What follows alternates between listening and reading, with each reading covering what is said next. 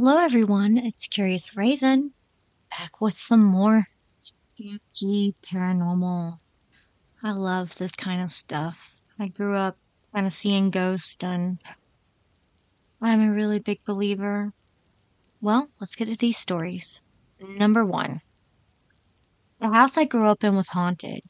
There were two ghosts in the house that I know of for sure. They were a man and a woman. The man appeared often to me. She wore a beautiful pink dress. The man wore an old-style hat. They both dressed like they were from the 1800s. My bedroom in particular had more paranormal activity. We had guests stay, and somebody else saw them. Then I was in high school. I moved into a different bedroom. I didn't see them in there. We made an old room into a spare bedroom. My dad would sometimes take a nap in there, and he saw them too. These ghosts were never scary, just there.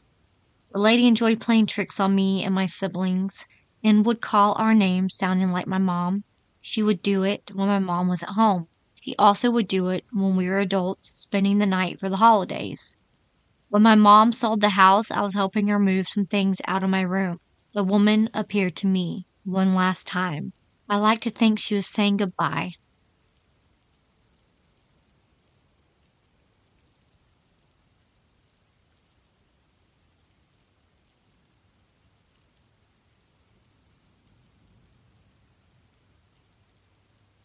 Number 2. In 2004, a 77-year-old woman died in her chair and no one found her until 2 weeks later. For a whole year, me and my boyfriend have lived here, and we've always felt like something wasn't quite right. We even used a ghost app that used radio FM waves that makes word pop up on the screen using a dictionary months ago, and it said grandma, chair, and dead. Like, what? So I did some research and just wanted to know a few more things. I ran a report and found her full name and when she was born and some of her family members' name. All of them had passed except for her daughter. I emailed letting her know that I live in her mother's house and that I have a few questions for her. What questions are acceptable, respectful to ask? I just want to know how long she lived here for and just maybe some of her favorite things. And I'm really curious what she looked like. I just feel really sad not having known she died right in the living room this whole time. Explains my bad mushroom trips, though.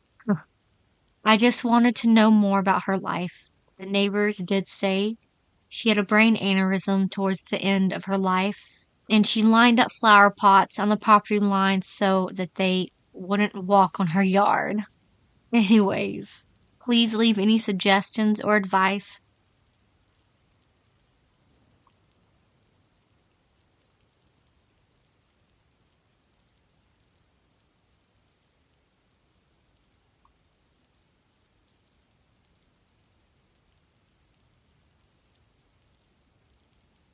Number 3. When I was like 5 or 6, I used to live in a very haunted neighborhood where someone died in the house across the street. I have about 3 stories from this house, but it is the most significant. My mom told me the story because I was asleep when it happened. She heard banging from me and my sister's room, so she went to check if one of us was awake or kicking the wall. When she checked, we were asleep and far from a wall. She took my sister into her room. My mom's bed was away from the wall. She still heard the noise. She brought me into her room and she still heard the noise. It got louder, and to this day, we still have no idea what the noise was. Our first thought was an intruder, but on the cameras it never showed anyone entering the house. Someone please comment what you think. By the way, this happened in a creepy part of Florida.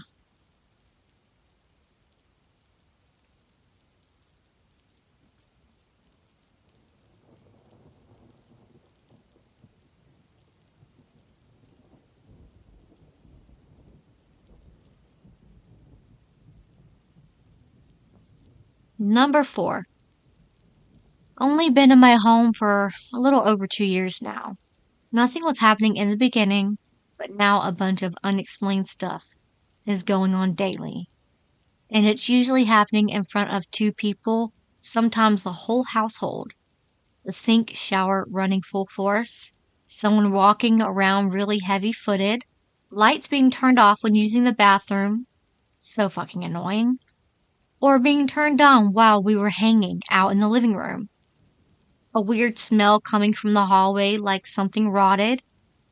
A few of us have heard a voice saying hello, hey, or our names being called out, heavy breathing like someone struggling coming from the bathroom closet, bathroom exhaust fans being turned on, doors closing on us while in the pantry, recliner rocking on its own, also seen a gray shadow figure walking around.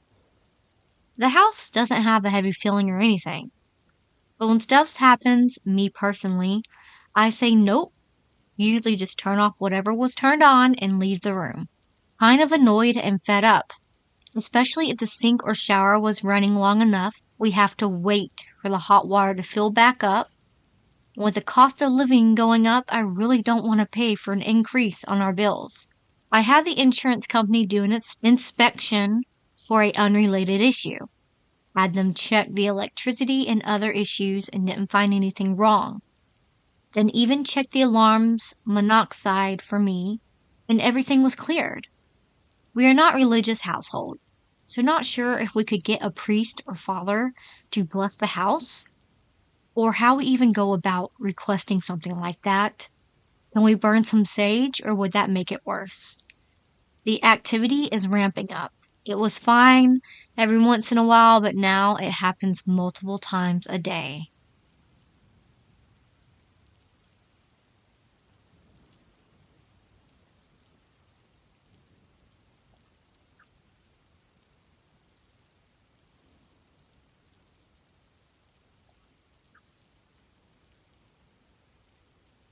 Number 5.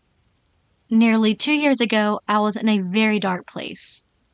During the long, sleepless nights I spent abusing drugs and alcohol and began to see visions of people in my home.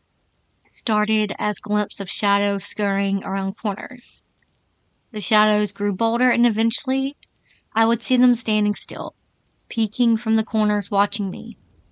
They were all just shadows, creepy, but easy enough to ignore. During a particularly dark night, they surrounded me. They watched me all night, creeping closer as I slipped deeper into my depression. I began to see them in the daylight.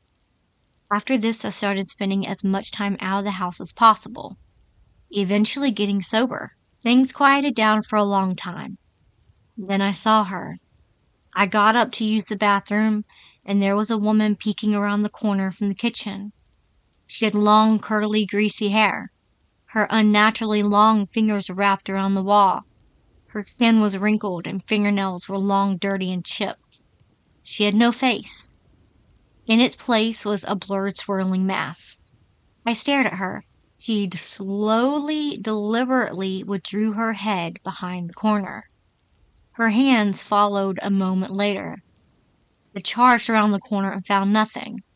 Immediately afterwards, I performed a banishing ritual, and the air felt lighter. I haven't seen her since. I drew a picture of her in my sketchbook. Weeks later, I brought a girl home from the bar and she stayed at night. While we were getting ready for bed, she asked if the house was haunted. I was surprised. We hadn't talked about anything spooky or spiritual all night. I said it was, but I cleansed it. She said she felt a heavy presence. Later that night, she got out of bed to go to the bathroom and started screaming. I ran to see what had happened, and she was sitting on the floor crying. She said she saw a woman in the kitchen. A woman charged at her, then disappeared. I asked her to describe the woman. She couldn't. I showed her my sketch, and she began to bawl hysterically. It was the same woman. I drew sigils on the wall with chalk, and we slept with the lights on and TV on. Fast forward about 9 months. I'm in a new house in a new town. An old friend comes to visit and sleeps over. As she's leaving, she has me walk her to her car. While standing in the road, she whispers to me that she's a medium and she saw something that looked like a woman sulking around my home. She describes exactly the same woman as before and warns me she doesn't believe it's a human spirit. She also sensed a strong masculine presence. She couldn't describe him, like he was stuck behind a veil.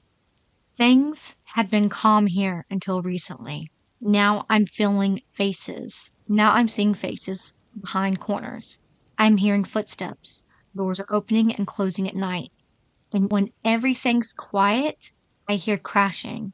And I can't find anything out of place. I've seen a clear silhouette of a man walk into the room as I wrote notes in my office. I saw what looked like the same man running up the stairs. But instead of shadows, this one was a silhouette of pure white light. He passed through me. I felt all the heat leave my body. The stray cat I recently let in is very calm, but as a strong reaction to these paranormal activities. I've just done a cleansing with 3 King's incense and dragon's blood, dipped sage sticks. As I write this, I hear the sounds of fingernails tapping on different windows throughout my home. If anyone has any insight on what this is and how to get rid of it, I would greatly appreciate the input. I've had many experiences in the past, but nothing so obsessive or persistent. My medium friend is afraid for my health, and I'm afraid for my sanity. You need to be cleansed. Seems like you are the one that's haunted.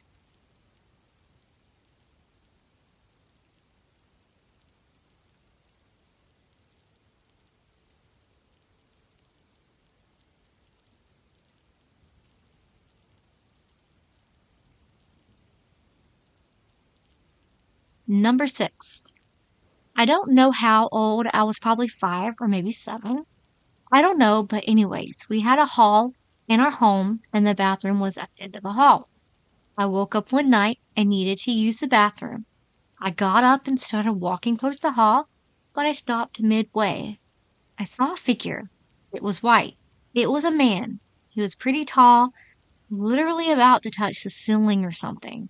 It looked like he was wearing a suit, and he just stood there, doing nothing. My memory is a bit blurry, but I think I tried touching the figure while I walked through it. When I looked back, all I saw was white mist and ran. The second time. Again, woke up at night to use a bathroom. He was there again, and he wasn't alone. There was a little boy next to him. Same thing. White figure with a suit. I was the same height as him. I walked close, really close, but I didn't touch this time. I stared at the man and back at the boy, and I walked through them. When I walked through, everything felt cold chills running down my spine, and looked back. Missed again. I never saw them after that, until 2 years ago. Different home, but this one also had a hall, but it was smaller. I was going to the bathroom. Again, at night. Then I took a pause. The man was there, but this time he was at the end of the hallway. For some reason, as a kid, I wasn't afraid of the man or boy. It felt like they weren't evil spirits. But when I recently saw the man, it sort of creeped me out. Almost like I wasn't safe. I ignored it. And after I did my business, I peeked at the end of the hallway before getting out of the bathroom. He had left. Have not seen him since.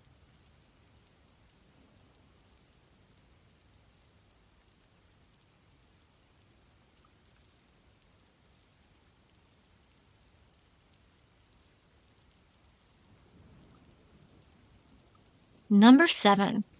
Freshman year of high school. Shooting some basketball with my friends in the driveway. Hour or 2 passes. And as we typically do, we place the basketball through one of the broken windows in my large garage door.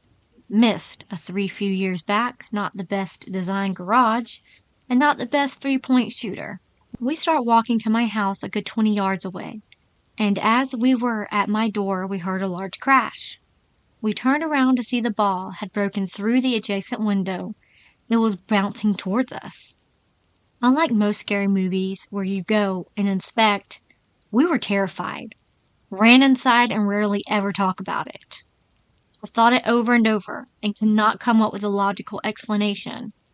Did it bounce off the floor into the car, onto the ceiling, around and around like a mousetrap game, until finally 15 seconds later crashing through? No way. Was there a homeless man playing a prank? And if so, why would he blow his cover? My parents would never sacrifice a window to scare me. My sibling was 2 years old and inside. No other friends around. Again, I will never know what caused that ball to crash through the window 10 to 15 seconds after carefully placing it through the garage door. Now, those stories were a little spookier. Got some chills here and there. I hope y'all have a lovely rest of y'all's week. I will see you for our Creepypasta Saturday. Until then, remember, it's scary out there. Also, love y'all so much. Please like and subscribe.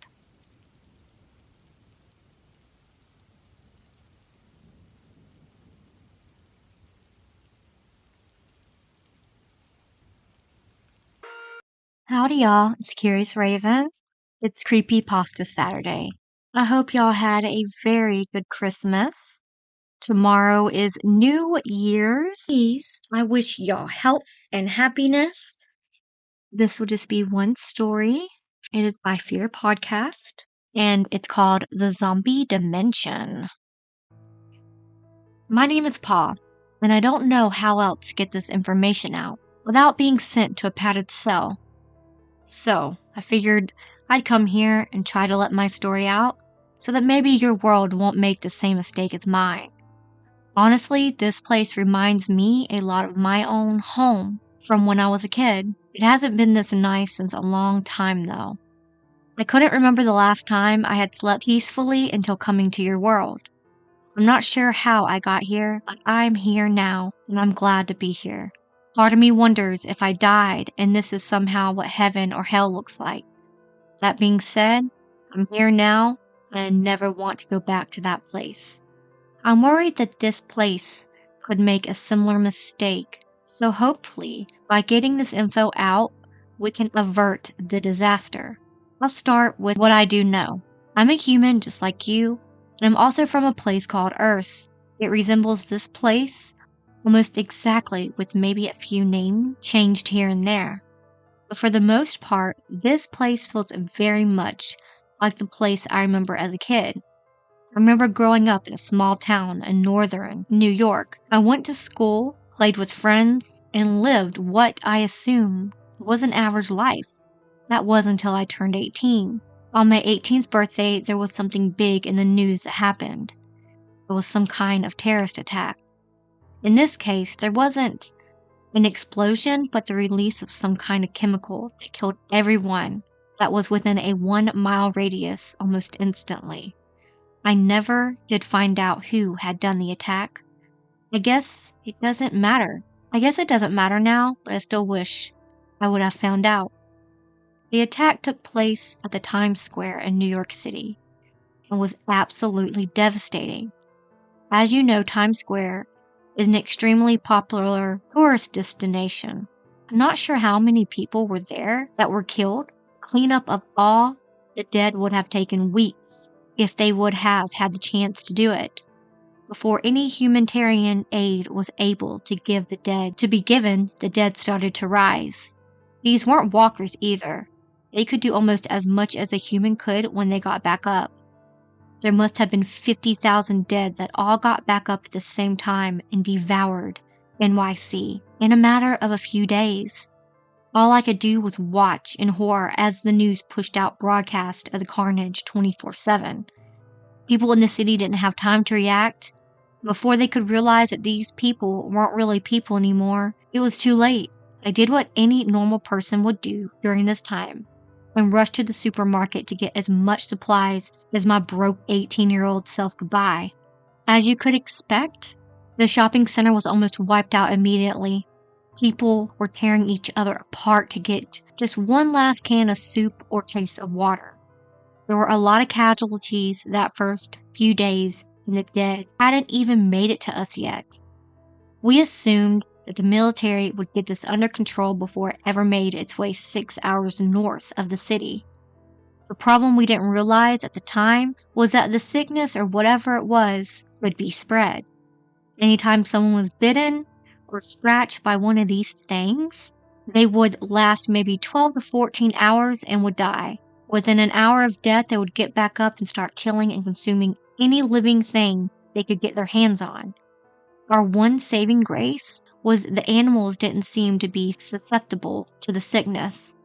People were fleeing NYC and were heading to smaller rural areas to hide. Some of these people were sick, and within a few hours of making it up north, they had died and started spreading the sickness. That's how it was able to spread so quickly.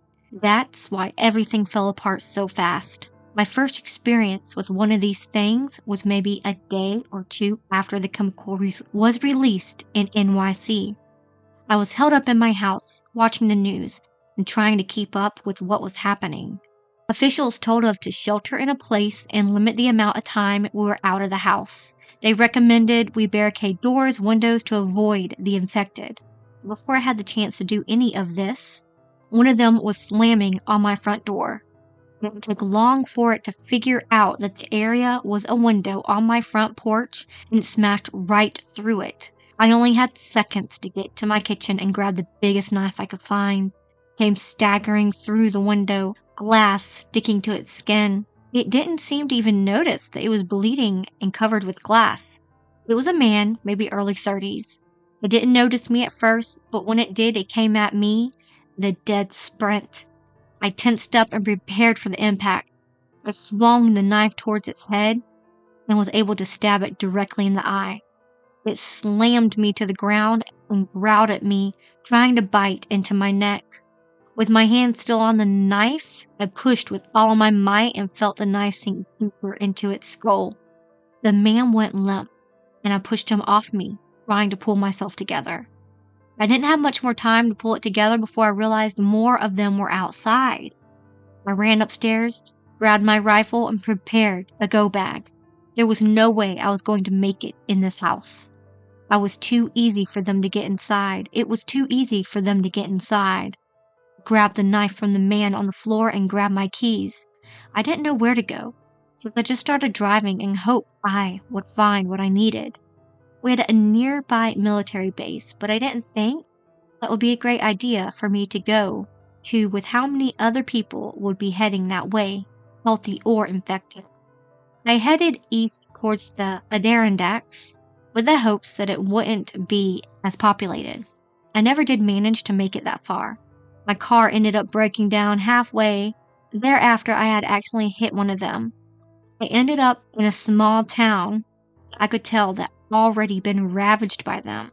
I didn't see any of them around, so I went to the closest house that looked the easiest to fortify. Actually, where I ended up spending the next 15 years in. I saw my fair share of them from time to time as the years went by. I saw even more anytime I had to go to neighboring towns to find supplies.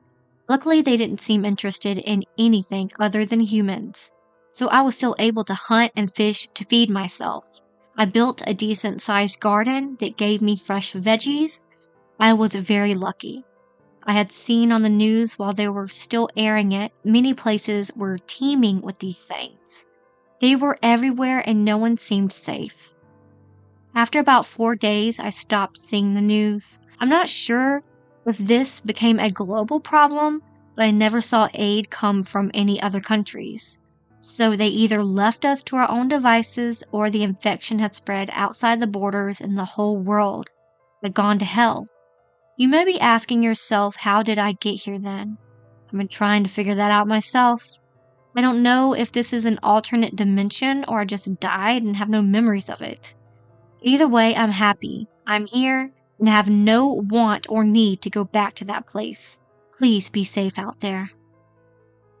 You know, that story is creepy and I'm a huge apocalypse believer, and I know many of you probably are. Well, I hope y'all enjoyed that story. I love y'all so much, and I will see y'all on Tuesday, okay, for more paranormal stories. But until then, remember, it's scary out there. Please like and subscribe.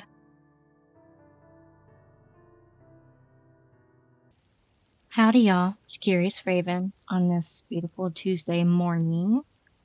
I hope everyone had a great weekend. Today we have 7 paranormal, true spooky stories. Number 1. To give some context before I begin this story, I'm your average teenage high schooler. No one else in my family can see the ghost or feel their presence, but I have told them my experiences.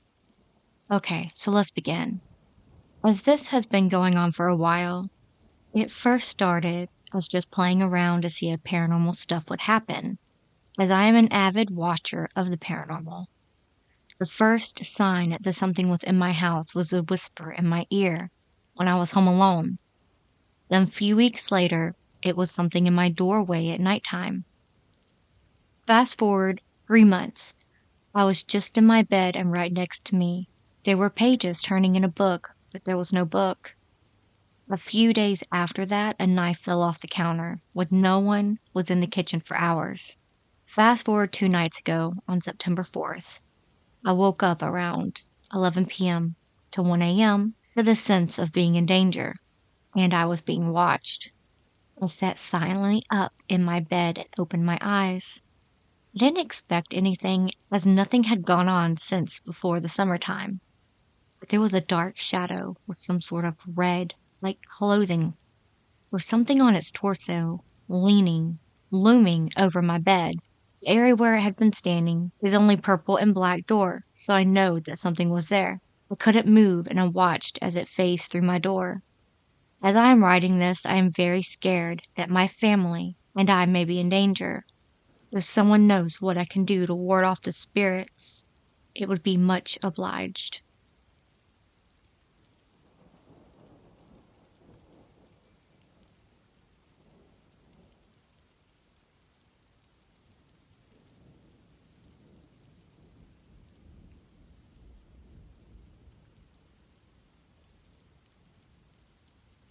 Number 2. This only started happening 2 days ago, but I'm searching for answers that nobody can answer, so I'm reaching out to Reddit to hopefully find some answers. So 2 mornings ago, I woke up just fine, sat up in my bed, and then closed my eyes again for about 30 seconds. When I opened them, I saw an all-black silhouette of a small girl, with a haircut almost like Dora the Explorer standing right in front of my bed. I blinked, and then she was gone. This spooked me because a few months prior, I saw a brownish shadow figure standing behind my manager at work. Ever since then, I haven't slept in the dark. This spooked me so much that last night, I had to sleep with the Family Guy on to distract me. So, fast forward to this morning. I woke up, sat up again, and closed my eyes for only 5 seconds because I was scared. This time, there was a long, tall, shadowy figure standing where the little girl was, and it once again went away after I blinked. So I'm stuck between if I'm actually seeing ghosts or if I'm developing schizophrenia. I have more than one reason to believe this, since I am in my early 20s. But I have also experienced pure terror randomly while trying to sleep because I can suddenly sense a ghost or hear shit moving around my room. I am so confused, and answers will help.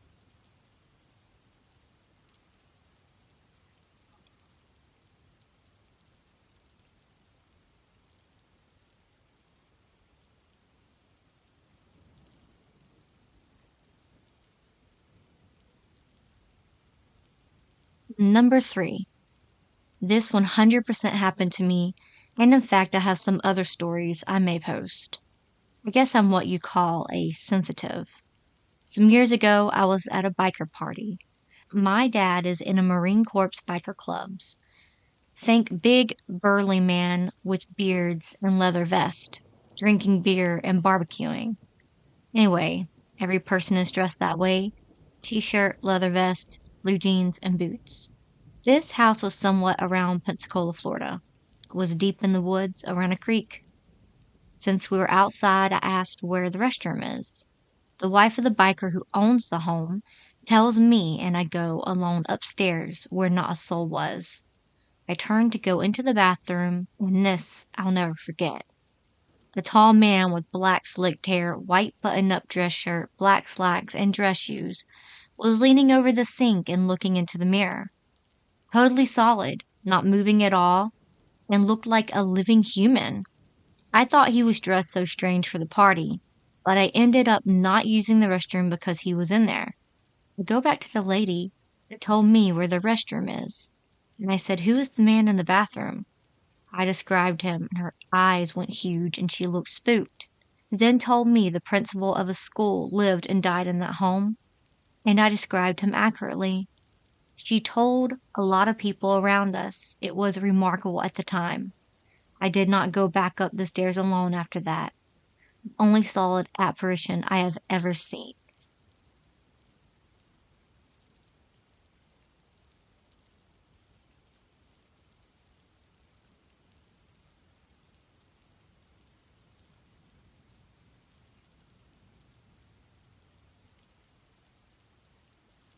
Number 4. My mom had me young, 15. So while I was still a baby, we lived with my grandmother in her cottage home in a smallish town called Wasaga Beach in Ontario, Canada. It was a cute blue 2-story cottage with a big forest out back. A little after the time I was born in 1996, my grandmother had become estranged from her father, but he kept saying how badly he wanted to meet me. He died shortly after. One of the earliest memories was laying in bed with my grandma, having a nightmare and waking up, and her going to get a glass of milk. The room was dimly lit, but I could still make out everything in the room. However, in the dark doorway, I saw a tall, almost translucent figure standing there. It wasn't moving. It didn't have any identifying features. It was just there, like it was staring at me. When my grandma returned with my milk, it vanished. When I got older, I told my mom and grandma about this encounter. My mom told me that when I was still a baby, we were in the basement, and I was in my swing chair. She was sitting on the couch. She said everything happened all in one moment. The dog started barking, a VHS tape that was enclosed in a click-lock glass case opened and flew across the room, and I started crying. My mom was nowhere near the VHS tape, and the glass cabinet couldn't open on its own. My grandma shared that once I was old enough to talk, she was bathing me in the bathroom, and I asked her who the man standing behind her was. She turned, and there was nobody there, but I was laser focused on him. Anyways, we all think it was my estranged great-grandfather. He didn't do anything malicious, he just wanted to make his presence known and to meet me. After these incidents, nothing out of the ordinary happened. Anyone can remember. Although, when I went back to visit in the summers growing up, I can just distinctively hear footsteps in the middle of the night walking around, when nobody else was awake.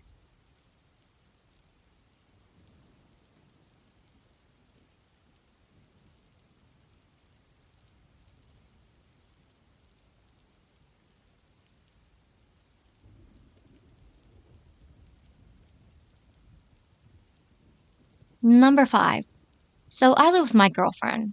Recently spent 4.5 days in the hospital due to a kidney stone blocking my kidney from draining. They put a colostomy bag in until I can get the stone removed. Due to having this bag, and the roof sticks out of me, so I've been sleeping on the couch since I got home. Well, a few days after I got home, one morning my girlfriend was getting ready for work. She was getting dressed, and from the bathroom door, you can see the couch lengthwise, so she can clearly see me asleep. She tells me out of the corner of her eye she thinks she saw someone standing by the couch. When she looked, she only saw me laying there asleep. Shortly after turning her head back, she again gets a peripheral image of someone standing up, so she thought I'd gotten up, so she turned to talk to me. And it was a shadowish figure. She thought it was an older man. She said she didn't feel anything negative or bad coming from it, but it basically faded into the dark background. I believe in ghosts, etc., but I don't just jump to conclusions. So I did ask her how you're certain you saw something standing over me. Weren't you half asleep still? She replied, no, she was wide awake. She just finished showering before this. I know it isn't the dark playing tricks on her eyes. She turns the light on, and in the room, she's getting clothes, and I usually fall asleep with the TV on, so it's not pitch black in the living room. She definitely seems dead certain she saw what she saw. So far, this has only occurred once. I've never experienced anything direct or couldn't be explained, like being in the back bathroom and hearing what sounds like someone entering the front of the house, etc.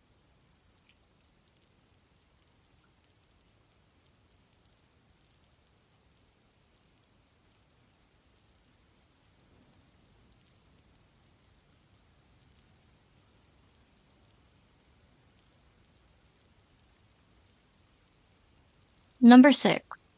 I've been living in my current house for almost 3 years. 2 of those with my current girlfriend. It's a 4-story, 2-townhouse built in the late 70s. Since about a half a year, we have been having weird things happening here, some of which we don't have a rational explanation for. It first started in the summer of 2022, when the 12-year-old daughter of friends was staying with us. She and my girlfriend wanted to watch a horror movie. I think the movie my girlfriend chose was way too scary for a young kid. After the movies, we went to bed, and after a few moments laying down, still awake, we heard knocking on our bedroom door. Since we just assumed that it was the girl scared of the movie she watched, my girlfriend went to open the bedroom door. But there was nobody there, and the girl was asleep in her bed. The door knocking has happened a few more times, always roughly between midnight and 1 a.m. I have texted the neighbors several times to see if it was possible that they made the noise, but they claimed to be asleep at that hour. Plus, there was a really distinctive knock on the door sound coming from close by. We have been joking about the house being haunted and named it Casper. Usually, we talk jokingly about it, but whenever we hear the knock in the middle of the night, we take it more seriously. Although I don't think we have heard any knocking since at least half a year. Somewhere last year, I think early October, my girlfriend's sister was staying with us, and one morning she said she heard a female voice say Katharina in the middle of the night, the name of their grandmother. We hadn't told her yet about our ghost story theory. Last summer, when I came home, I walked towards my house, and I noticed my girlfriend's sister walking towards the front door and going in. I didn't know she was visiting us that day. When I came in and dropped my stuff off, my girlfriend and her sister came home from the supermarket less than 1 minute later. She hadn't entered before me, yet she was wearing the same clothes I had seen her wear when I saw her enter the house. This evening, I was taking a shower. I heard noises outside the room. I assumed it was my girlfriend. I asked if she wanted to watch a movie with me later. She answered yes. Next I said, I love you. And she answered, amor mio, in Spanish, as she usually does. She is Latin. As I walked out of the bedroom, I checked if she was in the bedroom, and she wasn't. I also checked the other rooms on the same floor. She wasn't there. I went downstairs, and she was sitting at the dining table. I asked her if she was upstairs. She said no. I asked if she heard me from downstairs. She didn't know what I was talking about. She wasn't the one answering back to me. I really don't know what to make of this shit. I'm not religious or superstitious, and neither is my girlfriend. A year ago, I already considered contacting paranormal investigators, but I ended up not doing it due to skepticism from my side. Right now, I'm again considering to contact them. But I randomly wonder, what value do they add? They are a team of amateurs. There doesn't seem to be any science behind it. Suppose they do say they see a ghost in my house. How serious should I take that, and what do I do with the information?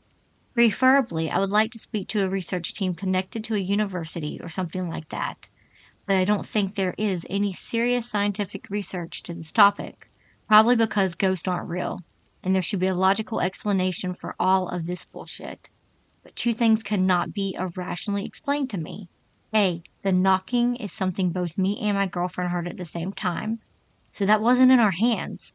And B, How can it be that her sister was actually wearing the same clothes I just saw her in if I hadn't seen her before that day and I didn't even know she was here? Anyone got any advice or credible institutions to try to study paranormal phenomenon from a real scientific point of view, preferably linked to a credible university, or any other advice regarding our experience?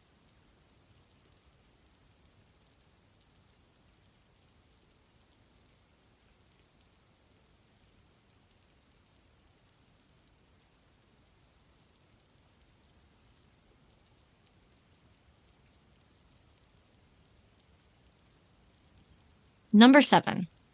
A year or so, I have graduated high school. I moved into an old courtyard-style U-shaped apartment building. Over 100 years old, the entire basement level was sunk underground with about 5 feet to crawl through. Across the street was a giant cemetery.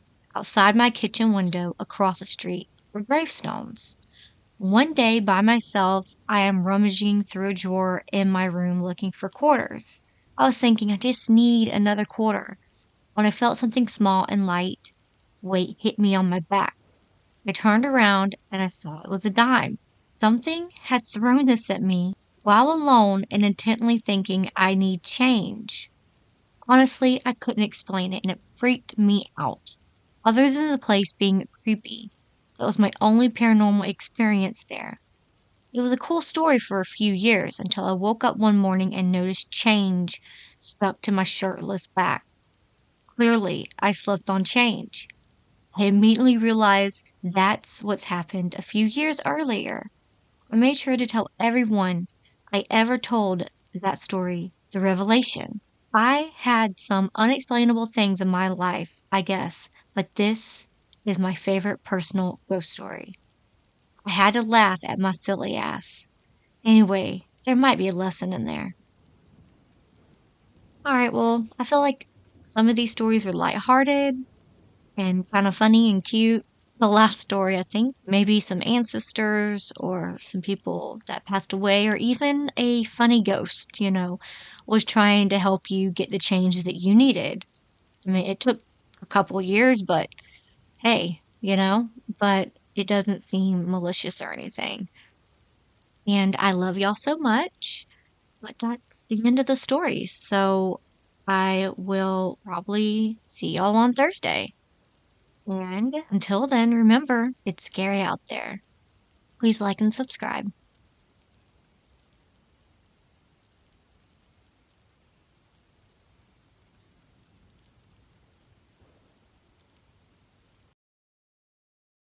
Howdy, y'all.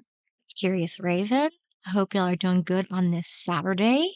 Today is Creepy Pasta Day on the channel. I actually have 2 stories I'm going to read today because they're a little bit shorter, each of them. The first one is by The Only American Kid, and the title is I Have to Talk to It for an Hour a Day or Else. I opened the door to the basement. Stairs stretched down into the darkness, almost as if it descended to hell. Almost. I felt on the wall at the top of the stairs until I found the light switch, giving it a few clicks on and off. I realized it wasn't working. Great, I thought. Another conversation in the dark. Taking a deep breath, I began to walk down the stairs. I felt the rough wood through my socks. Every step put me closer and closer to the thing that occupied my basement. I stopped, questioning whether or not I should continue down. I heard the door close behind me, snapping me back into the moment. I turned around, no longer seeing the light at the top of the stairs. I looked back ahead of me, swallowing my fear. I remembered my instructions. Talk casually, but don't sound too confident. He hates confidence. I took another step, feeling the damp carpet, now as it soaked through my socks. Hello? I asked shyly. I mentally kicked myself for not pretending to be comfortable. He responded with a growl. I opened my mouth to repeat myself, but he interrupted me. What's the time? A low, raspy voice responded. I thought back to the rule. He hates confidence. How are you? This time I managed to keep the shakiness out of my voice. The same, always the same. I was confused by his reply. He's never been hinted towards any emotion at all, much less boredom. I thought back to my childhood. Want to play 20 questions, I said, remembering that my favorite game back then was 20 questions. I'll think of that subject first. Surprised that he actually was interested, I began thinking of what it could be. Is it an animal? I asked. No, he said.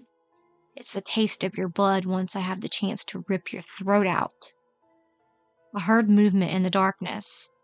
The sound of rearranging the way you sit or changing your posture. The sound that you can only hear when there's nothing else to drown it out. I started shaking. I let fear take over my body. Then the sound of footsteps coming towards me filled the basement. I couldn't see anything. I knew I'd messed up. The fact that I would no longer be receiving payment was the last of my worries. More footsteps getting louder and closer. Danger getting closer to me. I no longer cared about keeping him calm. I spun around and sprinted up the stairs, taking them 2 at a time. Footsteps behind me sped up. They were matching my pace, even going faster than it. My heart was beating even faster than the speed that imminent death was coming towards me. I ran face first into the door. It swung open and I dived into the floor, regaining my balance. I threw myself into the door, causing it to slam shut. I fumbled for the lock, only managing to slide the metal bar into place seconds before the sound of a large animal slamming into the door echoed across the house. I started walking backwards and tripped, falling down on the wood floor near the basement. My breathing was heavy and fast. He kept banging on the basement door over and over again until he gave up. I pulled out my phone and rang the number, filled my recent phone call list. I'm sorry, I couldn't keep the fear out of my voice. It knows we are small now, and it wants to kill me. I'm sorry, I'm so sorry, cried into the phone once the other end picked up. What the hell? The strong American accent on the other line answered. You had one job. That was to make sure that he didn't find out he was stronger than us. Now look, we need to convince someone else to take him even sooner than we originally planned to. I remember back when I took the job, a weird old man gave me the opportunity to have a large sum of money in return for a strange job. I have a bit of a problem on my hands. He is scared of us for now. He doesn't know that he could easily kill us. You need to make sure he doesn't know his strength until I manage to give him to someone else. The man had said on the day he'd given me the job, there's just one thing. You need to talk to him for an hour each day or he'll get mad. And when he's mad, we die. You hear me? I hadn't known that it was going to be as crazy as it was, but I needed the money, so I took the job. That was when I was given the list of instructions. Number 1, don't let it hear your fear. He's smart. He will know fear means weakness. A piece of paper had said. I had managed to do the job correctly for 15 days. 15 hours in total. I had talked to whatever he was. He knew that he was strong, and he intended on using his strength against us. I snapped out of my trance. You still there? The man said on the phone. I paused for a second and answered. Yeah, for now. Look, just make sure that he stays in there. I'll arrange for someone else to get him. I don't think you're being paid for this. Anger filled my mind. Are you kidding me? You mean I spoke to that thing for 15 days for nothing? I heard the sternness in his tone when he said, You know what to do. Not my fault. You couldn't do it. The phone call ended. Now I'm sitting in my house with a creature I haven't even seen before. A creature that hasn't seen me before, but wants to kill me. Help! That was the end of that one. I really liked it. It's very mysterious. The second story I have for you today is from Horror Junkie 123. The title is I Get Paid to Navigate Nightmares. I just encountered the most vile one yet. As the title suggests, I get paid to transverse people's nightmares. Well, I did.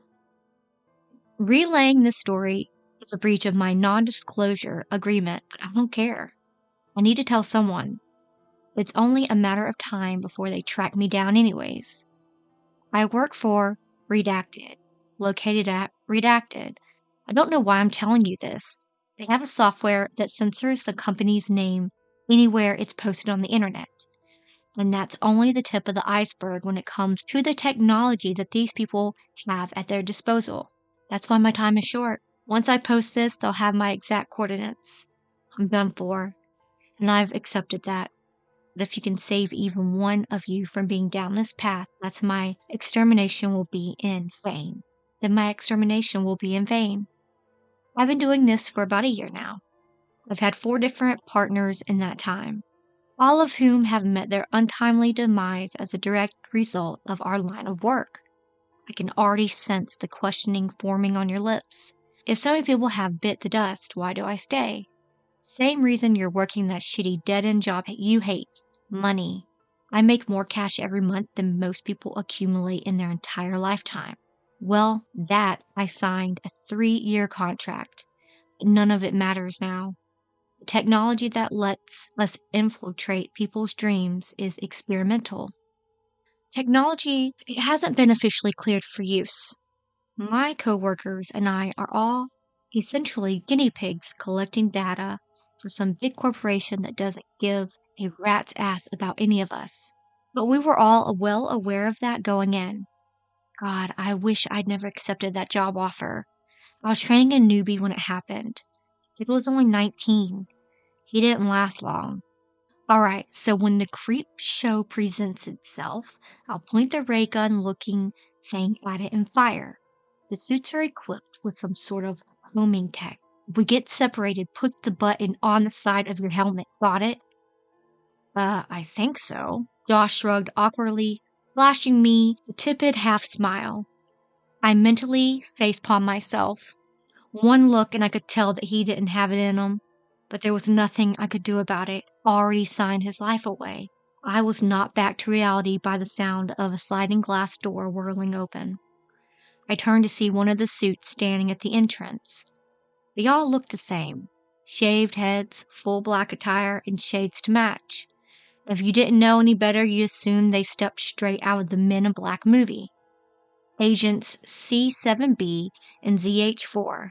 The subject has been inoculated. Great, time for your first gig. I hope you're ready, I said, snatching the purple and yellow ray gun from Josh's hand. And now? I just started an hour ago. Don't you think I need a little more training? You're getting hands-on training today. This is a 2-man job and you're all I've got. Besides, most nightmares are an open and shut case. This thing will do the work for us, I retorted, nodding to the cartoonish weapon in my grip for starting down the hallway. Josh opened his mouth to speak, thought better of it, trying to catch up to me and Baldy, while slightly strode down a long, brightly lit corridor until we reached our destination. From the moment the door clicked open, I knew that this patient was going to be trouble. A boy no older than 12 was sleeping fitfully in an operating chair. A mess of brown, tangled locks peeked out from beneath the bulky metal helmet secured snugly to his head. The dark bags underneath his eyes spoke volumes. "What is this thing?" Josh whispered, pointing to the jumbled mass of cables extending from the helmet to a plethora of computer screens. "It's monitoring his brain activity. It's also what lets us get into his head. Well, sort of." "That has a lot to do with it, too," I said, motioning towards the blue illuminated teleportation pad in the left corner of the room. I watched as Josh's jaw fell opened involuntarily. A pang of guilt struck my chest like a lightning bolt. Though I tried to convince myself otherwise, I knew that there was a high likelihood that this would be Josh's first and final mission. And I couldn't tell him that, even if I wanted to. You see, the last partner I had, the one before Josh, he tried to walk away, to leave it all behind. Well, he did get to leave, in a body bag. I attempted to rid my mind of those awful thoughts, but it wasn't easy. I knew going into that the particular patient would be no walk in the park. Kids in his age have the worst nightmares. They're young enough to maintain that vivid childlike imagination, yet old enough to recognize some of the more sinister realities of the world, which usually coalesces to create something downright demented. Get any useful intel? I asked Baldy while slipping into my orange jumpsuit. Garrett Crane, age 11. Nightmare classification unknown. I don't think any human is capable of sounding more monotone than that man.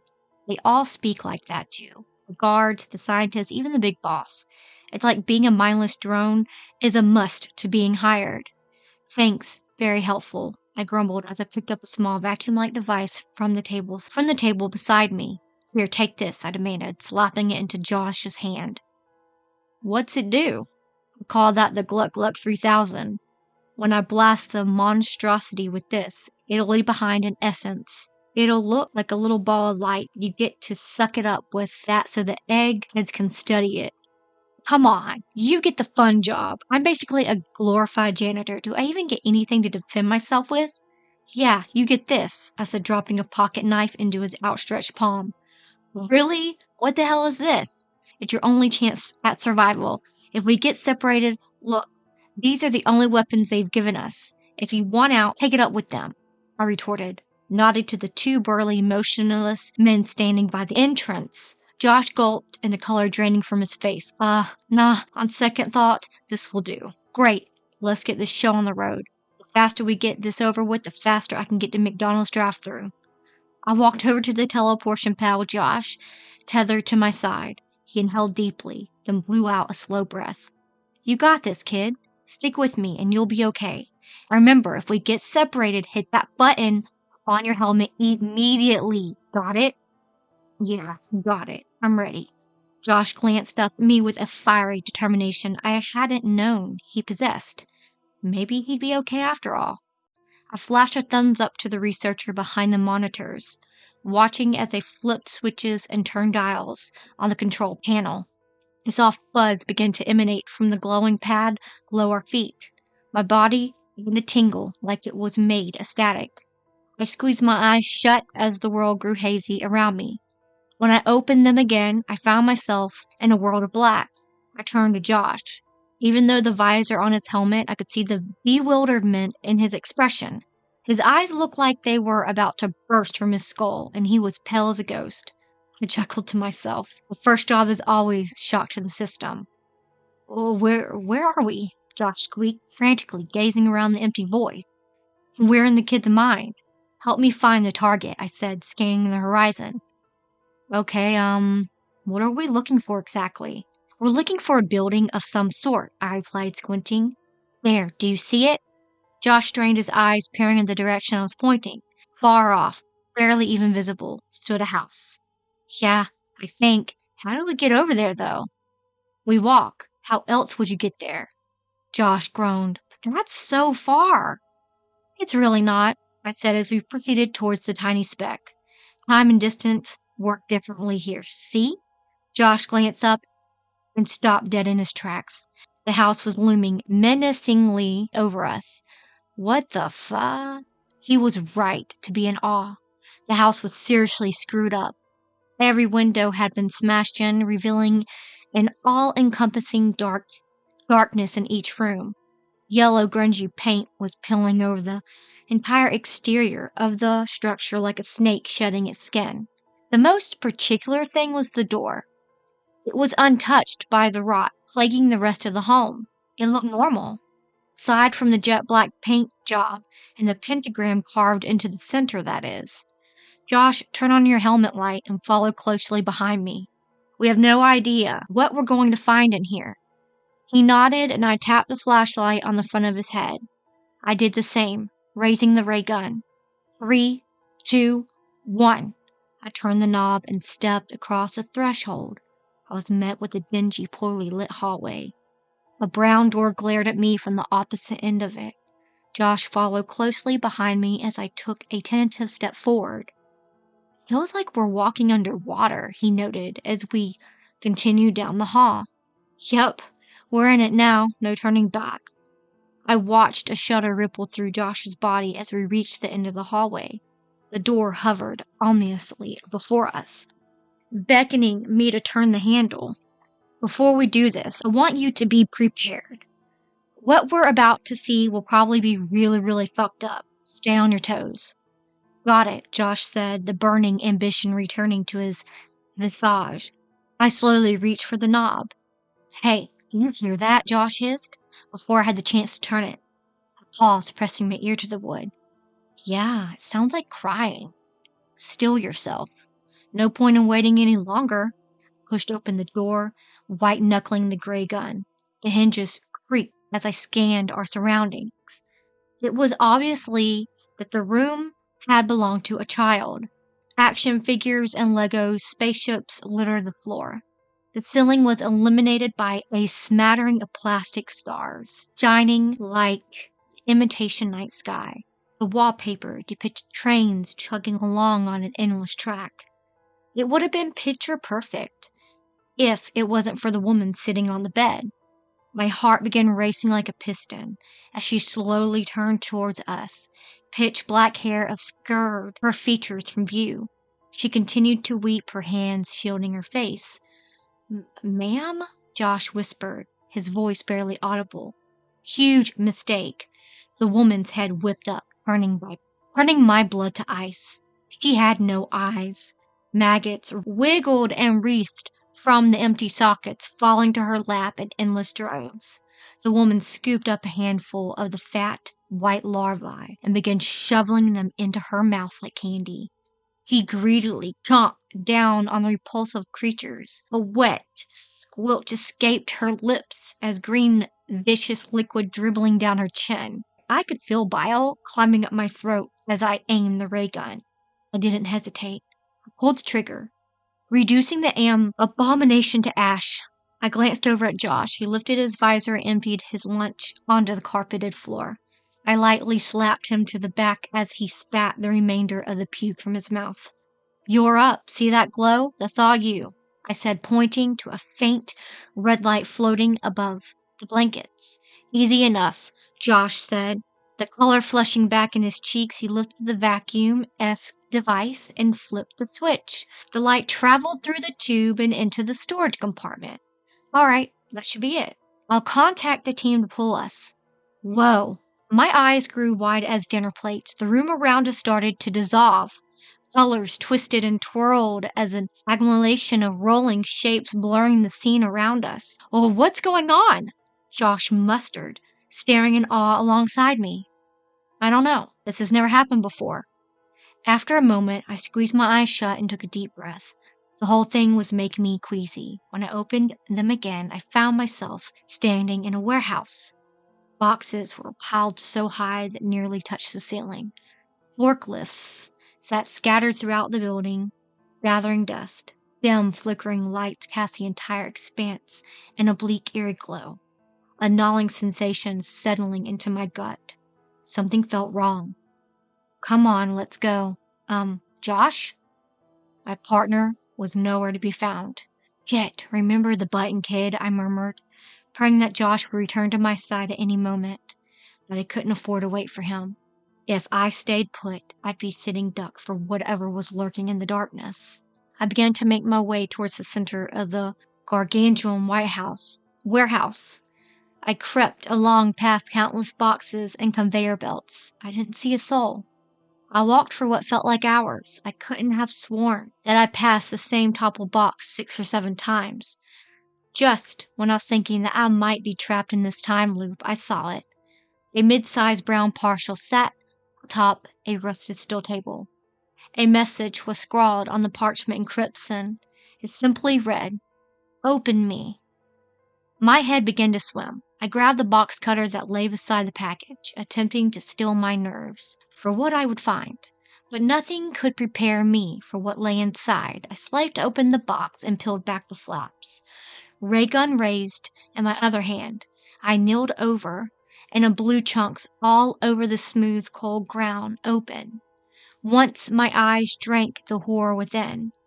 Josh's head stared back at me. The knife I'd given him jutted from his forehead. The boy's green eyes peered at me from inside his mouth, which was twisted into a permanent soundless scream. His teeth had been removed and piled into his eye sockets, glimmering white porcelain coated in red. It was only then that I noticed his tongue. It was perched on top of his helmet, right beside a bloody handprint, narrowly missing the homing button. He'd been so close, just a couple inches to the left, and my partner would be standing next to me, shaken but mostly unscathed. I wanted to drop to my knees, to hold what I had left of the poor kid and bawl my eyes out, but they didn't give me a chance. A shadow raced across my vision, scattering my rear view. They were approaching from all directions, right, left, directly ahead. Whatever those things were, they were fast, and they were closing in on me like orcas circling their prey. My heart exploded against my ribcage as my back collided with the wall. How many of them were there? I couldn't tell. They used the shadows like camouflage. Every time I turned my head, another one would scurry closer. "Just show yourself," I demanded, recklessly pointing the ray gun at anything that moved. I don't know what made me say that. In all likelihood, those things would be human. Nevertheless, they understood my command. One of them, monstrosity, stepped into the low flickering light. What I saw paralyzed me with fear. The humanoid figure stood before me. Red, angry veins and siwa pulsated in a skinless body. Its eyes were wild and bloodshot, barely contained inside their lidless cavities. Its lower jaw was completely missing. A long, wet tongue swayed back and forth like a pendulum with each step. Its lungs sat outside its body, each labored breath resulting in a shallow raise and fall of twin fleshy pink masses. But what terrified them most wasn't any of that. It was its hands. Star-like bone protruded from each mutilated digit. Razor-sharp claws gleamed like butcher knives in the scarce light. They were twitching, primed to kill. The ray gun trembled in my grasp as more of them emerged from the darkness. They were everywhere, dozens and dozens of mangled, disfigured abominations crawled from every nook and cranny in the facility. There were too many. Blood pounded in my ears as I cautiously flipped open the cover over my left wrist. I pressed the red plastic button, and the screen illuminated blue. I whispered as quietly as I could, hoping my message would come across clearly without setting those things off. Command requesting immediate extraction, emergency. My voice crackled through the tiny speaker, ringing throughout the warehouse. "What was that, CB7? We couldn't hear you." My face drained of color. That was all it took. The hellish beasts charged towards me, all at once, scrambling each other to reach me. Adrenaline coursed through my system, kicking my flight or fight into overdrive. My brain chose both. Command, I need extraction now. Abort mission. I repeat, abort mission. I screamed in the receiver as I fired a barrage of bright yellow beams into the encroaching mask. I was doomed. This was how I was going to die. Torn to shreds by an army of ungodly freaks created by a child's tortured mind. I squeezed my eyes shut and unleashed a shriek as a jagged claw raked my ankle. Thousands upon thousands of images assaulted my brain at once. Images of loved ones, images of personal milestones, images of better times. A single tear rolled down my cheek. I wasn't ready to die. I kept screaming, expecting an onslaught of knife-like appendages to slice into my body at any given moment. They never did. I awoke in the lab, garnering confused stares from the researchers and security team. They beamed Josh back too. Blood oozed from the gaping wound in his decapitated body. That only made me scream louder. Poor kid didn't deserve that. Once the team managed to calm me down, I was told to take some time off. Paid sick leave to get my head on straight, they said.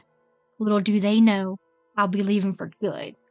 I've come to terms with it, and over the past few days, death that is. I don't know what good this post is going to do, but I'm hoping that someone out there might know something that can bring this corporation to its knees. Too many people are needlessly losing their lives to this. And if I can prevent even one more death, then this will be all worth it. This is goodbye. Heed my warning. If you ever come across an ad looking for a nightmare navigator, whatever you do, do not apply. Chances are you won't live to tell about it. Now that story gave me chills, and that was a really good story. Big shout out to these two writers. Thank you so much. But that was the end of the stories for today. I love y'all so much. I'll see y'all on Tuesday. And if something changes, I will always post in my community tab on my channel to let y'all know if I'm not doing a video or if I have to push a video back or whatever. That's where the information will be. All right. Y'all be safe. I will see you on Tuesday. But until then, remember, it's scary out there. Please like and subscribe.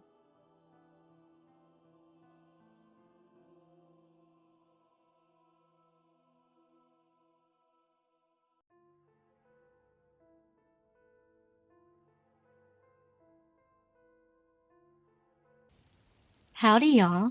It's Curious Raven. Today is the first day of Advent, and it will be featuring the creepy fox.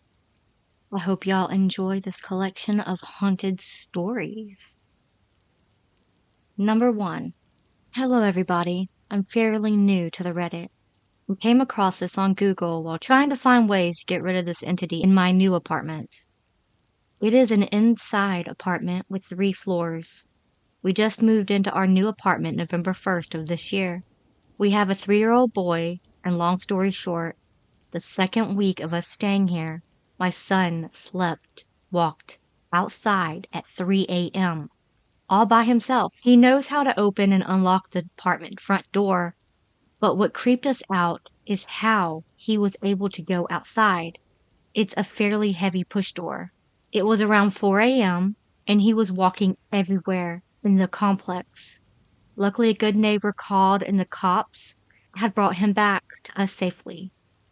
The person that called the cops also took videos of my son playing outside in the rain all by himself with no shoes on. The following days after that, we put extra locks on the front door so he wouldn't leave again. He randomly gets up, still sleeping, and tries to leave. We try asking him who he's with or who helps him open the heavy doors going outside the complex, and he stays completely silent. It has been like this every night. Some nights before bed, we share a room with him. He's just sitting on the edge of the bed, just staring at something. When we ask him what he's looking at, he doesn't say anything. Mind you, he is a very vocal 3-year-old, so that's unusual for him not to talk. Sometimes he'll just say, "I'm scared, there's a monster." My son is not the type to really be scared of monsters or ghosts, since we don't show him any scary movies or things like that. The past few weeks have been very rough. Something is bothering him in his sleep, to the point every night he screams and cries, still while sleeping, saying no, no, no. I try to be brave for him, but when his dad and him are both sleeping, and I stay up to make sure he's okay throughout the night, I feel a presence.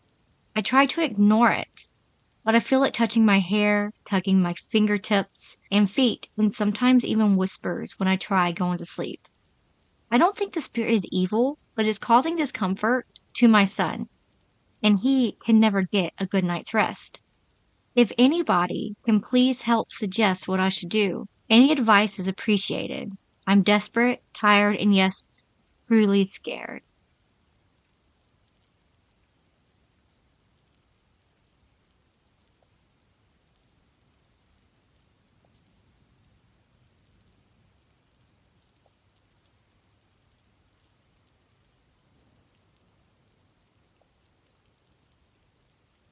Number 2. I don't fully believe in ghosts, but if there is anything that's going to convince me, it's what happened to me earlier this year. Me and my family had plans to fly to Arizona and stay with my brother, who we haven't seen in a while. I stayed in a room downstairs while they stayed in the one upstairs. After a few days there, they started complaining of weird noises in the room, but ended up catching a flight home early while I stayed. I ended up taking their room because it was bigger. My first night in the room was my last. It was nighttime, and I was ready for bed. I had just laid down and had my eyes closed. After about a minute of laying there, not even close to sleep, I saw a large flash of light, like someone shined a flashlight on my eyelids. And then the loudest bang I've ever heard. It was so loud my ears started ringing. Scared shitless, I got up and ran downstairs to the living room. I turned on all the lights, including the TV, trying to figure out what just had happened. About 3 minutes later, the house alarm starts blaring, but the door to the garage is open. The door to the garage open. That woke up my brother, who got up and turned off the alarm. We didn't find anything at all. Let's just say I didn't get a minute of sleep that night. The next day, we met up with some friends for lunch, and I tell them the story of what happened. One of them asked me if I knew the story about that house before he bought it. I said no. They said there was a family living there before your brother bought it. The kid and father had a big argument that led the kid to shoot his dad while he was asleep in bed. Shortly afterwards, the kid ran to the garage and shot himself, committed suicide. That completely lined up what I experienced the night before. If ghosts are real, that entire experience has me convinced.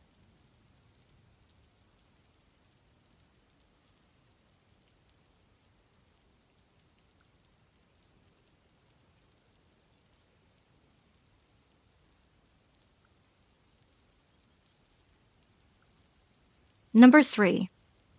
Hey Reddit, I've been mulling over a particular childhood experience and wanted to see if anyone else can relate. As a kid, I had intensely vivid dreams, and I always struggled with falling asleep alone, a challenge that lingers to this day. Between ages 8 and 10, I encountered something strange. In the dead of night, I'd wake up to find several misty figures at the foot of my bed. They seemed to be engaged in conversation about me. Frustratingly, I couldn't make out their words. It used to terrify me. After multiple occurrences, I decided to address them one night. I told them it was okay to watch over as I slept, but I prefer not to see them. Strangely, I never saw them again after that night. Has anyone else had a similar experience or encountered mysterious visitors during childhood? Would love to hear your stories and thoughts.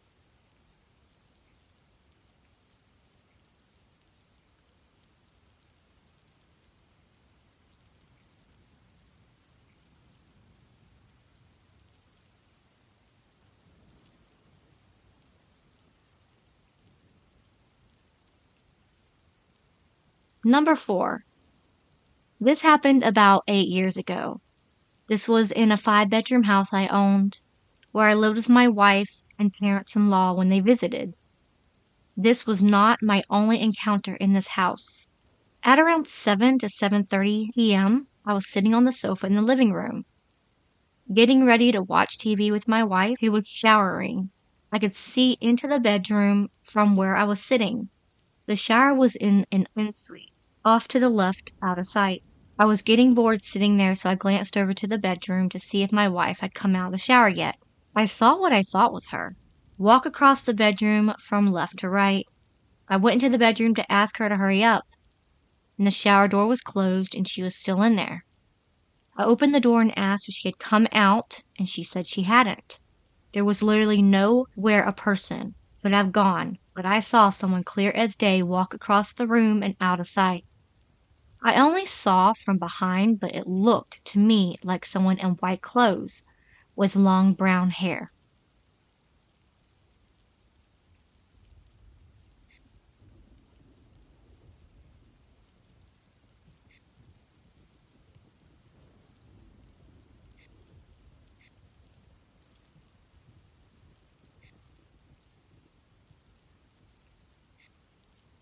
Number 5. I woke up today, and my mother spoke to me about someone in my past reaching out to her through text. I went to sleep, and when I woke up, I asked her about it again, only for her to say she's busy.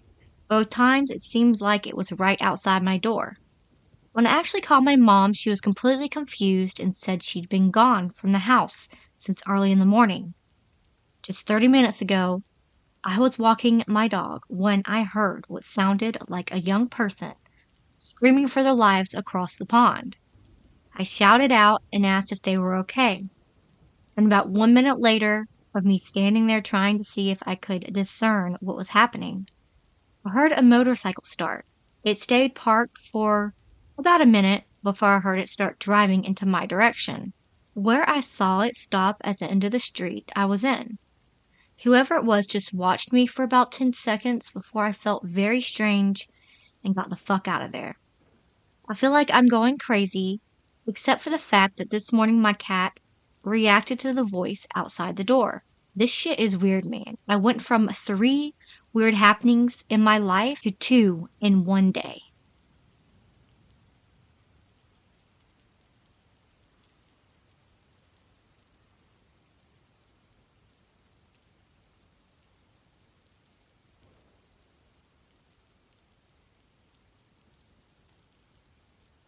Number 6. I usually don't post something like this, but I would need to, so that I can remember the description and so that you guys get a good story. Last night I ended up waking up in the middle of the night. I turned over and looked towards my doorway and saw a figure standing taller than my door, and it seemed like the head was mixed together with some sort of fat. To be honest, it looked really weird. Then I blinked and it was gone.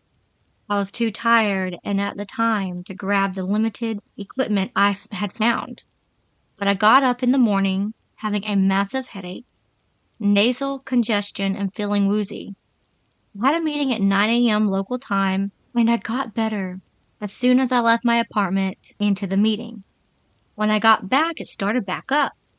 So I did a method that I decided was the best option. The grasp and pull method. Basically, grasping is yes and pulling is no. I got all the answers I needed when it being a shadow figure and that it came from my workplace as a result of having negative energy yesterday at work. It, however, never answered whether it was good or bad. And by the way, I'm having my sister bring me some sage to cleanse.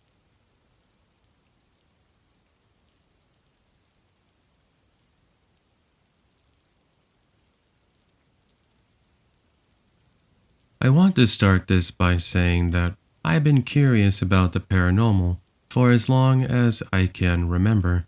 I wouldn't say I'm a skeptic by any means, but I don't fully believe in ghosts.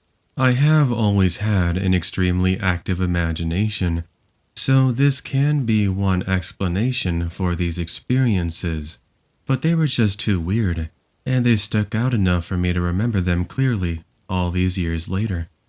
Event number 1. My grandmother had recently moved into a new apartment building, and my dad, uncle, and myself helped her move a week or so prior. I was 6 to 7 years old at the time, so I helped as much as I could. Now, this was in the late 90s. This was before I was even aware of ghosts and what they were. This was also before a time when you'd see all those paranormal shows on TV, so this is what makes me feel like this was legit. My mom and I were visiting her before I went to a friend's birthday party. This would have been in May too, so it's very unlikely Halloween would have had anything to do with this. I had wandered off while my grandmother and mom were talking, and I went down the hall to a stairwell that led to the outside of the building. She was on the second floor, and this would have taken you outside to the parking lot in front of the building. I was at the top of the stairs, and I saw a man in a brown suit with a bowler hat on walking in. He didn't say anything to me, but I could see he was holding the door open for me, as if he was waiting for me to walk down the stairs. Now, I don't remember walking down the stairs, but the next thing I do remember is being at the bottom of those stairs with a bloody nose and the glass on the door being broken. I had walked face first, into the door. My mom and grandmother were looking for me, and they ended up finding me in that condition. I tried to explain to them what had happened, but they just got mad at me for wandering off. And rightfully so. I mean, I broke a door with my face. Event number 2. This occurred maybe a year later. I was at my house this time. My parents were out for the evening, so I had a babysitter watching me. I was in bed getting ready to go to sleep, and I hear a noise at my door. I looked from my bed, and I could see the outline of a man standing there in the doorway. It was all black, but I could tell it was a man in a suit, and he had the outline of what would have been a similar hat. This freaked me out, as the babysitter was a teenage girl, and there wasn't a man in the house at the time. Just the two of us were there. I pulled the covers over my head because I was super freaked out. I ended up going to sleep anyway though, so I'm not sure what happened once I pulled the covers over my head, but I guess whatever it was went away. I'm convinced whatever I saw was the same thing and that it followed me to my house. I didn't notice anything odd in between those two occurrences, and I haven't seen or felt anything since. But these were the only times I've ever legitimately felt that I've seen something paranormal. One thing I should note is my grandfather died over 20 years before I was born, and I never met him. My dad was 7 when he passed away, so he barely knew him too. My dad's side of the family is much older than my mom's, so I've been to a lot of funerals for his aunts and uncles over the years.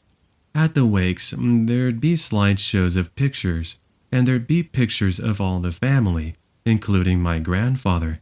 The pictures were all taken in the 1960s or earlier, so lots of the ones he's in aren't in color, but the ones he's in, he's wearing a suit.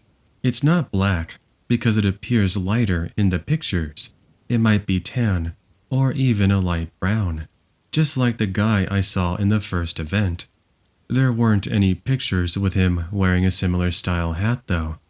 If I did legitimately see these things, and they weren't just imagined up by me, I'd like to think it was my grandfather checking in on me. It makes sense, because I would have been around the same age as my dad when he passed away.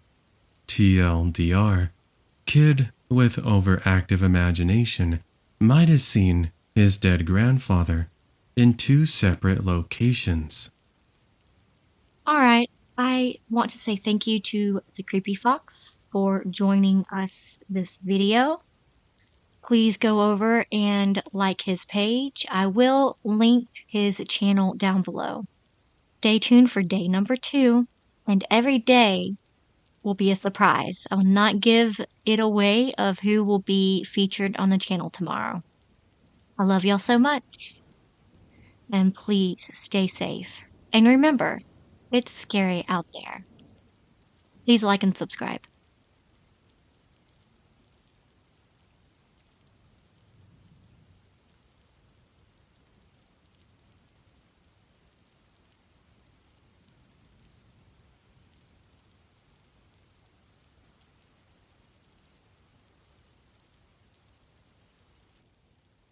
Howdy, y'all. It's Curious Raven. It is day 2 of Advent. I love the Christmas holidays and season. It feels different. It feels a little more cozy and love and warming. But today I am featuring with me Lady Spookaria. She is a Australian narrator, and I hope y'all enjoy this other weirdly ghost story collection. Number 1. Hi everyone. This is my first time posting here, and I would appreciate any input as to what you think it could have been. Whether you believe it was a person or something paranormal, I would really just appreciate any input at all. On Tuesday, my best friends and her roommates, P and J, talking about our old high school 2 days ago. Our school was on top of a burial ground, and several students who have gone to the school there have passed away tragically, unrelated to the school. Well, they decided to break in at 3 a.m. to explore what the school was like now. We are 20, so we graduated only 2 years ago. Jay was scared and did not want to go inside, so she stayed in my friend's car in the driver's seat in case they all needed to leave as soon as possible. So S and her other roommate T decided to jump the gate and explore. They thought the energy seemed kind of scary, but they were curious and kept walking. They reached this one classroom in the back, and that's when my friend looked inside. She said the lights in the hallway were all red. I think it's just a feature they added. When she looked into the classroom, she saw a black silhouette of a person in the classroom close to the door. She said even though she couldn't make out a face, she felt that it was watching them. She grabbed T and told her to calmly they needed to leave because someone was there. They sprinted back to the car and they all left. They then went to our middle school to see what it looked like now. They couldn't get in because the gates were locked, so Jay asked S if she wants to get back into the driver's seat since it's her car, and S declines. So Jay pulls out and leaves. It's about 3:30, 3:45 a.m. at this point. As she pulls out and starts driving back to their apartment, they see these two white blinding lights coming towards them. They couldn't tell if it was a car since the lights were so bright. 2 seconds later, they realized it was a wrong-way driver coming at them at 80 miles an hour, and Jay was able to swerve around it the last second as the car just zoomed straight past them without realizing. Luckily, they saw cops pull over on the side of the road ahead. They told the cops and they immediately dispatched someone to go follow the car. They were silent for the rest of the night because of how terrifying the experience was. The scary part is that last week, a girl who just graduated from our high school was driving up to Maryland for Thanksgiving with her parents to visit her brother, who happened to be in our grade, and they swerved into the southbound lane and died in the head-on collision. S was telling her roommate about it right before they left the middle school and almost died. She is 100% sure she saw a person at the school, but isn't sure if it was a real person or something else. Our school doesn't have late security or cleaners. I'm not sure why. But when they told me the story, I felt a strong gut feeling that it was something else. The night just felt too perfectly lined up. I believe that humans are scarier than anything paranormal, but my gut just tells me she encountered something else. If anyone could give any input at all, it would be graciously appreciated. Thank you.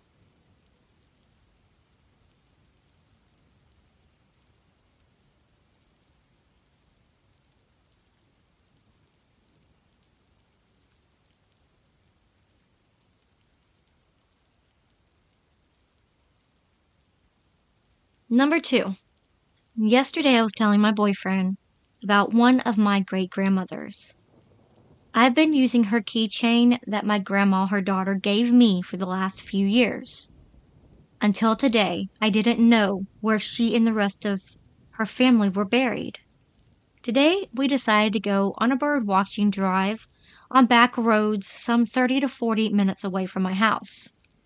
We were passing probably our 8th or 9th cemetery a couple hours into the drive when my boyfriend suddenly suggested we should pull into one. I turned in, picked a random path to follow, and in a few minutes saw the names of some of my family members. We got out and found that the rest of the family graves with theirs. Said hi, brushed off some of the moss, and kept on our way. I don't know how to feel about this. I hadn't really thought or talked about my great-grandma in a while, and the first time in more than a year I started wondering about her accident. I find her grave the next day. I talked to my cousin about stumbling across the cemetery, and she confirmed that some suspicions I have about her death are shared in some of the family. Most of us expect that it was less accidental than my grandma is willing to admit, and that the speed that the great-grandma's husband moved his next wife into the house and more meaning than they have thought. We won't know for sure, but we have our suspicions.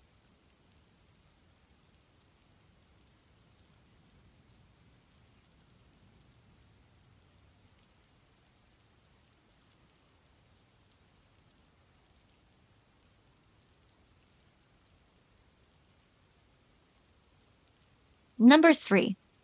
One time in the middle of the night, probably around 4 a.m., as me and my cousin were driving home from another city where we were from in the dead of winter, we turned off a side road and realized it was the wrong way when it went nowhere but woods. As we were driving, we both saw 2 boys on the side of the road and heard a loud music playing. At first I thought it was 2 boys who maybe snuck out having a smoke and the music was a Bluetooth speaker. But when we turned the vehicle around and looked in the rearview mirror, the boys were gone. It also was completely unexplainable as it is in the middle of nowhere, in the middle of the night, and was well below freezing. We both got really spooked and to this day have no explanation. We tried to look up the area we had gone through and found nothing. Has anyone ever experienced something like this with someone else where you both saw the same thing and couldn't explain it?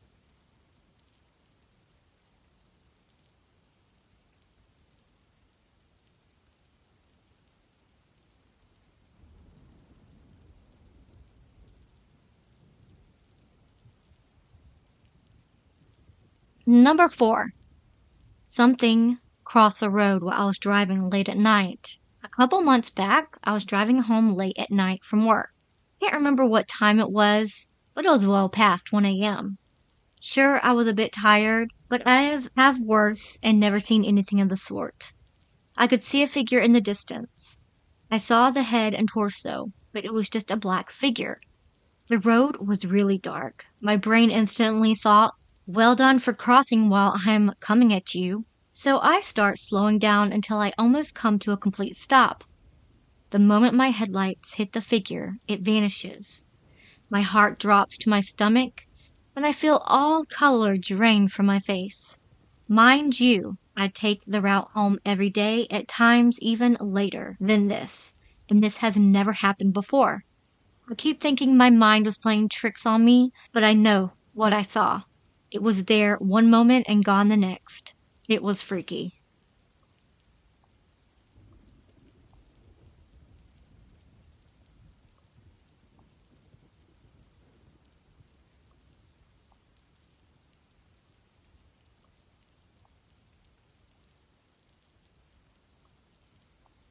Number 5.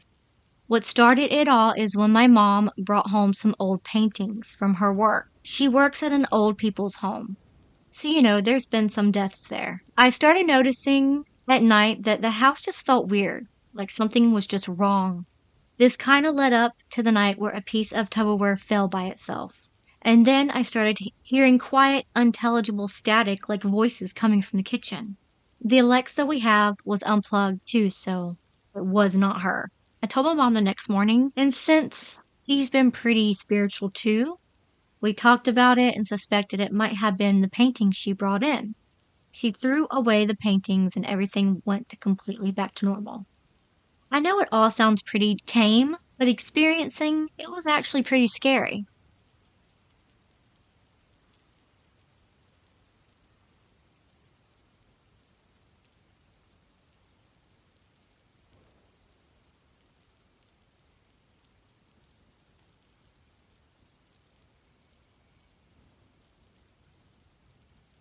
Number 6. My boyfriend and I were taking a drive and went on the road called Gut Road. I've been on this road plenty of other times and never felt like this. As I'm driving, my gut started to twist, my heart drops, and I just felt off. We got to the end of the road and turned right to head towards the railroad tracks.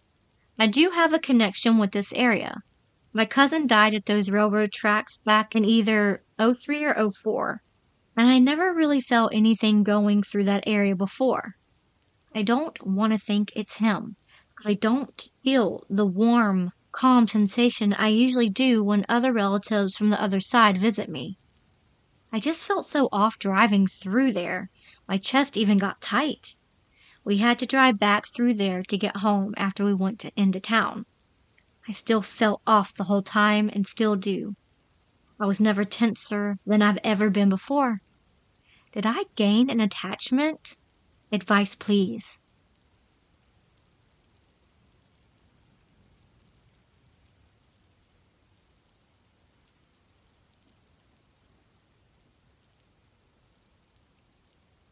finally had an interesting Ouija experience. I've played with Ouija boards numerous times with different friend groups, and nothing interesting happened.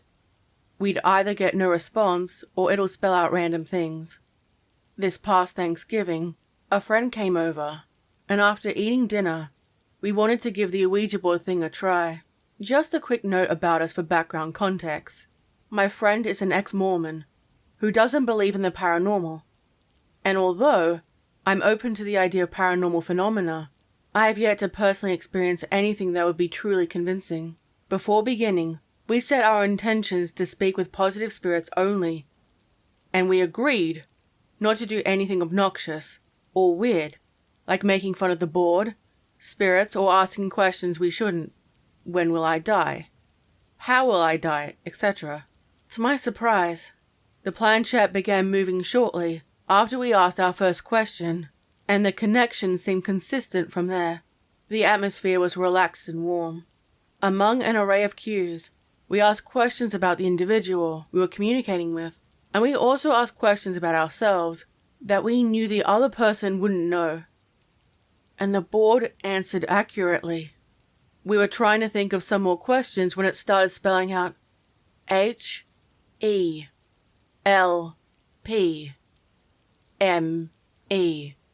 I know this sounds so cliche, and if I ever write horror stories, I'm absolutely using this in the plot.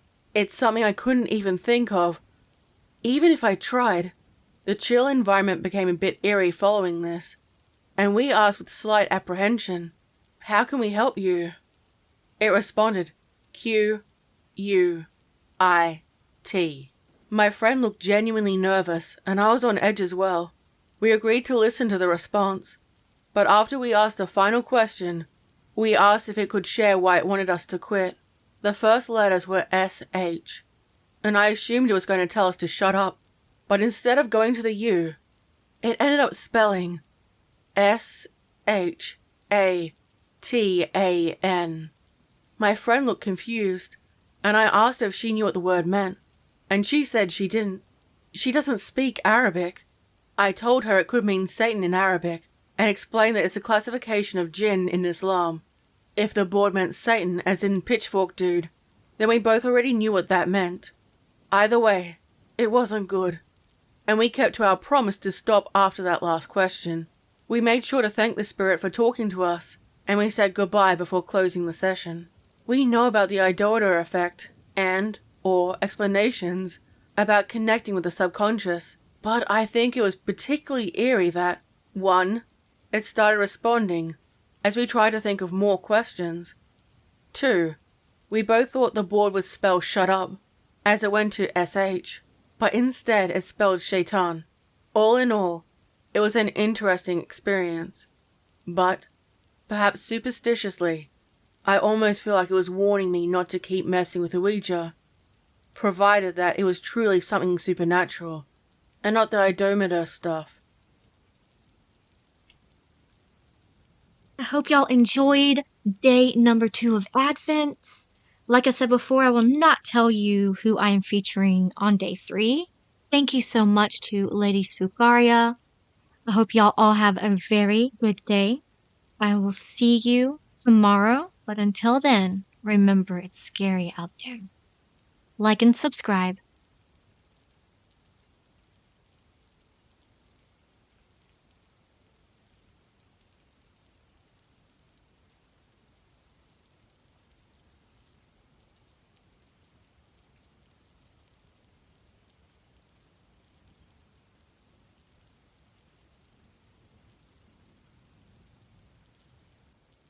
Howdy, y'all. It's Curious Raven. As you can probably hear, I am sick. I got sick about 2 to 3 days before Advent started. So I'm sorry, but throughout Advent, I will probably have a weird, raspy voice. Today is Advent Day 3. We're featuring As the Raven Dreams, one of my best friends. Y'all should go check him out. I will leave the link to his channel down below. I will be reading one creepypasta, and he'll be reading another creepypasta. I hope y'all enjoy. The first creepypasta is by Society's Menace CC, and the title is Why I Don't Leave My Basement Anymore. It all started 1 year ago. My family and I moved into a modest-sized home in a bigger city that I will not name for privacy reasons. My father recently had gotten a job in the city working for an insurance company. And within the week, my father, mother, sister, and I were swiftly packing and moving to the other side of the country, leaving behind our friends, family, and particularly our entire lives behind for a new start. This is how my mother said it, at least. She was never on board with the move either, but being the loyal and supportive wife she was, she took this change off the chin and was on board. At first, this new home stood out to be well off. It is an old fixer-upper within the city that was in some desperate need of some updates. However, not being the most well off, our family agreed to wait and save before doing any kind of renovations to the place we now call home. Opening the door to the home on our first day, my sister immediately rushed in and took the bedroom on the main floor of the house. This left my parents to take the master bedroom upstairs, and well, I was given the basement. At that time, I was furious. Looking back now, I should have been thankful. The basement on arrival was unlike the rest of the home. It seemed as if it had just been remodeled. Truthfully, it was immaculate. There was one thing strange about it, though, with that being the strange markings on each wall. At that time, I did not think of anything bad. Maybe just a weird design idea by the previous owner. I could have never have known then that these symbols were truthfully my reason for still being alive, unlike my family. It all happened so fast, our first day in that house. It started small and almost unnoticeable at first. Little things like my sister's scrapbooks unexplainably being torn to shreds, my mother's knitting needles being left in places where they could harm someone, or my father's computer falling and smashing to the floor while there was no one even upstairs. Oh, how I wish this would have just stopped there. But things got so much worse. Roughly 6 months after we moved into the home was a day I will never forget and will haunt me for the rest of my life. However long is left of it, at least. My sister had a friend whom she met over school sleepover. They were both so excited. However, that all changed at 1 in the morning. Everyone in our house were sound asleep, including me, and this is when I was suddenly awoken by a blood-curdling scream. Half curious and half scared, I bolted upstairs in a panic and located the cause and location of the scream. It was my sister. She was covered in blood, but it was not her own. Her friend was sprawled out on the floor. Well, what was left of her. Most of her upper half was missing, and that was left, contorted in some unnatural positions that I nearly hurled. In an instant, the entire house began to shake fiercely. It felt as if the house itself was alive and it was angry with us. The lights within the house began to dim as a large figure arose from what seemed to be out of thin air. The figure immediately went after my poor sister with a wild swing, beheading my sister with one easy swipe. My parents tried to outrun the thing, but it was pointless. Whatever this thing was, it set its sights on them and wouldn't stop until it got what it wanted, their bodies. I ran as quick as I could. I knew my parents currently being the target was the thing that I would momentarily be safe. But what seemed like pure luck or fate, I decided my place of escape would be my own room in the basement. The thing noticed me and tried to pursue me, but as soon as I made my first step onto the basement stairs, the thing stopped quickly in its tracks. The figure made a loud, guttural scream that actually made both of my ears start to drip blood. The piercing sound made me feel as if my head was going to explode. The sound grew to the point where I slammed the door shut and threw myself down the steps to try and lessen the head-pounding sound. The thing, it did not follow. It stayed upstairs. For many days, I stayed hidden in my room, too afraid to leave, and not knowing or wanting to see the carnage that left my family in upstairs. I can truly only imagine the immense horror I would see if I looked upstairs. That is truly a sight I never wished to have to see. It wasn't until day number 6 that I let my guard down even just a little bit. I realized that the thing was not coming downstairs. If it wanted me, it would have already easily have gotten me by now. But how? Why? That's when it hit me. The reason this thing would not come downstairs? The markings. However, these markings meant it was enough to keep this thing away from the basement. Like some sort of protection or force field against this unholy aura. It had been the only thing keeping me alive for these months on end now. I have managed to stay fed with our basement pantry and water from my personal basement bathroom, but the food is starting to run out. Soon I will have to make my way out of this basement to somehow survive. I don't know if I will, to be honest, after what I have bound to see upstairs. I don't know if I will even still want to live.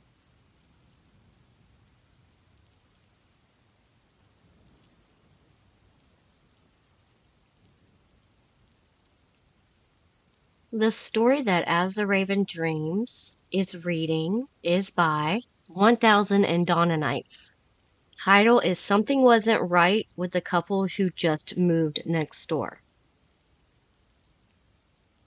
My wife, Lori, and I agreed that we liked the young couple who had moved next door recently. They seemed quiet, respectful folk, keeping themselves to themselves. Lori went over with the platter of cookies and welcomed them to the neighborhood, which they accepted politely enough, using their unpacked boxes and moving mess to avoid asking her in. Amateurs, I thought to myself. A few days later, they both showed up on our doorstep, returning our dish with the few stems of roses lying in it. "From our garden," said the young woman. Somewhat shyly for a woman in this day and age, I thought. No one could accuse Lori of shyness. "Charming," she cried, and tried to insist that they come in, but they refused. Again saying something about their house needing attention. "Oh, you can't play that card forever, my young friends," I thought. "Good luck." But there was little need for front door politeness anyway. As the weather turned warmer, we would see them in their garden, which was only separated from ours with a fence more frequently. Piqued by their early refusal to socialize, Lori said that he came off as clingy. "Oh, stop it, Lori," I said irritably. "Always finding fault with people." "She never comes out by herself," Lori replied. "Haven't you noticed? He comes out sometimes and they go out together, but she's never by herself." I shrugged, but Lori wasn't done. "Honestly, this work-from-home stuff has made people mental. It's not natural. Husband and wife cooped up like that. Men need to leave the house in the morning, return at evening." Lori goes on a lot about the pandemic and what it did to families. Maybe it was Lori's remarks that the next afternoon I saw them doing yard work, and I found myself paying more attention to them. "Hi there," I called out to the wife, bent over the soil. She straightened up, startled, but then walked over to me. "What are you going to plant?" I asked. She smiled. "I have such a soft spot for roses, and we're left with such a bounty. Probably more of these beauties." She gestured to the rose bushes behind her without taking her eyes off of my face. I realized that she was looking hard at me. I blinked, disconcerted by her stare, which didn't match her light tone and movements. Her husband was walking quickly to join us. "Hello, sir." He greeted me cheerfully enough, but I couldn't take my eyes off of the young woman's face. The way that she was blinking rapidly, closing and opening her eyes deliberately. Lori came up and we talked gardens for a few more minutes. Then they made some excuse and left. "You must have noticed that," whispered Lori, barely able to wait until we were out of earshot. "What?" I retorted, irritable because I felt confused and didn't like it. "Her eyes," Lori exclaimed. "The way she moved her eyes, I'm telling you, something is going on over there." Nonsense, I said. You're watching too much Netflix. You'll see she's a ghost of a dead woman next, or a robot woman programmed to blink incorrectly. I tried to laugh. That night, my sleep was haunted by her face. Her eyelids fluttering deliberately, long and short flutters, talking about roses but saying something else with her eyes. Memories of my boyhood books came back. Long, short. Short, short, long. Tap, tap. Her eyelids. It's Morse, Lori. I woke up drenched in sweat. She's telling us something, blinking in Morse. Lori sat up and we stared at each other in the dark. We didn't see them for a few days.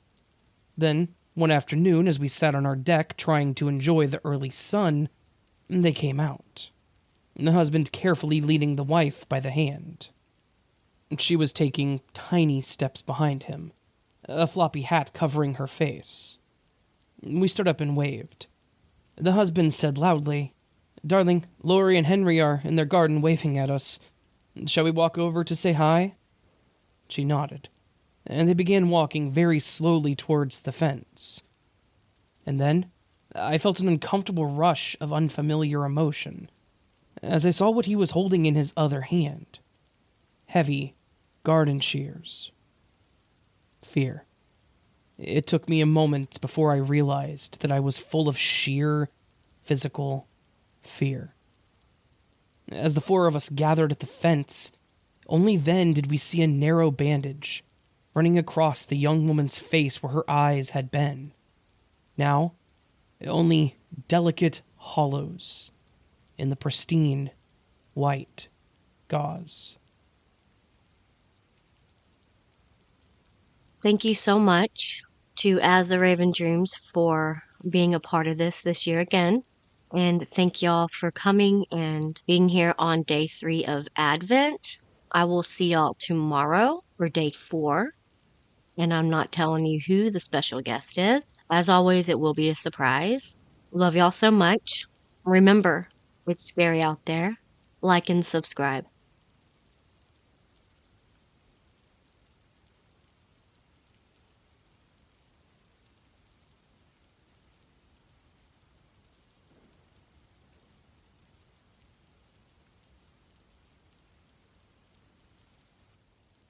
Howdy, y'all. It's Curious Raven on day number 4 of Advent. Today's guest is Southern Cannibal, and we are going to talk about spooky paranormal stories, more along the haunted house ones. I hope y'all are having a really great week so far. Let's get to the stories. Number 1. This past summer in June, I was home alone and experienced something I cannot explain. During this time, I lived with my mother in a modern 2010s house in which only one other family had lived in previously. Additionally, prior to this incident, I had never experienced anything odd in this house. Nonetheless, I was home alone at night as my mother had left to help her boyfriend's daughter, whose car had broken down. 30 minutes or so before the experience, I had locked up the house, both front and the back doors, and I had also made sure to cage my 2 dogs. After doing this, I went back upstairs to my room and continued playing on my phone. While playing on my phone with the volume nearly all the way up, I suddenly and clearly heard rapid footsteps bounding up the stairs, which led directly underneath my room, followed by a loud door slam. I was immediately frightened by the sudden commotion and thought that maybe my mom had arrived early, but it was completely out of character for her to slam the door or run up the stairs. However, while still in my room, I called my mother's cell phone. She answered, and she said she was over an hour away on her way back to the house. When she told me this, I immediately began to sweat and shake. After waiting a few minutes, I got the courage to run down the stairs and out of the house. When I made it downstairs, everything was still locked. My dogs, oddly, had not even barked once. Still spooked, though. I left and didn't come back for over an hour. I still can't make sense of what happened, as I had previously locked the entire house up. I was the only person home. My dogs didn't make a sound and were in their cages, and I heard both of the footsteps and slam very loudly, and not faintly, over the sound of my phone. Any thoughts?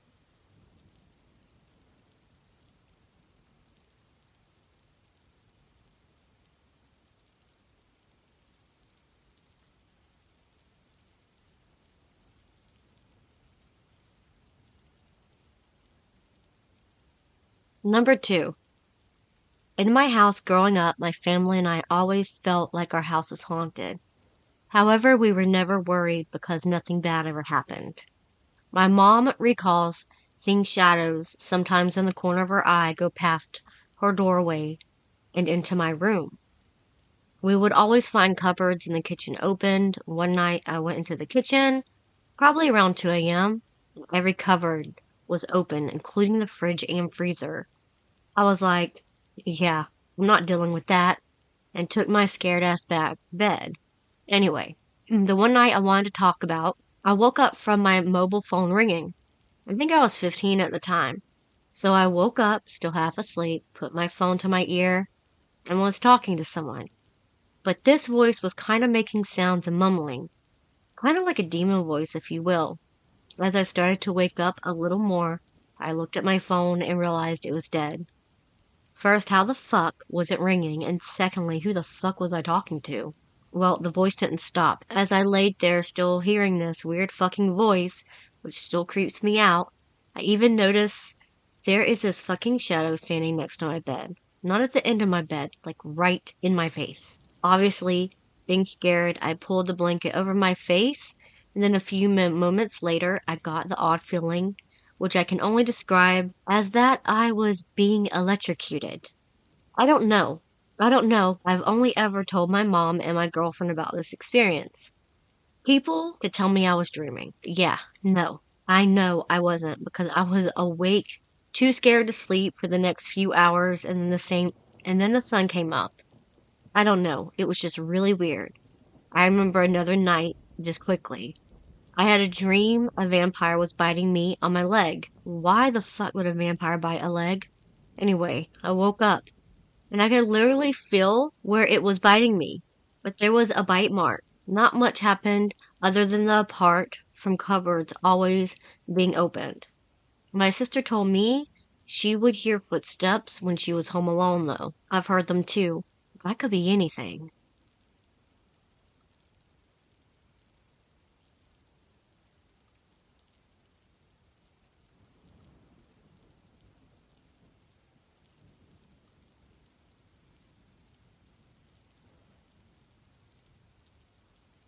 Number 3. I have a short story to share that happened last night. Let me start by saying I'm a pagan. I practice pagan beliefs, and I salt my house at least once a month. I find it ironic that in a month that I don't salt my house, this actually happens. My husband is in the Marine Corps, and we're currently in the process of moving. We've been sleeping in the living room as we are getting our bedroom packed up for the PCS move. Anyway, we have a small dog, very small, no more than like 25 pounds. Last night, she would not stop scratching, barking, and growling at the sliding door. Please note that we live behind the woods. I grew up in the South, so legends of SW are prominent, and people really do believe in them here. Anyways, we've never been in the woods beside our home since we bought it almost 2 years ago, as we've always gotten bad feelings from the woods. The way our living room are set up is an open concept, so you can see inside the kitchen. We have a large sectional couch that covers the living room. Last night I was behind the couch cleaning up and decided to look in the kitchen at the sliding door because the dog would not stop barking and growling. There was a dark figure with purple glowing eyes. I would say like a dark shadow. And the eyes were glowing purple. It looked like a silhouette of a man. But I got the most dreadful evil feeling from it. Please note that I've had positive encounters with spirits, and that I'm clairvoyant myself and professionally read tarot. My grandpa passed probably about 4 years ago. and I've seen his spirit here. I got nothing but pure love and joy from that. This was the complete opposite. I decided to think rationally for a second, and then I started to think maybe it was a deer. There's no way there is deer in our yard, as it is 100% gated off in the back. There's no way for someone to get in or out without us knowing, because we have alarms and sensors throughout the whole property. Anyway, I had my husband go around and salt the house. As soon as he got done salting, it stopped the dogs from barking, and it didn't see anything else. Any idea what this could have been?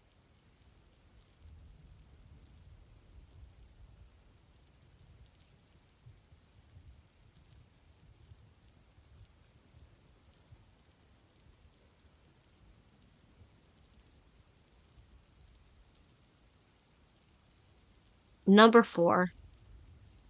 For context, I am 22 male, moved in with my girlfriend 24 female, about a year and a half ago into this apartment. It's a 1-bedroom located in Southern California. At first we had not noticed anything. Then there was a few strange occurrences. First, a few things being knocked off my desk and random little noises. It was very minimal, not really something that made us turn our heads. Then, one night, my girlfriend, cat, and I were sitting in bed, and this hanging chair we have for our cat began to move back and forth on its own. I pointed and stared in disbelief. My girlfriend was baffled, and our cat reacted to the area behind that chair. He got up from the bed and began investigating and stalking the area behind the chair. It was really creepy, but he returned to bed soon after we decided to just ignore it. There was one other incident involving that chair, and then another incident, my air freshener in my car. To put more context to the incident in my car, I was at a full stop, and there was no reasonable explanation for it to have occurred. Since this time, I've been plagued by nightmares. Ghoulish beings, beings with no faces, beings who are just very malformed. I have been prone to night terrors my whole life, and I suffered from them frequently as a child and somewhat as an adult. Now, it's nearly every night, and I have always wake up begging my girlfriend to turn on the light after witness terribly gory, spine-chilling things play out. I have also always been relatively sensitive to haunting me. Many places I've lived and have some form of activity. Now, I know that I'm about to say is going to sound far-fetched. It's going to sound crazy, but as I was looking around after hearing a strange noise, I saw something out of the corner of my eye that resembled a humanoid, like that from my nightmare, hunched over in the corner of my dining room. It was horrifying, and it's been plaguing my mind today. I just want to know other people's thoughts. I'm happy to answer any questions.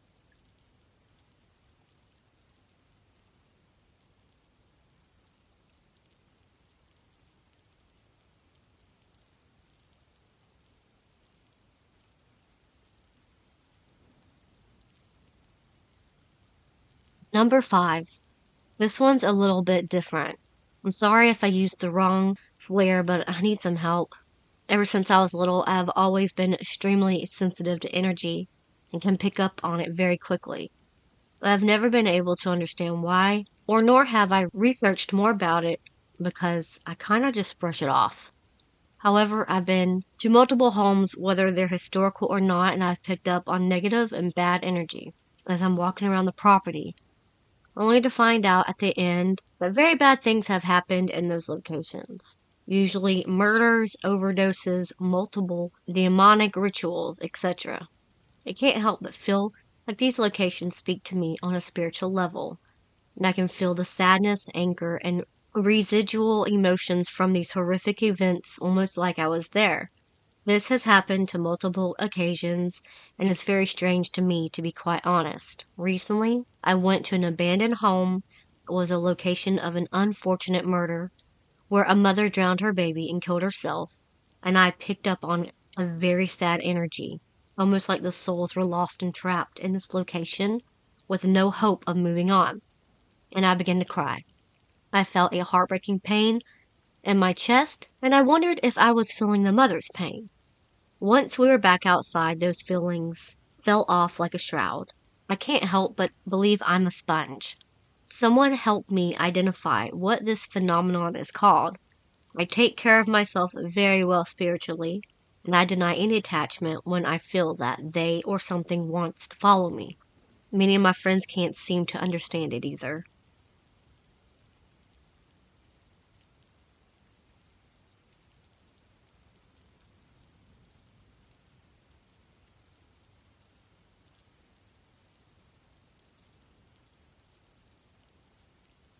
Number 6.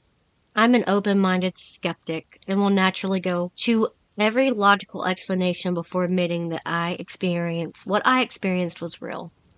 When I was a teenager, I was in a relationship with someone who had lost his mother at a young age. She had unintentionally killed herself, and he and his younger brother had discovered her after school. I lived with him from the ages of 16 to 19, and what went on in that house was mental. I have noted a few experiences, but not all.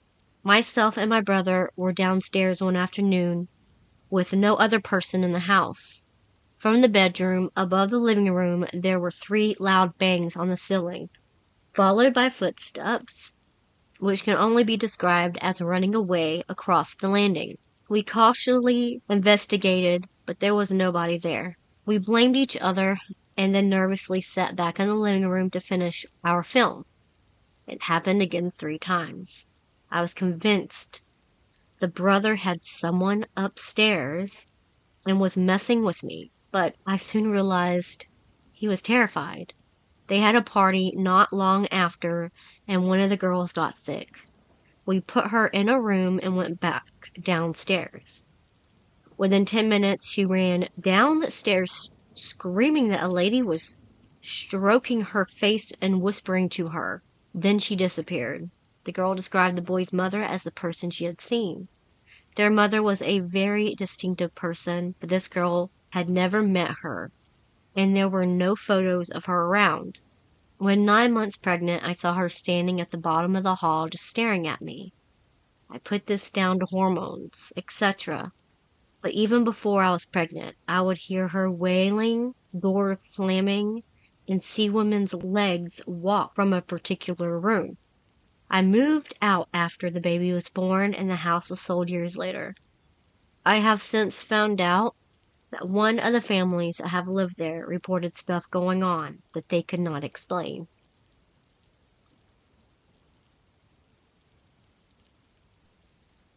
I read about another home who had someone die in it, and I wanted to share my own story about Janice, our ghost. We bought our home before we had kids, and unbeknownst to us, there was a lady who died in our kitchen. Our neighbor found her. So we move in and are just a happy young couple. When things first started happening, we would freak the fuck out. Once we had kids, things started to die down, but there have still been a few occurrences. The first thing I remember are the backyard floodlights turning on. Janice had a dog, according to the neighbors, and when we moved in, we had 3. I wouldn't turn on the floodlights when the dogs go out, just the back porch. But there have been many times that I've let the dogs in and checked the backyard, and sure enough, when I leave the kitchen and start to go up the stairs, I can see out of the landing where there's a window nook and window, the lights will be on. I have since replaced every single switch and outlet in the house. It still happens, and the paddle switch will be flipped up when I go back down. Second is even crazier. After we moved in, we redid the kitchen. I should note that Janice was a hoarder, and there was a full professional clean out before we bought it.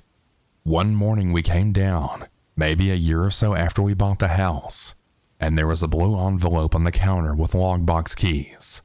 It was out of nowhere. Since then, we tracked down the estate attorney and have turned those over. She told us that she thought everything had been closed, but here were the keys they didn't know about. Third is the Percocets. My wife and I were in a serious car crash years prior to buying this house. Because of it, she still suffers migraines. One week, I remember her having really bad migraines, worse than normal. I wake up early, and I was down making breakfast on a Saturday, and my wife was going to get ready to go to some event with her girlfriends. She started screaming that morning and was like, "Did you put these on my makeup bag?" I come upstairs and I asked what the heck she was talking about. Now, she keeps a makeup bag on the bathroom vanity. Between the vanity and ceiling is nothing, so nothing could have fallen. Laying on top of her makeup bag were Percocets with Janice's name on them. Another instance is when we had our boy. We made his bedroom/nursery off our room, which used to be her sitting room. Neighbors told us that they would see her in that room looking out the window and watch the children play. One night I was laying down our son, and I remember the room being cold and all my hair sticking straight up. Things you read about, hear, and see in the movies. When our son was born, I put in a hardwired nightlight on. For some reason, I got the great idea to start asking questions. The light was on, and I had asked Janice by name if she was there and if she could turn the light off. Sure enough, it went off. I asked again to confirm if she was there, if she could turn it on. It went right on. I then asked if she was there to look over the baby that night, and if so, to turn off the light. It went off. I then asked if she didn't mean us any harm to turn the light on. You guessed it. It went on. There are countless other stories of lights turning on and off, and so much more. One time I remember my wife yelling Janice cut it out when the lights kept flickering in our bathroom. Occasionally I still get that cold feeling and hair sticking up, but since having our kids, things have died down a lot. We figure she's still there, just like a roommate that won't leave. We aren't afraid of her, and we honestly see her as someone who's just still watching over the home and our family. That was it for today's stories. Thank you to Southern Cannibal for always joining me. I really love doing videos with him because we both have Southern accents, and it's just cool. I'll see y'all tomorrow for day 5. I love y'all so much. Remember, it's scary out there. Like and subscribe.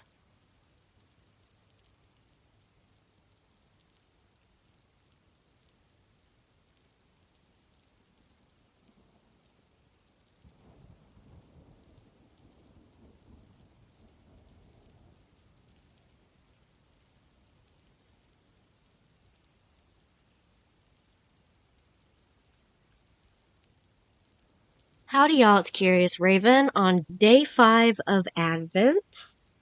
Today we are joined by Jensen, one of my really good friends. Today are more haunted house / mixed paranormal spookies. I hope y'all enjoy. Let's get to the stories. Number 1, it seems to be getting more frequent. My husband has been seeing what he can only describe as demonic faces in the dark. Once in our room, another in our son's. I have had feelings of someone sitting around the house, mainly hiding from me. I'm sensitive to energies. After my husband said he saw the face in my son's room, I went to open the drapes and let light in. As soon as I walked in, I felt a pressure on my chest. My anxiety increased and I started crying. It wasn't my sadness, and it was so sad and heartbreaking. As it became harder to breathe, I realized there was strong anger underneath the sadness. Backstory: my son and son's brother passed away 7 months ago today. I know my son feels these emotions, and yes, he's in therapy and we're trying. These are not residual feelings from him. Other odd things are going on in this house. Things appearing, shadows. We lived here since March, and none of this really picked up until I put the Christmas tree up 2 to 3 weeks ago. I don't know what to do. Probably cleansing. Any insight? Anything? I want to tell myself I'm crazy, but we're not all crazy. Even the dog is acting off.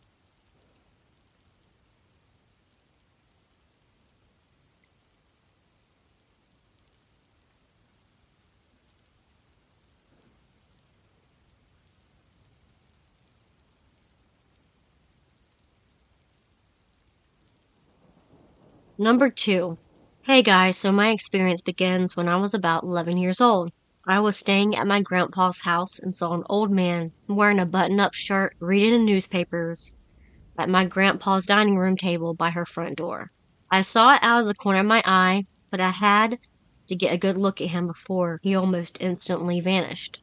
I later asked my cousin if she ever experienced anything paranormal in the house, and she then went on to describe the exact same thing I saw without me telling her what I saw exactly.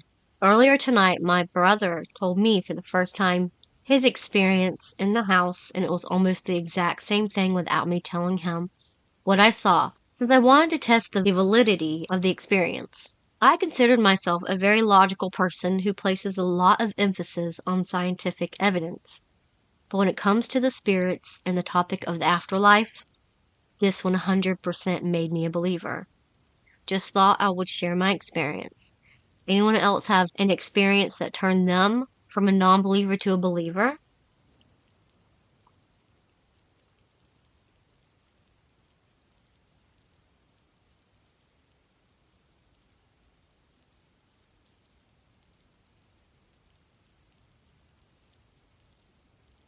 Number 3.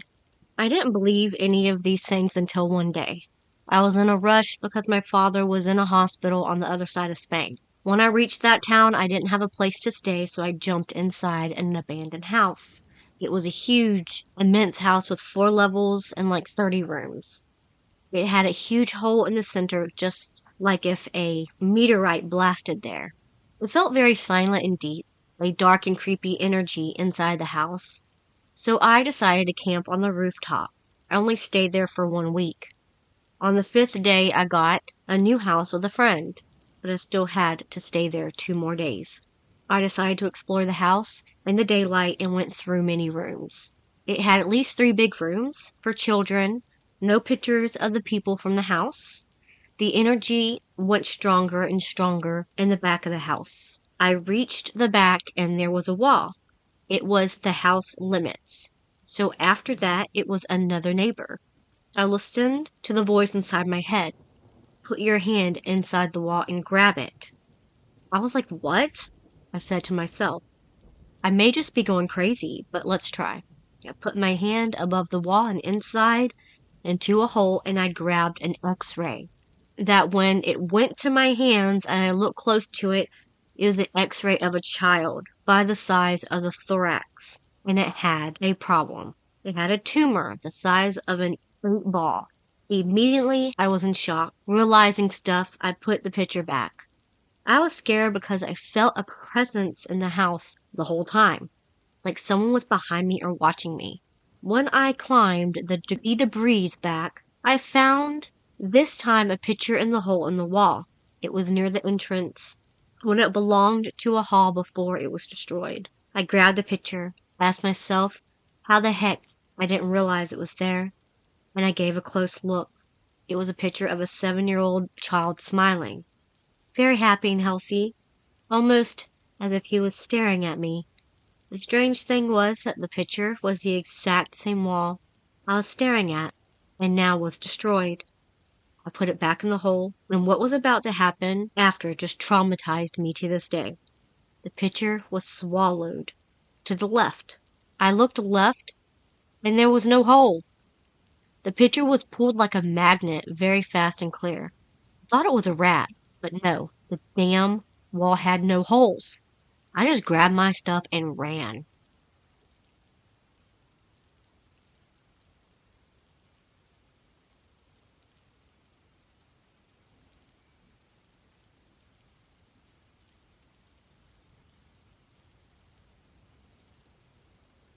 Number 4. Sometimes I hear weird noises and things move. However, last night was especially strange. My dog was growling at something in my living room. He does this some nights, and I was awoken at 3:30 a.m. Then I was laying in bed this morning, and my sink drain stopper flew out of the drain, smacking the glass on the way out, hitting the floor loudly. I live in a historic home built before the 70s. Not sure of the exact year, but I would like to think early 1900s.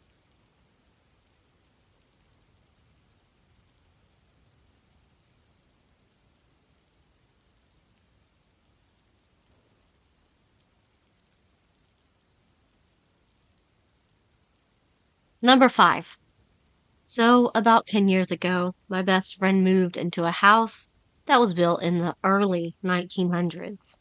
We were both about 10 or 11, and being very close, I spent the night there the first night they moved in. They didn't have any furniture yet, so we laid on the floor in the living room, which is right next to a set of chairs. My friend fell asleep pretty quickly because she was in the middle of me and her mom, so she felt very safe and secure. And I was on the outside closest to the stairs, so I was a little scared. I was trying to fall asleep and heard my nickname being called from upstairs. My nickname is not common at all because my name is not common. So it's very weird that the ghost knew it. Turns out the lady that died in the house had the exact same nickname as me. The night has never left me. I played it off as an imagination for years until more paranormal occurrences happened in that house. My best friend's mom found a painting that looked exactly like my best friend. I think even had the same glasses and everything. My best friend saw a hat man in her room with no face, and he was walking towards her. The bathroom mirror flung off the wall while everyone was in the living room. This house definitely made me believe in spirits and ghosts. And I truly believe that some spirits in that house are evil.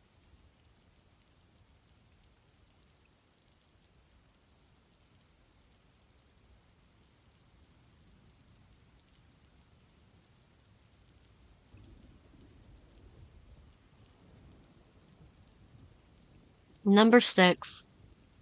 I'd like to start off with September, a month before my grandpa died 2 years ago.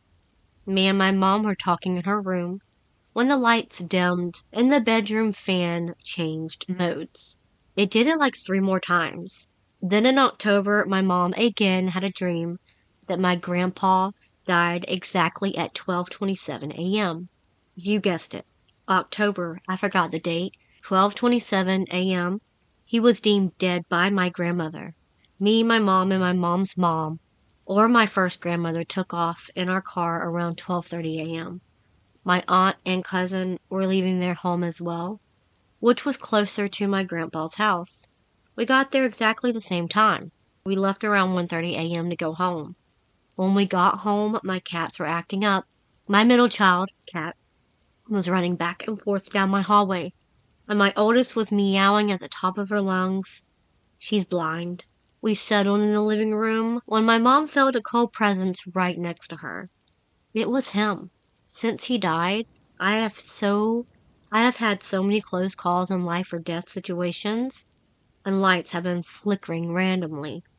We think he came back as a fly, because we always have flies now. R.I.P. Grandpa. The time when I was summoned by a doppelganger. Trigger warning, blood. Firstly, by this time in my life was a living horror movie. I was a child writer who had just lost 8 to 9 figures. I decided to attend a local university because I didn't have the money to attend the prestigious university that I wanted. And when I went to the university's dental clinic, a dentist ruined all my teeth. Not only were my teeth destroyed, but I couldn't afford a meal plan or books because my mom stole my money. So, needless to say, I was in bad shape. After 5 years at this university, I moved back home. One day my friend called me and asked me to come over and chill with him. I agreed and arrived about an hour later. At his off-campus apartment, he introduced me to his friend. Sleepy, but after an hour of chilling, I began to cough and get sick. So I went into the bathroom to throw water on my face. When I went to the bathroom in front of the mirror, there was like a red glow in the atmosphere. It was almost like I could taste blood in the air. I thought maybe it was the Holy Spirit in the house, or maybe it was the spirit of one of our ancestors paying us a visit. It made me think of Bloody Mary / mirror curse, which I've done a few times. Anyways, the medical school at our university is called Jacob's School of Medicine, like the mad scientist Jacob. So, being like Jakob, I wanted to know how I could turn a spirit into flesh. If spirits are living, I figured that if a bloody spirit, like the one I saw in the mirror, were to be exposed to the holographic light of the sun, maybe it could become flesh. So after that thought, I decided to leave because the red glowing aura around the house was making me cough. So I shake my friend Jeff's hand, and I shake Sleepy's hand, and I leave.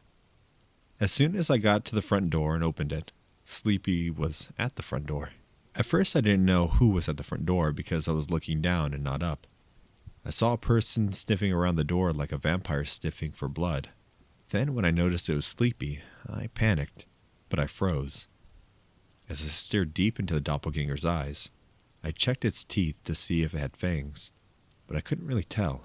But he was smiling from ear to ear. After a long, awkward silence, I extended my hand to the doppelganger, and he dapped me up. I was so thrilled. My experiment had worked. I made a spirit turn into flesh. I really wanted to see how this was going to play out.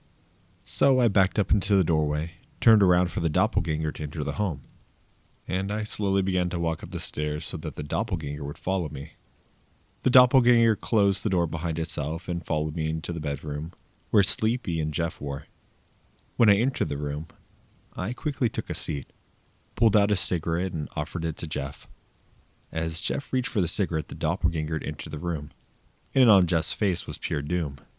Jeff was horrified. Then Sleepy also noticed, and he began to cower and whimper. They both kept eye contact as the doppelganger began to study Sleepy. That's when I got scared and whispered, "Sleepy, do you know I have a twin brother?" My hopes were confirmed when Sleepy shook his head no. My friends were staring at the doppelganger in the face, and I wanted to as well. So I looked into the stand-up mirror behind Sleepy, and I couldn't find the doppelganger to save my life. We all sat there in horror as the vampire doppelganger stood in the doorway. That's when I got brave, stood up and walked behind the doppelganger and left the house for good. I read that if you ever meet a vampire and he doesn't attack you, and you touch him, you'll meet another vampire soon after. And I did. If you like this encounter, let me know, and I'll think about posting about what happened next. Thanks for reading. Thank you so much for Jensen joining us today to read some of those weird, unexplainable paranormal spookies. I hope y'all's week is going good. I know it's kind of in the middle of the week and Christmas is not too far away. I'm very excited. Love y'all so much. I will see y'all tomorrow for day 6 of Advent. Remember, it's scary out there. Like and subscribe.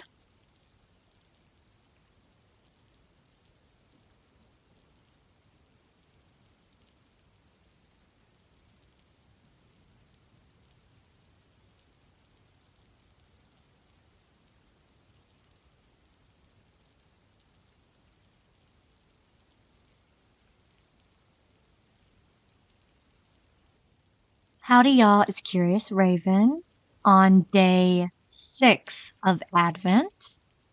I hope everyone is doing good. We are halfway through Advent. We have 6 more days, and that means 6 more days until Christmas. My throat is still sore. I'm still a little under the weather. I am joined by PA Nightmares, one of my really good friends. Just go and show him some love on his channel. I'll leave the channel link down below. Number 1. I posted this story prior on here before. I have a 3-year-old, and we were at my partner at the time's house, who, yes, indeed, his house is extremely haunted. And I was aware of it. Only ever had minor things happen to me, such as lights flickering off and on, stuff going missing and never appearing again, and the massive feeling of being watched from the living room while in the kitchen now. My daughter and her father were in his room that is located in the basement, and we were hanging out in there, and I was on the bed, and now my daughter does know what ghosts are. But this experience shook me to the core, so anyways. They were playing, and suddenly she stopped and wanted her dad to pick her up, and started losing her mind. She isn't really the clingy type to him. And she burrowed her face into his shoulder and started losing her mind, screaming and saying ghost by his door. and it scared me, as this is my first real ghost encounter. So I tried to keep a straight face and not show my fear. I grabbed her, put her on the bed, and then told her to say for it to go away, please, and it did indeed go away. I just had to share this one more time because this is certainly something I can't get over. And now the ghost in particular she was talking about was his uncle who passed away of a heart attack against his basement door.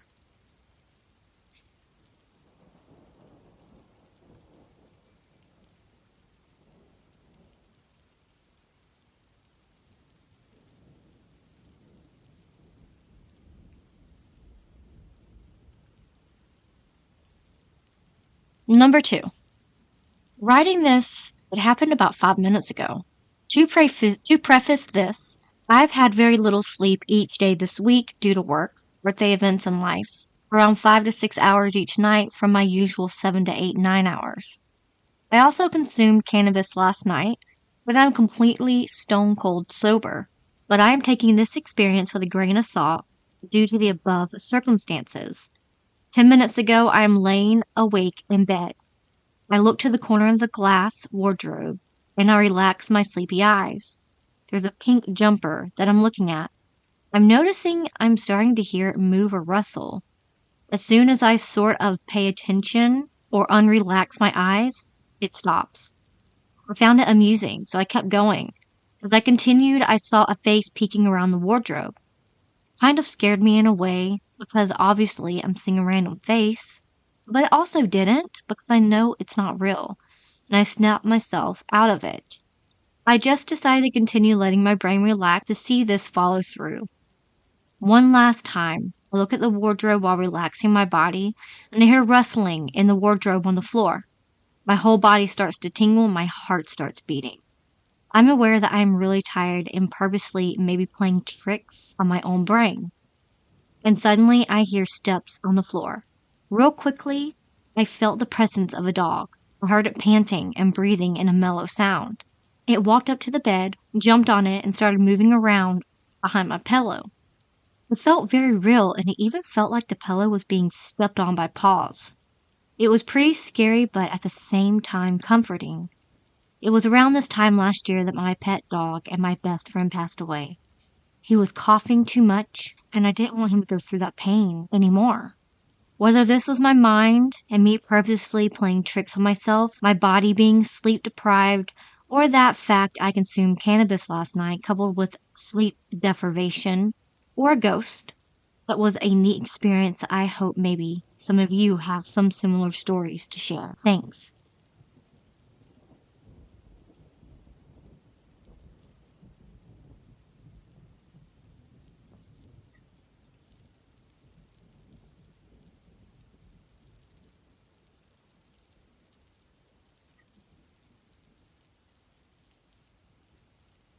Number 3. For the past few months, my wife has been hearing a doorbell in the middle of the night every so often. I actually disconnected our doorbell when I installed a Ring doorbell on the house. We also have 2 dogs that would definitely bark if they heard it, so I assumed it was just a dream. Fast forward to last night. For some reason, I didn't sleep deeply like I normally do. Sometime around 3 a.m., we both heard the doorbell noise she's been telling me about for months. Our dog was on the floor next to the bed and didn't budge. I thought maybe the answer was that the sound actually came from an Amazon Echo Dot we have, but I checked and it wasn't. Now I don't know what to think. I never really given much thought to whether ghosts or spirits are a real thing or not. I'm curious to hear others' thoughts on and what the hell is going on.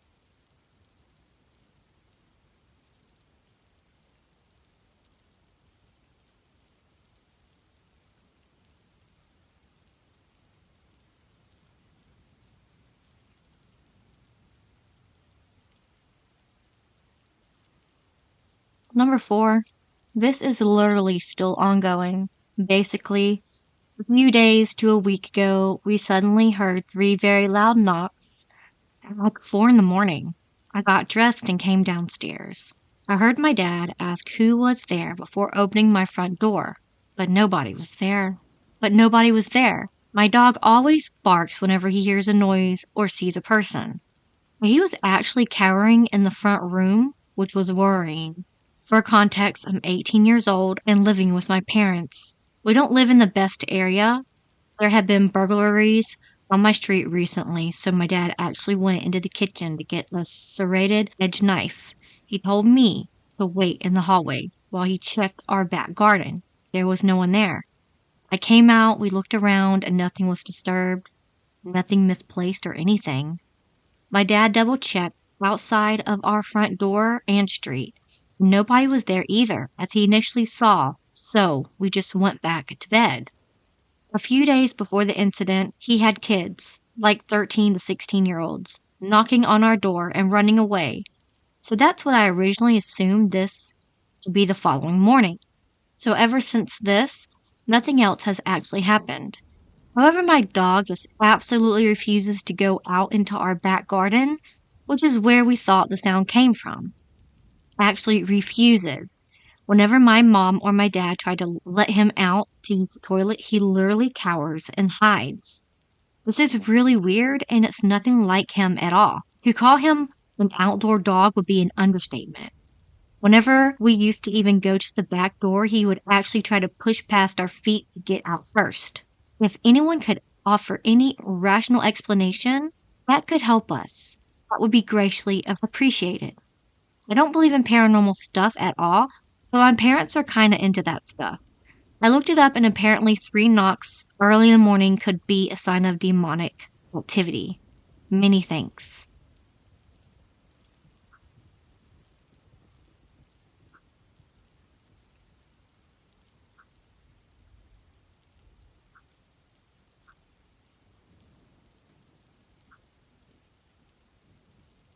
Number 5. Hi, I've never posted before.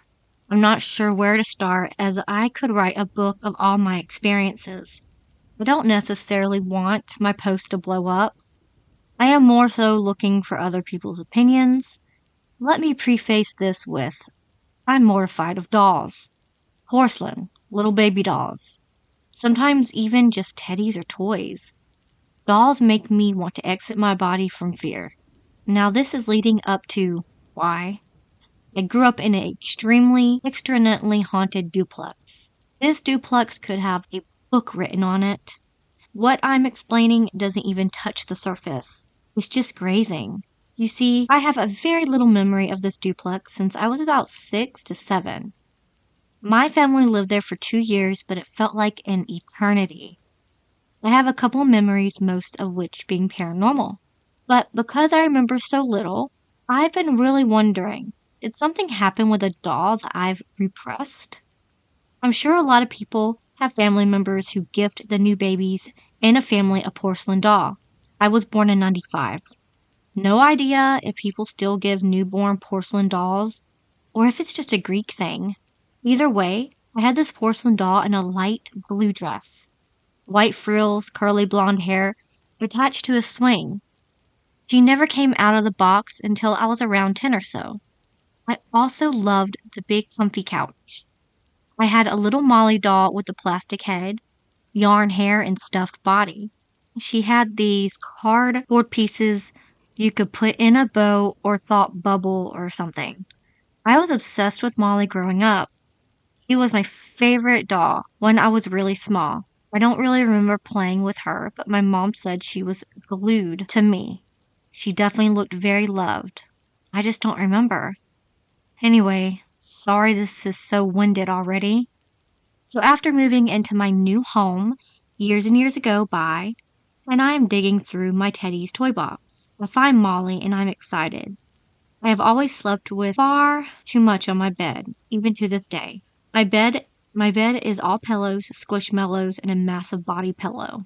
I felt connected to Molly all of a sudden. So she stayed on the corner of my bed against the wall and bed frame. She stayed like that for a few months until I started having these nightmares. If you've had messed up dreams, you know where you're in someone's house, but it isn't how the house is necessarily set up. It was like that. My cousin's bedroom was where my uncle's bedroom was. Remember, this is a dream. I'd walked into my cousin's bedroom and Molly would be kind of sitting against my cousin's pillows. The room was pink and purple, very girly. The sun was setting. The room looked pretty. I entered the room and my attention was immediately drawn to Molly. I felt so uncomfortable and on edge. By that point, I'm walking into her bedroom. I have this nauseating, horrible feeling hit me. Anxiety hits hard. I can't look away from Molly. When suddenly, of course, she slowly stands. Still facing away from me, she's looking to my right, straight ahead. She alleviates up and starts to turn towards me. The room goes dark and I'm sprinting to the light switch. Can't find it. Once I do, it doesn't work. I grab the door and feel her behind me. I throw the door open and run down my uncle's hallway. I turn and see her floating behind me. My grandma, my dad's uncle's mom, is at the end of the hallway. She isn't dead, by the way. I run to her. Her eyes are red and she is just staring ahead. I'm screaming at her to do something. And then I jolt awake. Normally sprinting to my light switch, terrified it wouldn't turn on. She was on my bed when this first started happening, remember? I had that dream a few times. Each time some stuff altered, but it was always the same. Until I got so fed up of these dreams, this loophole, I jumped down my uncle's stairs that passed the hallway. There were 20 plus steps. When I dived down, my head hit the ceiling part that leads you to the stairs. I'm pretty sure I broke my neck or something, but the last time I had that dream, I dove down the stairs and died. After these reoccurring nightmares, I tied Molly in a pillowcase and threw her under my bed. I still don't feel safe, so she ended up in the crawl space. When my family moved nearly 10 years later, my mom took her out of the crawl space and started to cry, like laugh cry. But because I was so uncomfortable, I ended up giving her away. Turns out those Molly dollies can cost a lot nowadays. The duplex I lived in had a demonic entity. It approached me as a childhood dog when I lived in the duplex. I don't know if the demonic entity tortured me via toys and dolls. Now, the porcelain doll, I had her on my wall hanging on her swing, but I would stare at her all night expecting her to turn her head, float, crawl to me, the stereotypical horror movie stuff. I ended up throwing her in something and into the crawl space. I got rid of her too. I know it's rude since it is a baby gift, but I cannot stand dolls.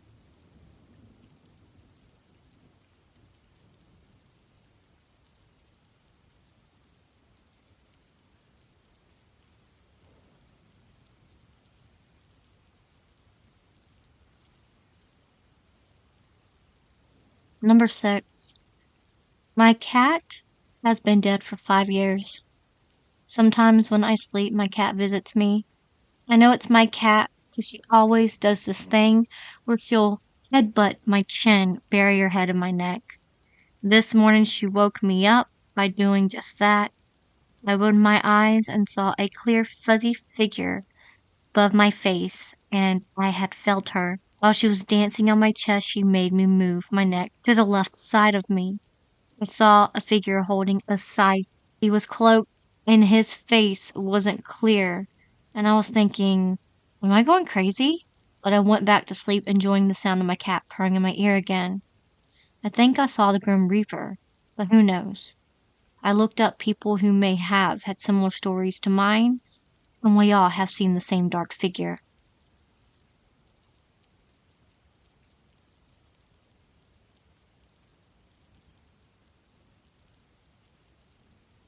Hey everyone. I wanted to share this spine-tingling experience that happened to me during my sophomore year of high school. It was around fall, and my then boyfriend and I were watching Ender's Game at my place. We were at home because my mom was at the hospital visiting my aunt on her way back from work. As we watched the movie, the sun had already set, and I suddenly heard what I thought was my mom opening the front door. Her footsteps, the dog's excitement, and her presumed trip to the garage for a smoke seemed like a typical evening routine. My boyfriend even noticed and said, "Hey, your mom's home." To which I replied, "Yeah, I know." I thought nothing more of it. However, time passed, and she never came inside. so I decided to check the garage, but the door was locked, which felt strange. I unlocked it and peered inside, only to find it shrouded in darkness. My unease growing, I proceeded to her room, but it was eerily empty. That's when I went outside and realized her car was gone from the driveway, as if it had disappeared into thin air. Puzzled and worried, I called my mom, asking if she had come home and left again. Her response still haunts me to this day. No, I'm just leaving the hospital now. Why? What's going on? I shared what happened with my boyfriend, and we were left bewildered. To this day, I can't explain exactly what occurred, but I know for sure that it wasn't my mom who entered her home that night.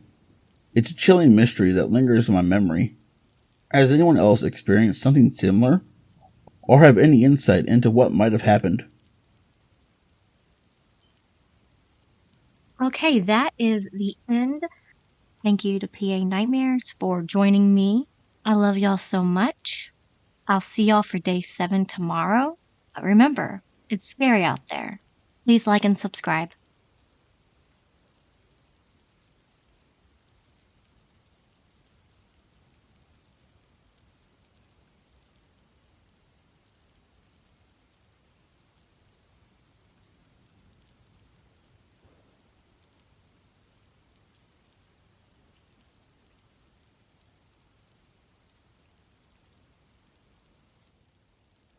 Howdy, y'all. It's Curious Raven.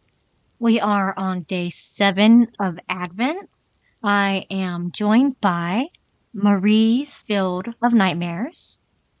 She is an amazing narrator, and I think you should go check her out.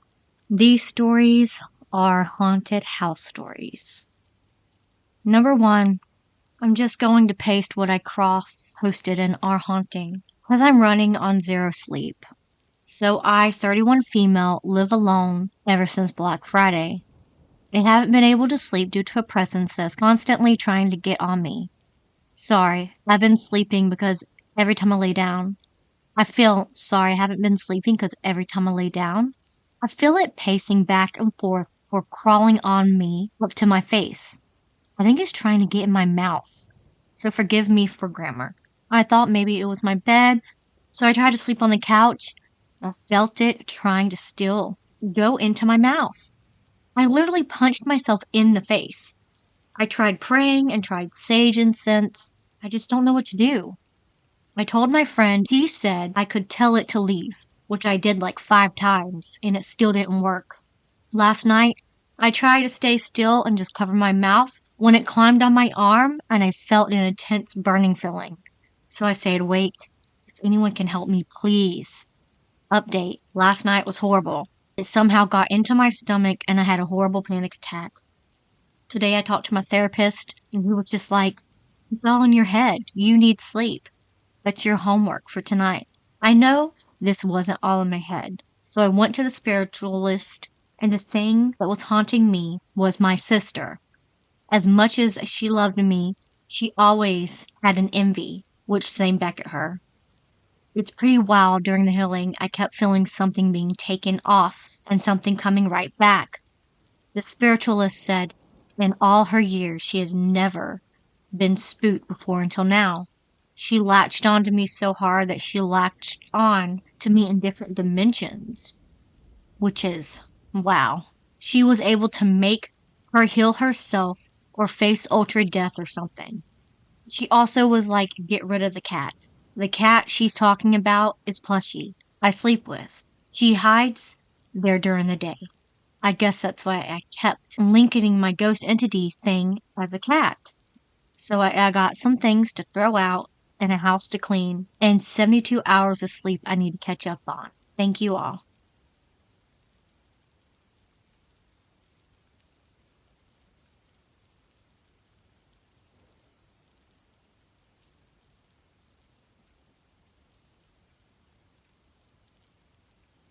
Number 2. I lived with my grandmother and my step-grandfather throughout high school. I had lived in the house for a long time and told me that the whole thing had burnt down in the 1920s. That's all I know about the place, but it was always low-key creepy. I'm a horror fan, so that pleased me. Anyways, one night I get up and go downstairs to the kitchen I'm thirsty. At the time, a dining room stood just off to the kitchen, and years later, Bill, my step-grandpa and carpenter, would knock down a far wall to connect it to the living room. At the time, there was a wall between them. So as I get a glass of water and walk past the table in the kitchen, a tall figure brushed by me in the dark. This was close enough to feel the disturbance in the air.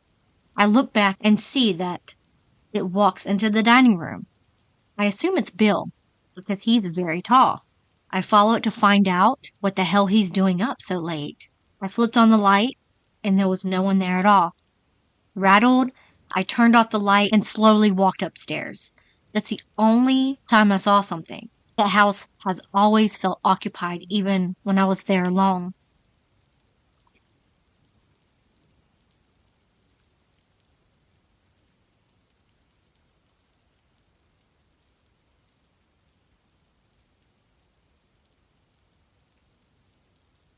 Number 3. This is a story from my dad, and not myself, but it's still fucking scary.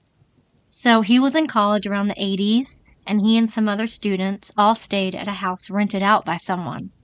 It was a large house, so this story takes place in 2 different rooms. One of the nights through my dad slept in the garage. He was sleeping on the concrete garage floor with a sleeping bag. Not too long after going to bed, he felt something starting to crawl into his bed. He said it felt like a girl, but he wasn't sure at first. He thought it could have been some other college student, till it grabbed on him as it was hugging him and went to move, but it left as if it just popped away like a balloon. After that, he switched the guest room. That was a horrible mistake. That night when he was sleeping, he heard a young girl stop to ask for help. He got up only to see the floor beneath him hollowed out like a grave, but instead a more round shape that filled the entire room. Recently, we've checked missing persons in the city, and it happened in at the time, but we have found nothing. We believe she was killed and buried under the house, but we can't be sure. Anyways, thanks for reading.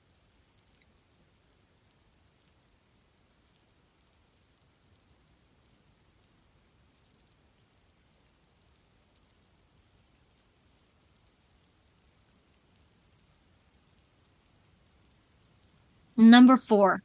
Alright, I just moved into a new apartment and well, things are not quite how they are supposed to be. At least, that is what I think.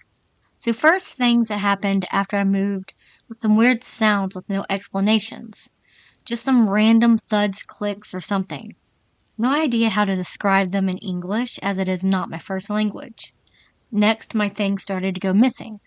I looked for them all around the apartment and they just would appear out of nowhere to somewhere that I had checked at least twice before.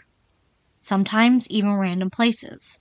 Third, I was in the bathroom and I had like a cabinet, no idea what to call it. Thing opened that was on the wall straight above my sink. One face mask bottle randomly flew straight to my chest from there. The spirit also keeps dropping my posters off the wall. I guess he doesn't like them. Leaves my paintings and drawings alone though.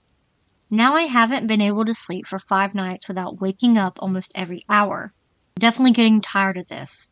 Minutes ago, I just saw someone peek from the doorway to my room, towards my bed, where I was laying. It was just for a fraction of a second, though. The ghost thing now has also dropped the light shade of my bathroom lamp onto the floor while I was having a shower. The entity, whatever it might be, doesn't feel evil in any way. At least hasn't for now, like some other spirits I have encountered in the past. I am not scared of it and anything such, but I definitely appreciate some help with how to proceed. Do I just keep him as my roommate, or what on earth should I do? I live alone.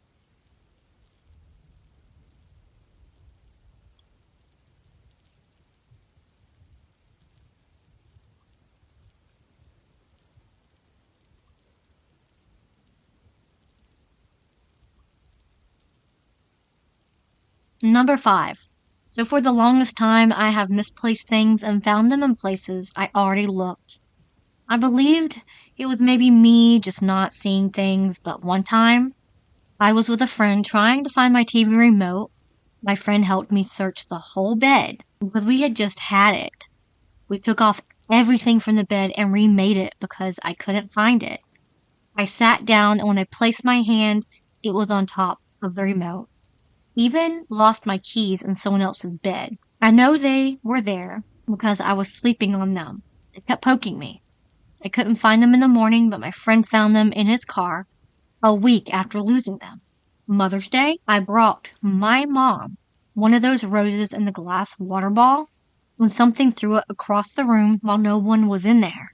I know no one was in there because I just left the room and I was in a very secure place. Then I literally just watched this cup move on its own. And I tried to debunk it by jumping around and shaking the table, but nothing. It did make it shake the way I saw it. I've had a lot more experiences lately. Comment if you want to hear more of my ghost stories and being haunted.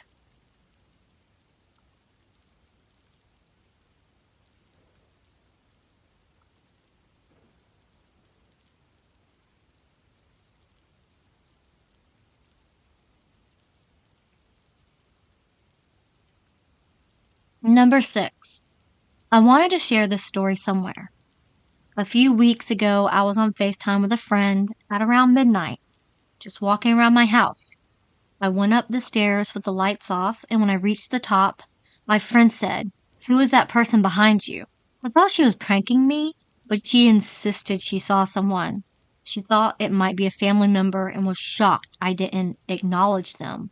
She said it looked like a middle-aged man with shoulder-length hair. When I showed her the stairs with the lights on and there was nothing there, about 30 minutes later my dog ran upstairs into my room, which he never does, especially late at night, unless he's scared of something like the vacuum. Then I remember about 10 years ago as a kid, a friend of mine who has also claimed to have a paranormal experience was sleeping over. I was asleep already. She said she was laying down and saw a ghost with a similar description in the same place on my stairs. She said it slowly walked towards her and then she fell asleep. My family and I have never had any encounters. My house is also nearly 100 years old. I'm not sure if I believe in ghosts, but this has definitely creeped me out. I hesitate to get midnight snacks now for sure.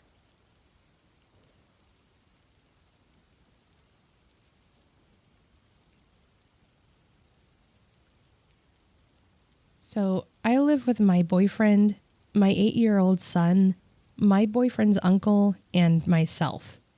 So it's just the 4 of us. We have little things going on all the time.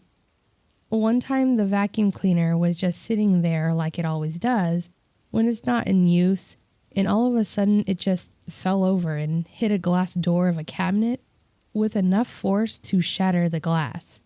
I was standing in the same room and literally watched as it happened. Also, things go missing constantly, then will turn up hours or even days later in a super obvious spot, like right out in the open, where there's no way we could have missed seeing it before. And this happens regularly with all kinds of random things around the house. It literally makes me go crazy sometimes. There's also the shadows. We have shadows that you can see even in a dark room. Like the lights are off and the room is almost completely dark, but there will be this human-shaped area that is just way darker than the darkness around it. It's scary to be laying in bed watching the shadow of a person walk across the wall and there's no light sources to make a shadow. There's multiple shadow entities because I've seen more than one at a time before. I will also occasionally glimpse them in the daytime, moving around, but they tend to stay in the darker areas of the room, like the shadowy corners. Maybe being in the shadows makes them feel like they can't be seen or something. But I can definitely see what looks to be super dark shadows on top of the regular shadows that are there. Plus, they move when all the regular shadows just stay still. Then there is the back bedroom where my boyfriend's uncle sleeps. It's one bedroom at the far end of the trailer all by itself down a hallway where the washer and dryer are. If you're in the living room, you can look straight through the kitchen, down the hallway, and see the bedroom door at the far end of the hallway.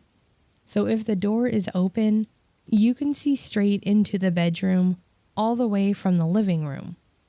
Well, Grandma was over that day and was standing in the kitchen cooking, but that side of the kitchen was hidden by the partial living room wall, so I couldn't see her standing there. But I looked down the hallway and saw what looked to be her standing in Uncle's bedroom, just facing the bed and staring. So, knowing Grandma is in early stage dementia, I was wondering what she was doing in Uncle's room, so I start to walk that way. As soon as I get past the kitchen wall, I can see the whole kitchen, and I see Grandma standing there at the stove. I look back down the hallway, and the person, or whatever it was, wasn't there anymore. Uncle has always woken up to see a shadow in his room staring at him, as well as some friends who stayed in that room before Uncle moved in. They actually stayed for a couple of weeks and didn't see anything at first. Then, one night, the girl woke up with a horrible feeling and saw a person standing by the bed watching her. She freaked out and went under the covers, and when she came back out, the person was gone. All she could say was it was an older lady. The guy staying with her in the bedroom didn't see anything that night, but he did say that he didn't like sleeping in that room because it gave him a bad feeling. He did end up seeing something, but it scared him so bad he refused to talk about it. That's when he left. And the girl left a few days after he did, saying she didn't really like sleeping alone in that bedroom. Then a couple months later is when Uncle moved in. He has said he's seen some weird shadows, but that so far nothing bothered him. I've also slept in that room once and felt fine. So maybe it's only certain people? There's probably other things that happened around here that I'm missing, but I think this post is long enough already. So anyways, I'm pretty sure I share my home with not only living people, but at least one ghost and possible shadow entities. That's the end of the stories for today. I hope y'all enjoyed this collection. Thank you so much for being here and supporting my channel. A big shout out to my guest narrator today, Marie's Field of Nightmares. I will leave her link down below and go show her some love. I love y'all so much. I'll see y'all tomorrow on day 8 of Advent. Until then, remember, it's scary out there. Please like and subscribe.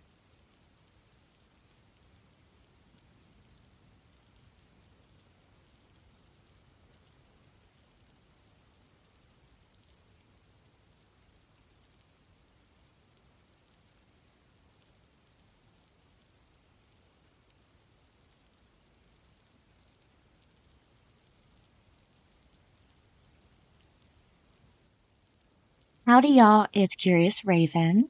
We are on day 8 of Advent. Today is a little different. Is actually 2 creepypasta stories. My guest is Booze and Booze. Go check him out. He's really cool. I'll leave his links down below. The first story I will be reading, and it is by Noble Climb. It is called I'm the Rich Guy Families Pay to Hang Their Christmas Decorations. I'm never going back to the Dumont house. 10 months out of the year, I paint houses. During the holidays, I decorate them. Rich families pay my team top dollar to hang lights on their mansions. But money isn't everything. And after this year, I'm never going back to the Dumont house. Every town has its haunted house. This is ours. While the origin story varied from suicidal stockbrokers to tragic holiday accidents, everyone agreed the place was haunted. Each year, when the old widower calls, we draw straws. The 2 losers get stuck with the job. This year, it was Marco and I. We pulled up to the old Victorian and set our sights on the home's 4-story turret looming over the property. Well, start from the top and work down, I reasoned. Marco held the ladder and I started up with the strand of lights. The ladder flexed underneath each step. I tried not to look down. As I passed the highest window, I caught a glimpse of movement between the curtains. Probably Dumont, checking on my progress. I reached up for the gutter with a plastic clip in my hand. The ladder jerked back from the house, almost throwing me off. "Get!" Marco yelled below. I tried to throw my body weight forward to avoid the point of no return.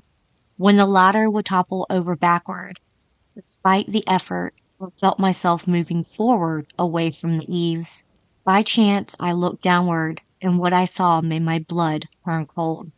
The window I had passed on my climb was no longer closed. A woman leaned out of the opening, clutching at the side rails. Her golden hair was stained a dark color on one side where it was matted to her head.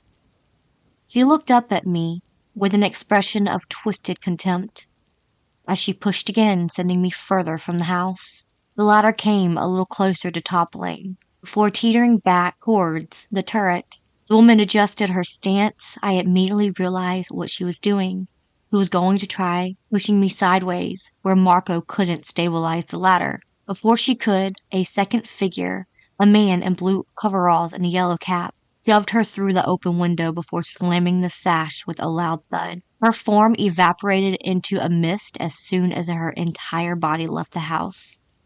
The ladder clattered back against the building, leaving me clinging to the rungs with sweaty palms and a hammering heart. Back on the ground, Dumont offered me an apology and a wad of cash to keep quiet about what I saw. I refused both. Marco and I packed up our gear and left without a word. As we pulled out of the drive, I looked back up at the window. It had opened again. The same woman stared down at me, bony fingers curled around the sill.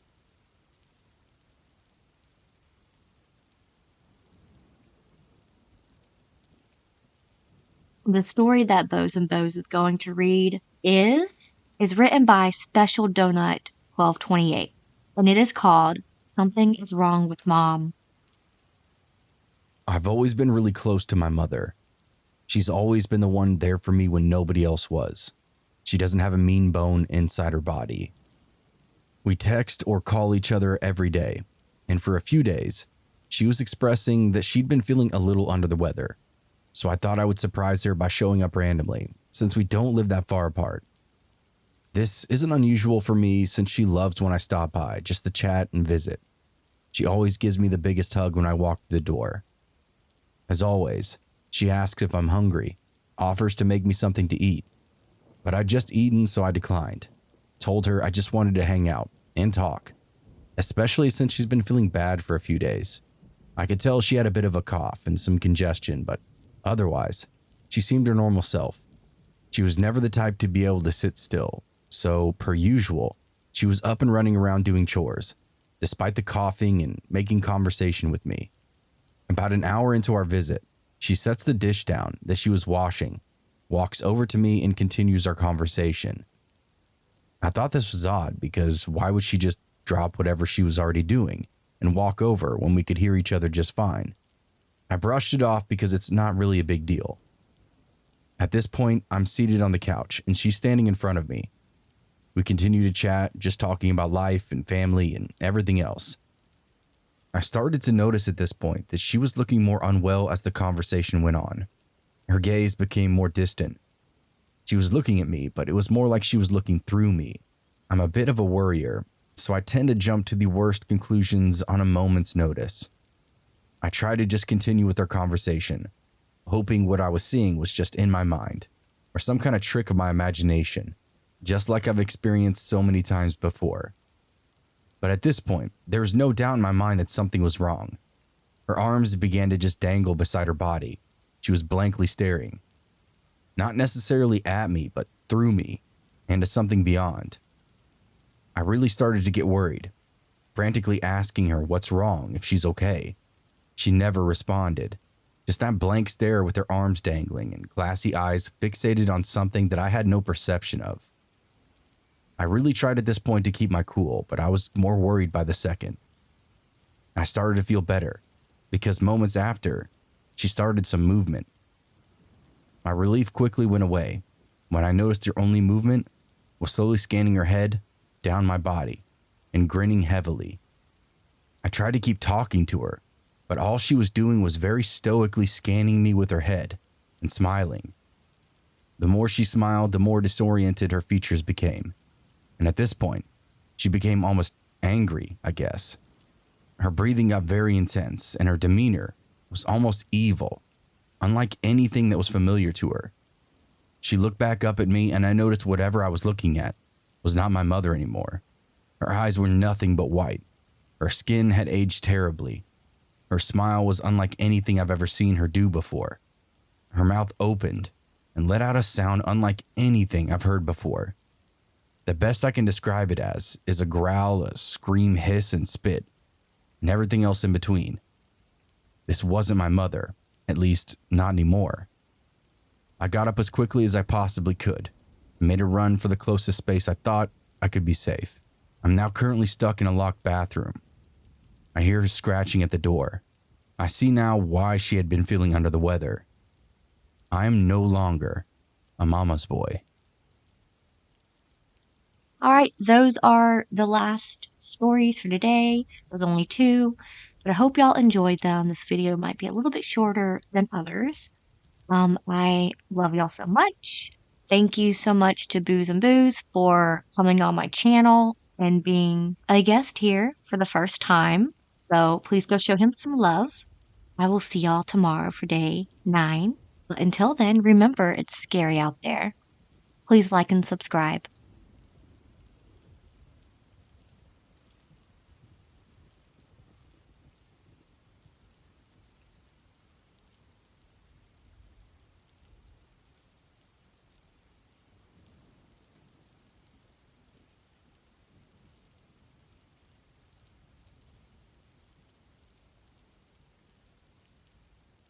Howdy, y'all. It's Curious Raven. On day 9 of Advent, we only have, a couple more days left. And then I will go back to just 3 videos a week. After this, I don't know, I might take a little bit of a break, but I'm not sure yet. Today we are doing other weirdly ghost stories, just a random bunch. And my guest today will be Papa Scare. I think this is the 2nd year he's done this with me, and I'm just very grateful to have him here. I will leave his link down below, so go show him some love. Let's get on with the stories. Number 1. Sorry if this is so long and wordy. I'm not good at explaining things. This incident happened a couple months ago. I think back in July. And it's made me terrified of windows in the dark ever since. It was around 10 p.m. at night, and I was on the phone with my boyfriend. I wasn't feeling tired. It felt pretty fine, actually. Although I had my lights turned off, which naturally makes me feel uneasy sometimes. Then I noticed my window start to light up like it became daylight or something. I froze in fear until I saw a shadow figure appear. I saw it through the blinds of my windows. The figure looked vaguely human, except more lanky and kind of just off, I guess. It moved its head around like it was looking inside for something. Then it looked right at me and waved. As soon as it did, I screamed loudly. I hung up the phone and yelled for my parents to come in. Once they did and turned on my lights, the figure was gone. I was so shaken up by it, my parents had to hammer a blanket over the window to get me to calm down. That memory's been haunting me for months. I've had several nightmares about it, and it still bugs me. What was that? I doubt it was a hallucination because I wasn't feeling tired or nothing. Shit, it felt way too real. Another thing? What could have been its intentions? In hindsight, it just waved and didn't seem evil or wanting to cause harm. It was just really freaky. I want to know what you guys think. because I am no expert involving in paranormal things. Thanks for reading.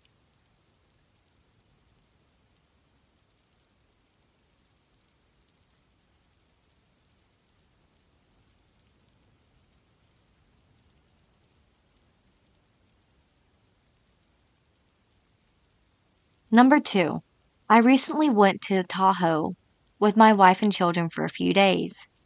We stayed in an Airbnb, which had another vacation unit below it. One night around 10 p.m., my wife and I heard loud knocking twice, which seemed to be coming from below us. I rushed to the front door and found no one. Naturally, I walked around the perimeter, and there didn't seem to have been anyone outside. We have a 1-year-old and wondered if the couple staying below us might have been annoyed and was being passive aggressive about it. It happens. We told the unit owner about it and politely asked if the couple had heard anything. They claimed they heard nothing. And after exchanging a quick, pleasant word the next day, I was inclined to believe them. I'm a want to believer and have some health skepticism. This was a weird one. Had anyone heard of any paranormal experiences or encounter in the Tahoe area?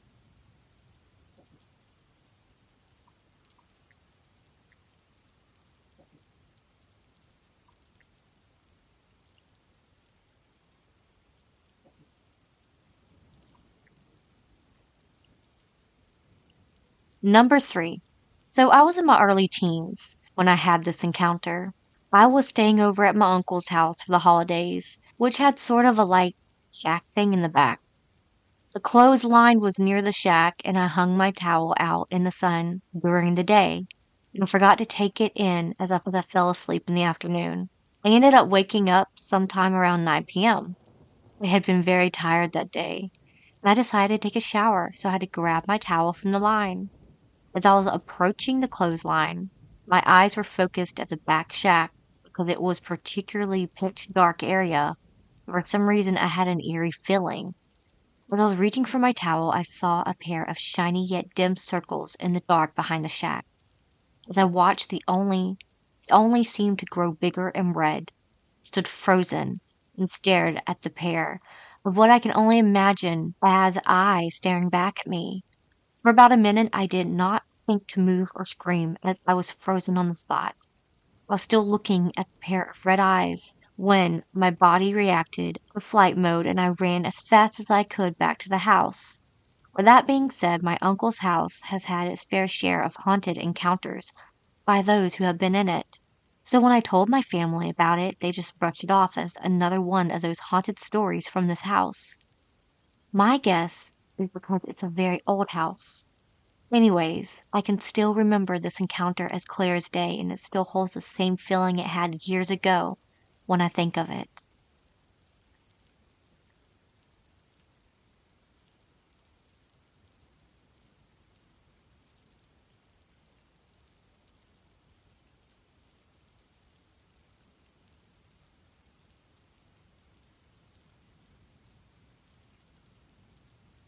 Number 5. Okay, so my child is 8 months old, and my mother passed away 2 months ago. I was never close with my mother, and she only met my child twice before passing. My wife is convinced it is her messing with us, but I'm not too sure.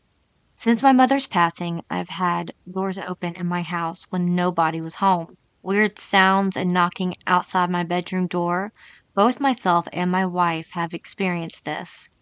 I'm setting up cameras tomorrow evening to try and capture some of this. Do you think this would be a cause for concern, or should I not worry about it? I no longer feel at ease in my home, which was not the case a year ago. We have also had things touch us in the middle of the night that couldn't be explained while in bed.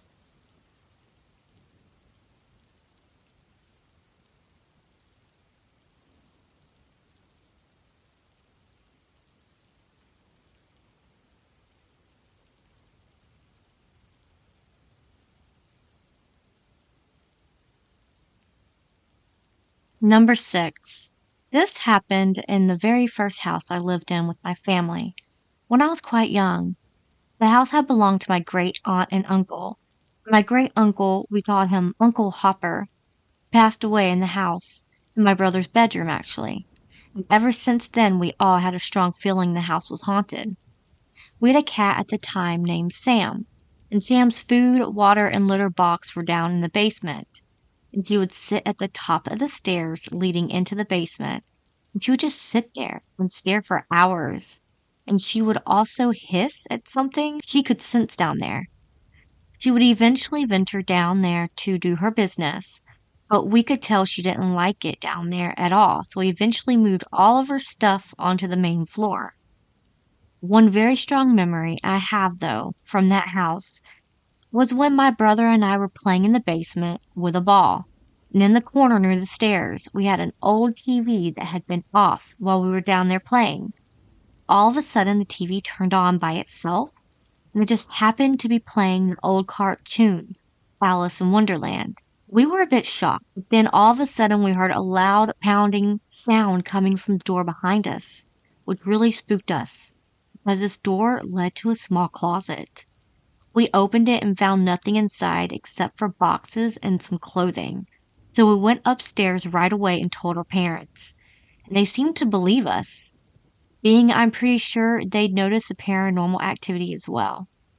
To this day, we still talk about the old house, and we're all convinced still that it is haunted by our great Uncle Hopper. He definitely wasn't a mean spirit, he just wanted us to know that he was still around.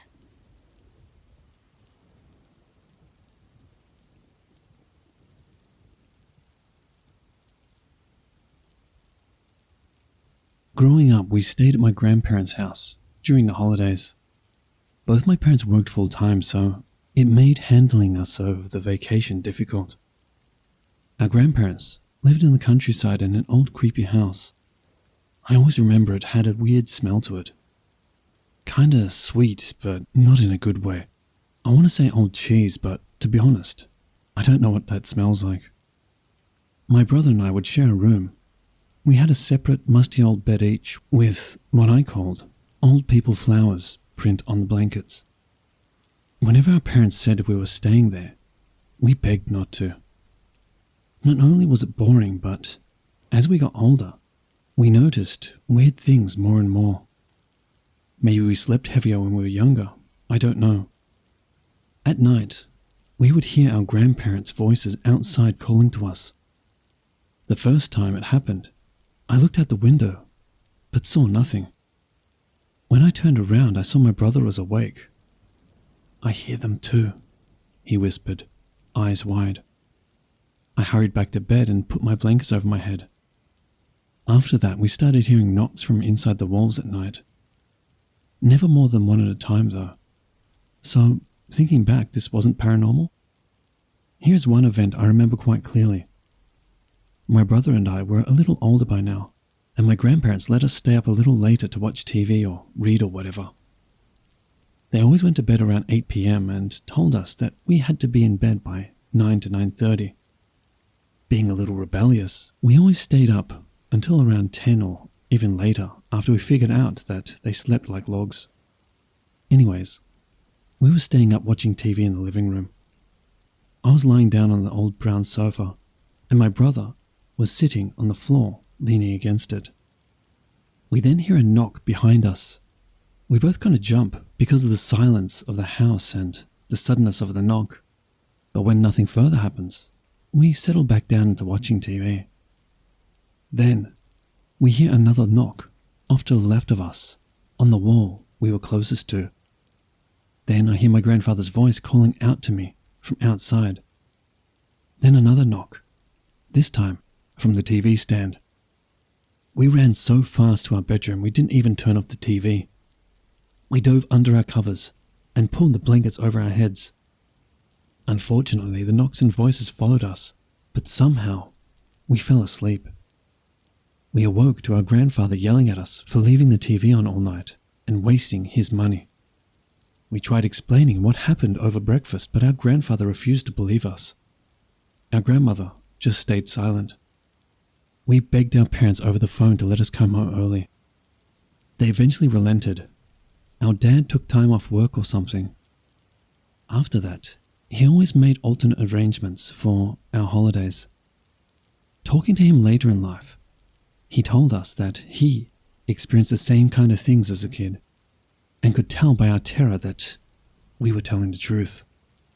We still went over to our grandparents for special events like Christmas, but thankfully, never stayed overnight there, ever again. Okay, that is the end of our stories today. Thank you to Papa Scare for joining us. Please have a great day. I hope y'all's week is going good. Tomorrow is Saturday. It is day 10 of Advent. It's Creepypasta Day. Alright, I love y'all so much. See you tomorrow.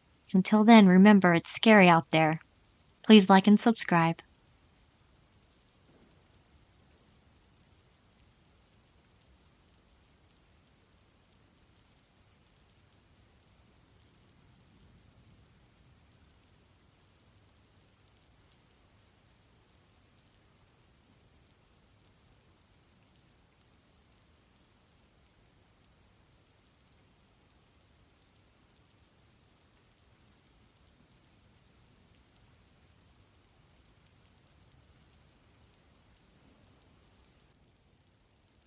Howdy y'all, it's Curious Raven.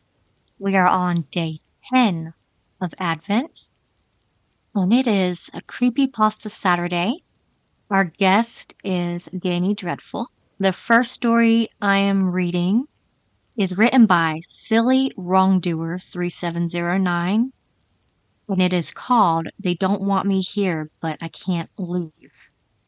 I was at a shopping center just outside of my town, where I've lived for about 10 years now. I was going out to buy some clothes for my girlfriend's birthday, which was coming up. I had bought all of the gifts for her, most of which were clothes, and saw a J.C. Penney at the top of the escalator that I had never seen before. I fought my way through the crowd to get to the foot of the escalator. I went up to it and realized that it was spelt J.C. Penny, the way the internet thought it was spelled for years, and then went crazy about it when it wasn't. I didn't take it much into account at the time and walked in. Immediately, I was hit with a strange sensation. I just couldn't put my finger on it. As I walked around, I suddenly realized there were no cashiers, no sales associates, not even a single customer except for me. Why didn't I realize sooner? I walked out of the store feeling very strange, only to realize I was the last one in the center. The crowd I'd literally just fought through to get to the escalator, gone. Every single person was gone. Standing exactly where I was, I looked around the center, not noticing anything explicitly different about the center than before. However, I could see something was off about the image ahead of me. Possibly just the lack of people, but that was still no explanation for what happened while I was in the store. I walked towards the motionless escalator and walked down. As I looked up to the J.C. Penney, it was just a white wall. I sprinted back up to look at it. There was no store there. It had simply disappeared. I decided my best option was just to leave. Luckily, I knew this shopping center well, so I could at least find my way out easily. I walked towards the exit. After a while, I realized I had been walking a lot longer than I should have been to find the exit. Maybe I was in a slightly different part of the center than I thought. As I kept walking, I realized I was by one of the shops where I'd bought one of my girlfriend's presents. At the other end of the center from where I was headed, I was beginning to get scared. What had happened to that store?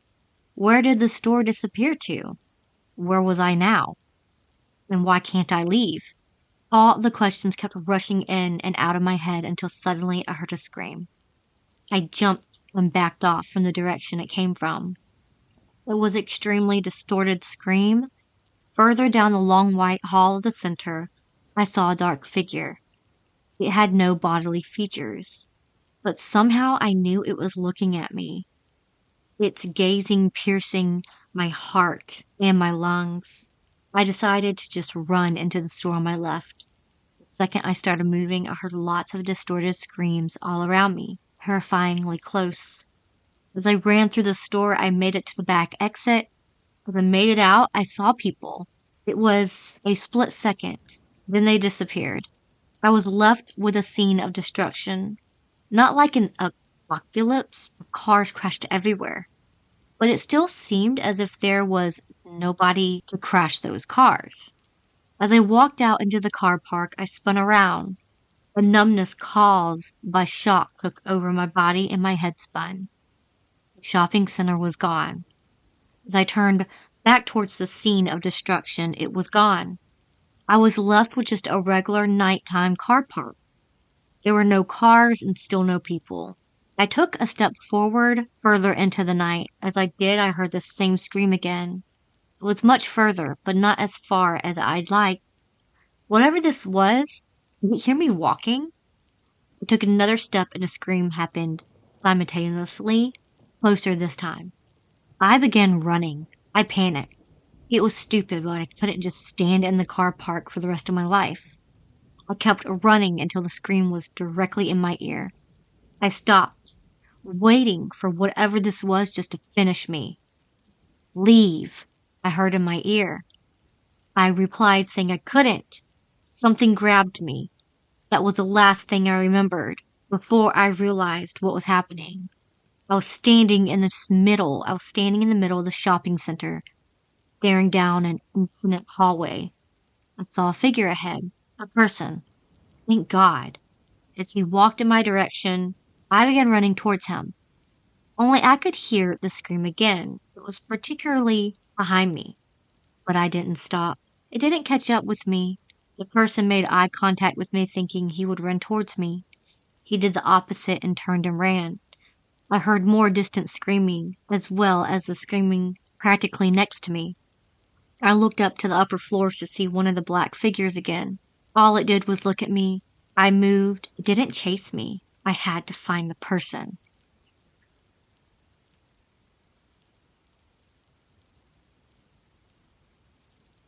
The one that Danny Dreadful is reading is by 1000 Adontonites. It's called The Old Christmas Cards. The pretty female police officer smirked kindly at Johnny. Mom held his hand and gripped it encouragingly, even though she was horribly pale, her face creased with tears from ceaseless crying. The police officer said, "Okay, Johnny. We know Alice was last with you before she went missing, and I really need you to think carefully about what she said and did. You're being a real help." Johnny gulped. He knew he couldn't tell them, because if he did, the same thing might happen to him. Also, it was all rather blurry, and he wasn't even sure now what had happened. It had been 2 days since Alice had brought those old, musty Christmas cards home, and then she had gone missing and everything had been upside down. Mom squeezed even tighter and whispered, "Please, John." She never called him John. The police officer continued smiling at Johnny. John glanced towards Alice's room. Both Mom and the police officer caught it. The police officer said softly, "It happened in her room, didn't it, Johnny? Were you two having a little squabble in there? Then what happened?" The cards hadn't even been that scary, more just funny and weird. Alice had picked them up from their school holiday fundraiser. She had shown them to Johnny, silly pictures of old children with pumpkin heads riding a big lobster with long legs. Johnny had said they looked like Halloween, and Alice said, yeah, Halloween is her favorite, better than Christmas, and all holidays should be like Halloween, and she wished she could always dress up. Johnny thought that was silly because they got presents at Christmas, not Halloween. Then something had happened. Johnny wasn't sure, and now Alice was a pumpkin-head child in the card riding a giant lobster. He stared at the card with Alice in it, the top one. She was wearing the same clothes, which looked so silly, and her head was a pumpkin. Her eyes and mouth looked terrified, like she was screaming. Her mouth was a black hole. Johnny was afraid to keep looking at the cards. He put the one with Alice in it back in the box and put it in her room. Then he went back to his room. The pretty police officer left. Mom squeezed his hand a little harder than left too. Johnny heard her go into Alice's room. Then he heard her scream. They all ran into Alice's room, Johnny wondering if Mom would go missing too. She wasn't missing. The cards were all scattered around her, and she was rocking back and forth, sobbing and screaming. Johnny carefully picked up the cards and put them away in a secret spot in his own room. Alice was in there after all, and she should probably take care of her. Some people came and took Mom, still screaming, away. Much later, she returned and continued being Johnny's mom. Johnny never told anyone about the cards. Mom never asked, and Alice never returned. That is the end of the stories. Hope y'all enjoyed them. Thank you to Danny Dreadful for joining us this year. I think this might be her second year. Please go check her out. I will leave her links below. She is such a delightful person, and I know that you will really like her narration. Anyways, I love y'all so much. I will see y'all for day 11 tomorrow. But remember, it's scary out there. Please like and subscribe.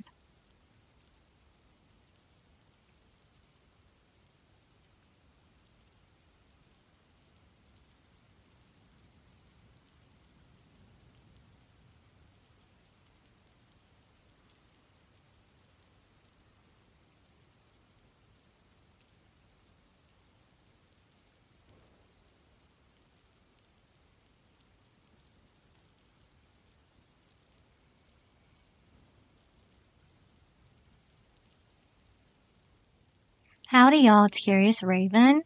We are on day 11 of Advent. My guest today is Lucid Lupus. This is the first time he's ever been on my channel, and please go show him some love.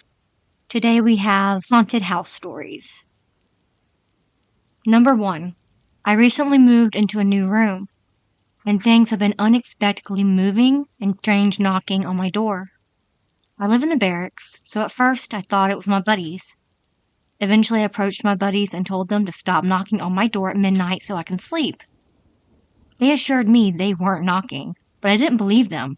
A week ago, while I was asleep in the middle of the night, I heard my tough box lids being thrown on the floor. I woke up in a panic due to the loud noise. I turned on my lamp and saw 2 lids scattered on my floor. My first instinct was that they had slid off, but upon further thought, there was no way they could have slid across 2 other sides of the room. I started telling my friends I think my room is haunted, but they just laughed like usual. I began asking other people about my room, and one individual told me stories about the previous occupant complaining about furniture being moved around, knocking on walls, and items being thrown. This information started freaking me out even more. Despite my fears, I continued to sleep in the room until the weekend. On Saturday, I left to stay over at my girlfriend's house. When I returned the next day, my room was a mess. My coffee cup was thrown on the ground, Tide Pods were scattered on the floor, and my tough box lids were once again thrown on the floor. I immediately called my friends, and we all went inside. After 10 minutes, we heard knocking on the wall. At this point, I got mad and cursed and taunted whatever was causing the disturbance. A few minutes later, it threw my pre-workout on the ground and knocked 5 times on the wall. That's when me and my 4 other friends ran out of the room. I then decided to sleep in my buddy's room. Fast forward today. I haven't been to my room in the last 3 days because we were out in the field.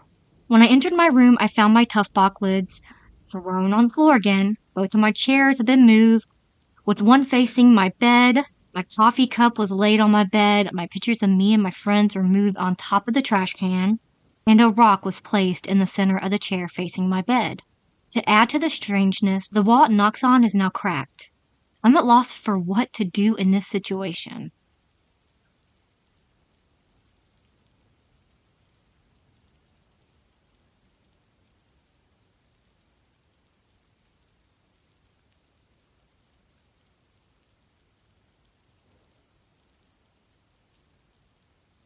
Number 2. This happened a couple hours ago tonight. My grandmother and I were sitting in the living room, just hanging out and doing our own thing. I had my dog inside with us, and he was hanging out in the living room and just sniffing around. He discovered his reflection in the fake fireplace thing my nan has, and he stared at himself for a couple minutes before he started chuffing and huffing. never quite fully barking. We thought he just freaked himself out with his own reflection at first, but he wouldn't stop, and I realized that he was looking anywhere but at the fireplace. He's been in the living room dozens of times before, and he has never done this, and he seemed agitated. When he went into the center of the living room, once he started shuffling again and then jumped as if something touched him, and he ran back to me. I don't think he was barking at his reflection, considering he was starting to look around as if he was following something that was moving, often looking up as if looking at something tall. It wasn't a bug either. I've seen him happily chase and hunt bugs, but he never barks when he does so. Maybe he was seeing something we couldn't, or maybe he did freak himself out with his own reflection. It was unusual for him though. He rarely ever barks too, as he is a pretty quiet puppy when he's not yipping at you for looking somewhere other than him. He doesn't bark at people, other dogs, or vehicles. We've had unexplained things happen in the house before over the years. We've always figured there's something in the house, but who knows? It was unusual behavior from my pupper and quite random. It went on for about an hour and a half before he finally settled. At one point, I did say something along the lines, "If there's something there, just leave my dog alone." And it stopped for a little bit, which made my grandmother and I laugh a little. It did continue again after a couple of minutes, though.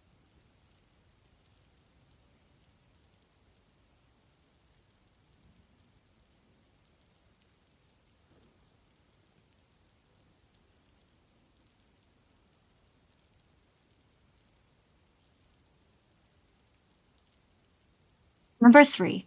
Okay, so let me start by saying that I've never really been sure in the afterlife. I'm one of those, I have to see it to believe it kind of people. But my parents tell me that when I was really young, I used to see ghosts. They said at one point, I got so scared I asked all the ghosts to go away until I was 30. I don't remember any of this, so I always assumed I just had a vivid imagination. Apparently it worked. They stopped showing up immediately. Well, I turned 30 last year, about 6 months into the year they came back. Well, one did. Couldn't sleep. I was just lying there awake and figured I'd get up and walk around the house a little bit. You know, when you get that feeling that someone is standing right behind you. I had it so strongly and I just assumed it must be my roommate behind me. I think I felt the floorboards move a little. That's how I knew someone was there. So I turned around fully expecting it to be my roommate. But it wasn't. It was this shadow in the shape of a person, like a person just made of darkness. They were about a foot shorter than me, and they looked pretty large in weight. I just stood there looking at them kind of dumbfounded. I remember saying, "Oh my God." And I guess they were looking at me because they paused for a moment, and then they walked around me. I turned as they walked around me and watched them head towards the stove. Once they got to the stove, they vanished into thin air. So I just can't believe this. After all these years, I finally know the truth. Ghosts are real. And maybe an afterlife is even real. You think I would be scared, but I honestly was really excited. Kind of want to see more of them, and I hope they show up again soon. I guess I've always been a bit of a weirdo. That way, I've never been afraid of the dark or typical things that other people are afraid of. I wonder if I'm supposed to be a medium or something. Does anyone have any tips on how to pursue and strengthen my abilities? Also, has anyone else seen one? Did they look like a shadow person to you?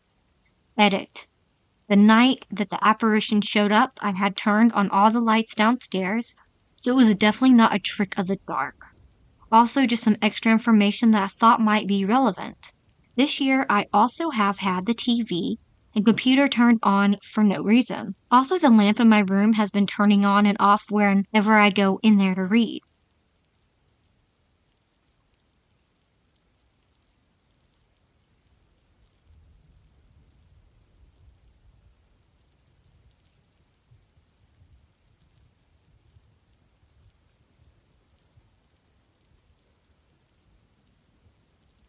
Number 4. First post here. Let me know if the flare or if the post should be directed to something else. I live on a big city student residency. on a 9th floor with my sister as my roommate. That said, she's mostly traveling, so in practice, I pretty much live by myself. I always felt kind of uneasy, sometimes having anxiety attacks unprompted. But I only realized that it's not normal while I feel extremely secure in my hometown's house for the holidays as I type this.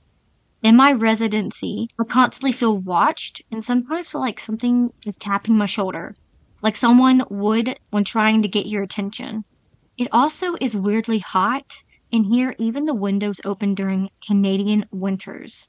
Even friends and family have found it overbearing. I also keep waking up every night between 3 a.m. to 4 a.m. with immense anxiety, trying to hide myself in my bedsheets as I feel like something scary would happen if I looked around my room. Why I'm hesitating on calling that paranormal is because of two main things: hypersensitivity and restless leg syndrome. My autism makes me hypersensitive to sensory overstimulation, especially touch and hearing. I'm prone to anxiety attacks. Sometimes, even in my hometown, I get chills from subtle temperature changes and hear sounds my family doesn't. That said, it is more frequent in my residency and it feels so much more severe. I have restless leg syndrome, which used to wake me up about 4 times a night due to leg twitches. So I've always woken up around 3 a.m. to 4 a.m. I've been medicated for half a year now, and it has improved enough that I only wake up a maximum once per night at 3 a.m. in my residence. And my hometown is pretty much gone. I sleep peacefully and feel secure. Is there a chance there might be something paranormal going on? Or might it be simply my hypersensitivity tricking my brain?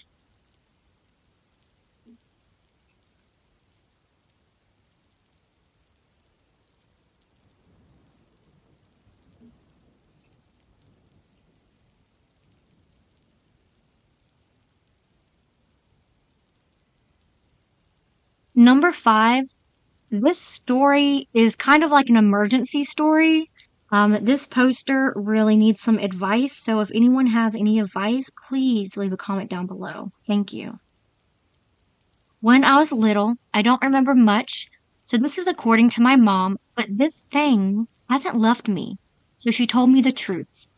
I had a friend, an older woman about my mother's age at the time, 28-ish, would sit outside with me and watch me play. Even if my mom thought I was alone and she was outside with me, this woman would be there, and we talked a lot. As I grew up, I would see her out of the corner of my eye still, tall, around 5'6", and wearing a plain white but torn sundress or nightgown. As I grew older, she would show up out of the corner of my eye. I would suddenly feel dizzy and sick, like I just got punched in the gut. One night I fell asleep early, not something unusual, since I was watching my siblings and basically raising them during this time. I had a horrible nightmare of my siblings getting ripped apart by all sorts of demonic-looking things and terrifying secrets of others all around me. I woke up to find I was paralyzed and I could barely breathe. I thought it was a night terror and waited, but it was different. Air cold, even my 4 blankets wasn't enough to warm me.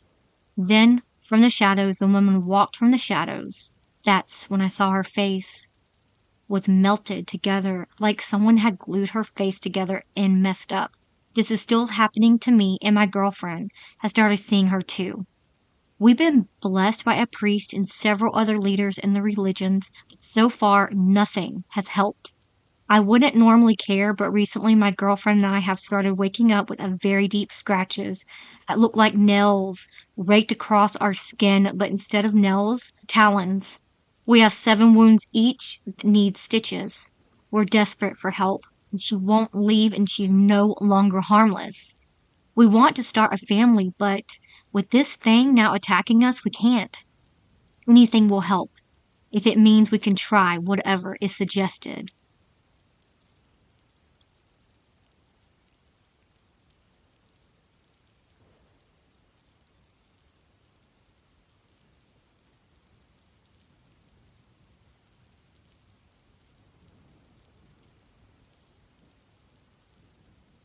Number 6, we live in a 125-year-old Victorian old home in a small town. The house was built by a doctor at the turn of the last century and has been expanded twice as his family grew. We renovated the house but kept as much as possible original or in the style with the original construction. I have insomnia and sleep in an extra bedroom regularly to give my wife some peace. Most nights I read at night before turning off the lights. 2 nights ago I heard footsteps coming from her room through a central room in front of my room to the kitchen while I was reading. Usually when she's in bed for the night, she's in bed, so it was odd. After a few seconds, the footsteps went back the other way. At that point I thought, oh, she forgot her mobile phone in the kitchen. That made sense really. She does charge her phone in 2 places. So that's how I processed it at that time. Our house has all pine floors and sits on a high crawl space. So there's a distinct sound when someone is walking in the old part of the house. Yesterday morning at breakfast, I told her I heard her get up and she looked at me all puzzled. She said, "Don't you remember? I got out of bed and got my phone when we were watching TV." I told her what happened. I even inspected our uninvited critters yesterday. What do you think?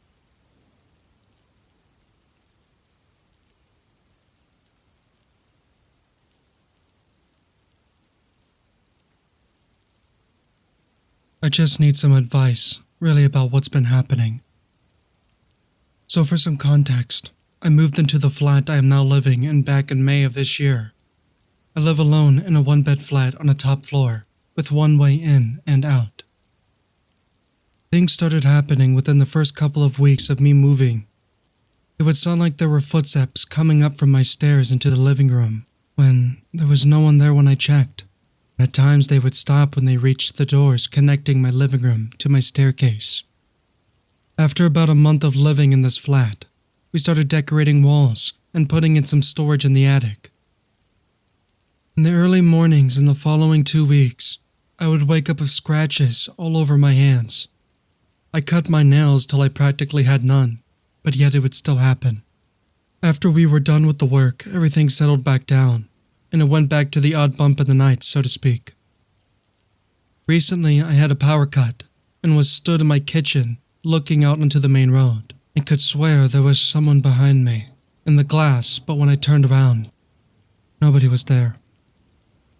A week ago, I had woken up in the middle of the night, sat up in bed to the sound of what would have appeared to be someone running from the foot of my bed. Out of my door in a panic, I checked the rooms and, of course, found nothing. That weekend I had a friend staying over and woke up to find them gone, and ringing them, they told me they had woken up in the night to the sound of someone walking from my bathroom to the bedroom and thought it was me. Till they saw me sound asleep. They panicked and left at 3 a.m. One night ago, I was sitting at my desk and heard a knock on my door as if there was someone trying to get in. It wasn't aggressive, but it was all one and the same.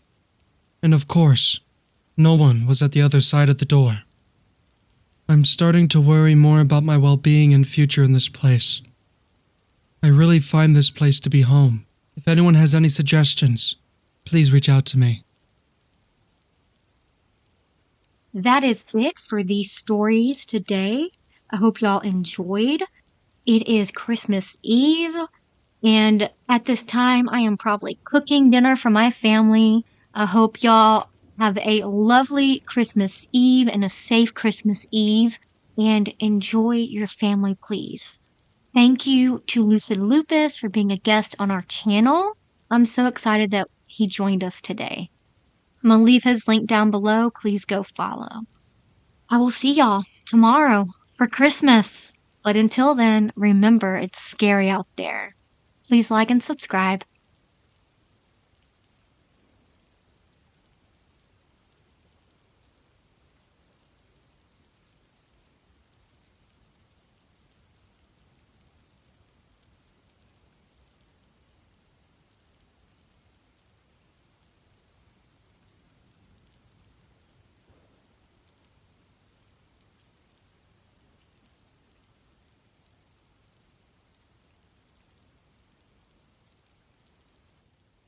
Howdy, y'all. It's Curious Raven. Merry Christmas! Today is the 12th day of Advent, And I have a special guest, Let's Read, is joining me today. This is, I think, the first time he's been on my channel. I know I've been on his channel a couple times, but we are going to read cryptid stories. I hope y'all are having a good Christmas day, and many of you are probably cooking and listening to this at the same time and, working or... Okay, let's get to these stories. Number 1. When I was really young, I was in the car with a friend, and out of the rearview window, I saw a set of large, glowing purple eyes that almost looked like cat eyes. I tried to get my friend's attention, but they didn't see them. When they looked around, eyes disappeared. But as we were driving away, I spotted them in the rearview mirror again. I couldn't see any face. I couldn't see any features other than those large purple eyes when I turned around.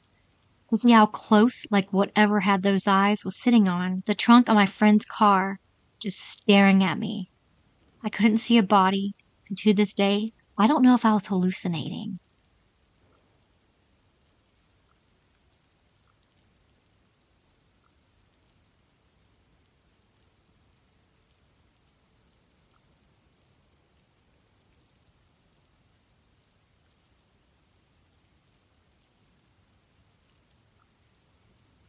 Number 2. When I was about 9 years old, I was outside on a misty October night at around 8 p.m. to 9 p.m. There was a full moon or almost a full moon, but it was all cloudy, so the sky was kind of dark brownish gray.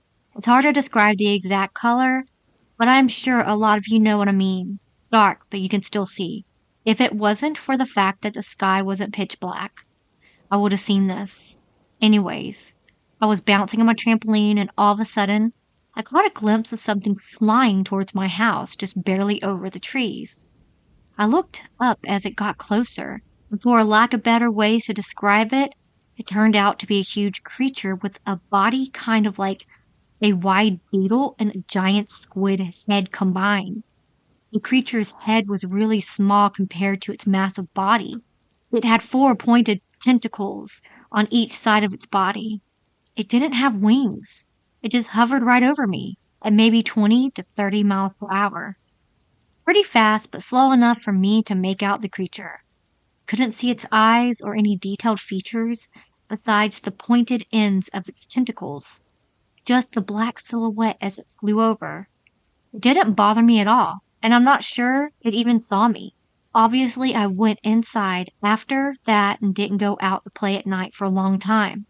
Has anyone else seen something like this? And if you had an interaction with it, what was it like? Luckily, the creature was only over my yard and house for a second as it flew over. But I feel like I dodged a missile that night when I look back at it now.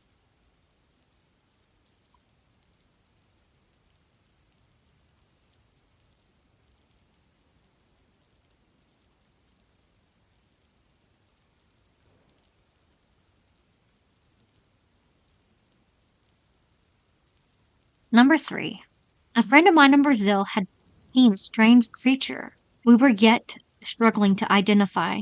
They saw it out of their kitchen window. It was climbing their wall, getting out of the house's perimeter, and was only seen for a few seconds. My friend described it as a slim with almost humanoid shape with white skin or thin fur. It was big as an adult person. They live in a pretty small city and recently moved into their old house near the town's graveyard. There are various reports from the town's folk of a similar creature that tries to climb over the cemetery walls, only to fall back inside again. My friend also claims to have seen it once. We have done extensive research, and there aren't any similar or big enough animals in the area that could be what we saw. I wonder if anyone with more experience has some insight that can help us with solving this mystery, since it disturbs my friend to this day.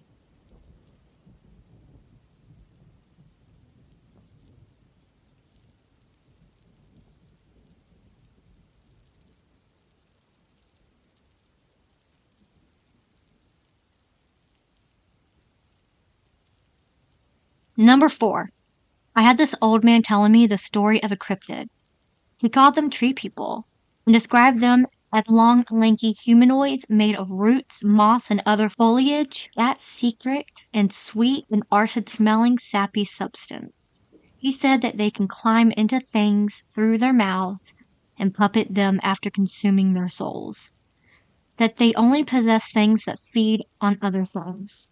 He said he swears that him and a buddy went out hunting one summer when he was like 19, and they saw this deer chewing just above the grass, not actually eating anything, just chewing on air.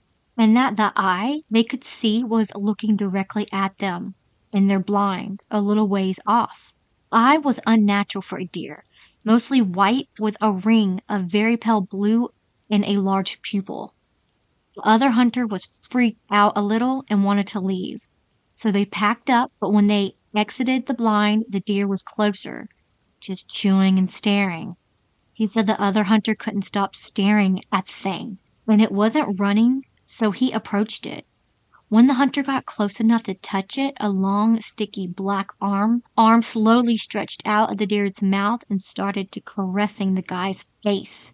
The dude who told me the story, the other hunter hit the ground after being touched and started convulsing, while the thing kept climbing out the deer and touching the dude. He said he shot at the deer like 2 or 3 times and it ran off. He got his buddy to the hospital and he ended not remembering anything, and the doc said he had some freak seizure. What do y'all think? Weird old man telling skis, or is it a cryptid?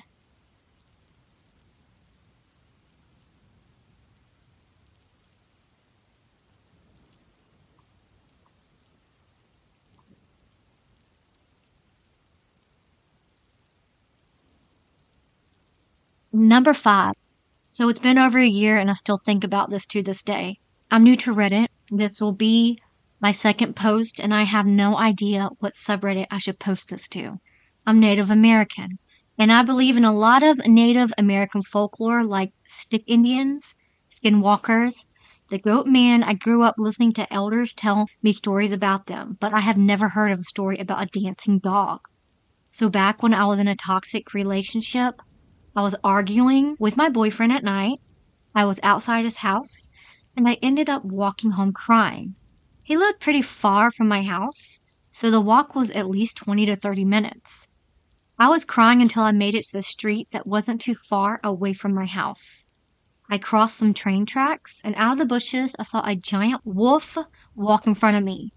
It scared me so bad that I stopped crying and I started to panic. Once I realized I was fine, I continued walking. I only took maybe 10 steps before I heard a growl in my ear. It was loud. I decided to ignore it and put my headphones in and told myself I was almost home and that would be okay. Now I'm 2 blocks away from my street and there's a dim street light that's at the end of my street that I could see. And as I was walking, I saw a dog walking into the light of that street light. Then it stands up on its 2 back legs and dances into the woods. Its paws go up and down like it was a dance it was doing at this point. I'm so scared I run as fast as I can. I make it to my street, scared it was going to come out of those woods and get me. But it never did. The whole reason I'm writing this now is to know if anyone has ever heard of a dancing dog. Only thing I can think of is that it was a skinwalker.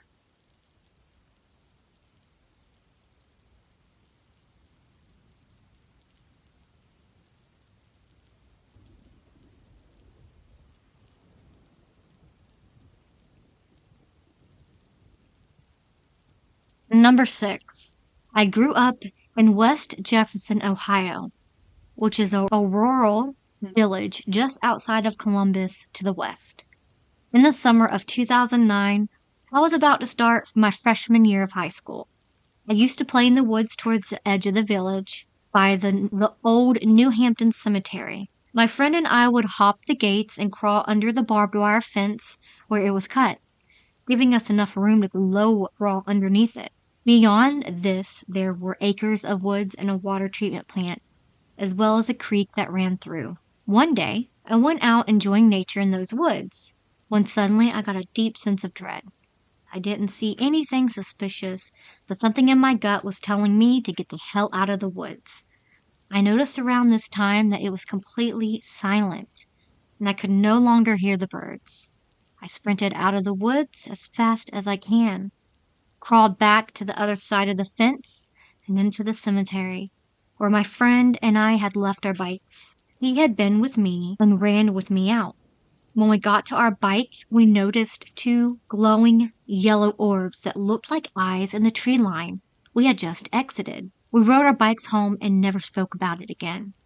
Can anyone help me identify what they think this could have been? For reference, we don't really have any predators in central Ohio. It could not have been a bear, and we don't really have wolves. The yellow orbs were eye level, so with how high up off the ground they could not even be a coyote. Also, I know running like that was the stupidest thing I could have done. I know this now, but back then I didn't know cryptids were a thing.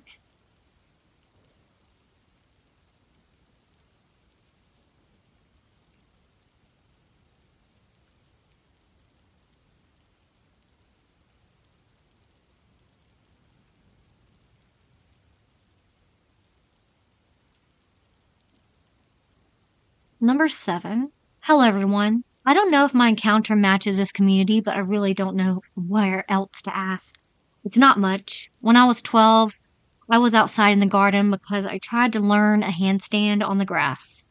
We lived in a rather small village in a really rural area in Germany. It was late summer, beginning of autumn. I felt watched, super creeped out after a while, and I remember a human-looking thing sitting unnaturally on the roof of our neighbor's house. It wasn't our neighbor, and yes, it looked human, but in a really uncanny valley way. If I remember right, this thing played a flute. The weird thing is that it was away so fast. I remember being so terrified and scared to look at it, and I went inside really fast and quiet. When I checked later, it was gone. My parents also had no clue what I saw. To this day, I remember it really vivid, and I still get creeped out. Anyone please help me?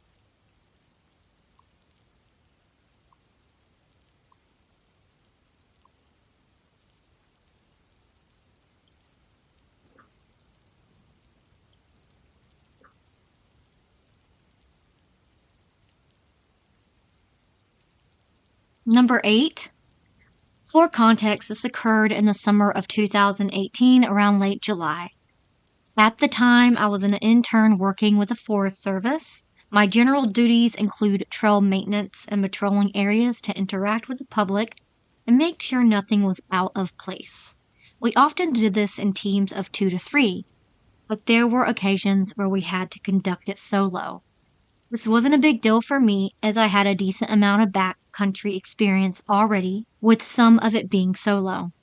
I got the word that I needed to go do a day patrol up to the Alpine Lake. Simple there and back about 8 miles total, just to check trail conditions and interact with anyone in order to show presence. First 2 miles up are in a relatively open valley, a moderate stream flowing through it, with waist-high vegetation and a couple of scree fields. As you work your way higher in the elevation, you reach the tree line around the lake. To this day, I haven't experienced a feeling quite like I felt that day. The only thing I can think to describe it as if you were being around someone who really didn't want you there. The air was perfectly still. I didn't hear a single thing. I just felt aggression. I felt so uncomfortable that I ended up not eating lunch because I didn't want to stop for too long. Anyways, I finished my patrol and leave kind of kicking myself for freaking myself out too bad. Flash forward a couple weeks later, and I get told to go back for a 2-day patrol so that I have time to make trail improvements by camping at the lake. So I go back out, and this time I don't get the same vibe, affirming that it might have been all in my head. That night, I pitched a tent and go to sleep. Around 2-ish, I wake up because I feel my tent shaking. When I roll over a little, the tent shakes more violently. I'm terrified, white-knuckling my knife and bear spray when it just dead stops. No noise, nothing. I stay up till sunrise and check around my tent and find nothing out of the ordinary. Needless to say, I packed up and got out of there, wondering if anyone else had a similar experience.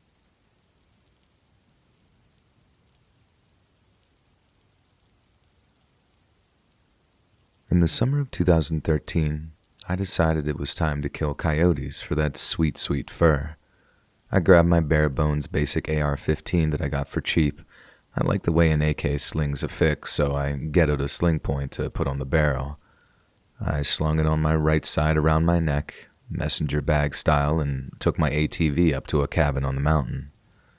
Upon arriving, I took the key to my ATV and started looking around. I had been throwing squirrel and rabbit guts into the woods to attract predators. Checking my bait, I found it all gone, and a strange feeling persisted. The guy who lives on the mountain just down the road left in his car just as I decided that I should look around in the woods. Every time I stepped, I kept thinking that I heard another footstep shuffling through the grass and brush. I saw a stick-figured shape thing at a distance a little bit down the hill from me, and I sort of waved at it, and it slipped behind a tree. I thought, okay, goodbye, and walked back to the cabin, deciding to sit around and just drink for a while. I started hearing coyote yelps and stuff in the distance, so I got my gat ready to blast a couple of fools. I sat with the lights off on the porch, but nothing came by. Then the yelping turned into a distant, "Help me." I looked over to the neighbor's house, and the lights were off. It didn't click that he left, and I got up and listened. "Help me. Help me." I thought, oh God, he broke his leg and is stuck in the woods with coyotes or something. I got close enough into the woods to tell that it was on an ATV trail, and I decided to take my ATV and AR, driving towards the person saying help me when I came to a U-shaped dip in the path. Without hitting my brakes, I just coasted down it. I heard something right in front of me on the trail scream, "Help me," and I freaked out trying to turn. I ended up flipping my ATV, and I can't really remember, but I blacked out for a minute and woke up under the ATV with it pinned on top of me.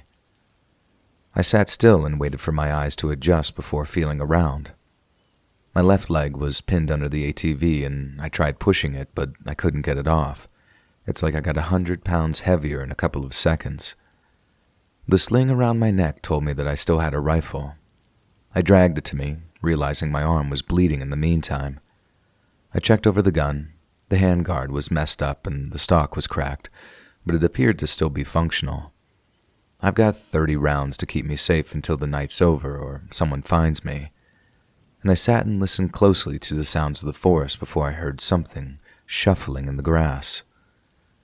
That silence is everything. It's dead quiet, and I don't think I've ever felt more fear than I have in this moment. I heard it shuffling around. "Help me. Help me." I didn't know if I should respond or just sit in silence. Its shuffling got closer and something appeared over the ATV, like if you had fallen at a bar and the bartender sort of looked at you funny. This thing looked like it was 9 feet tall, frozen solid. I twiddled my fingers, reaching for my gun, brought it to my shoulder, and sat there pointed at whatever this thing was.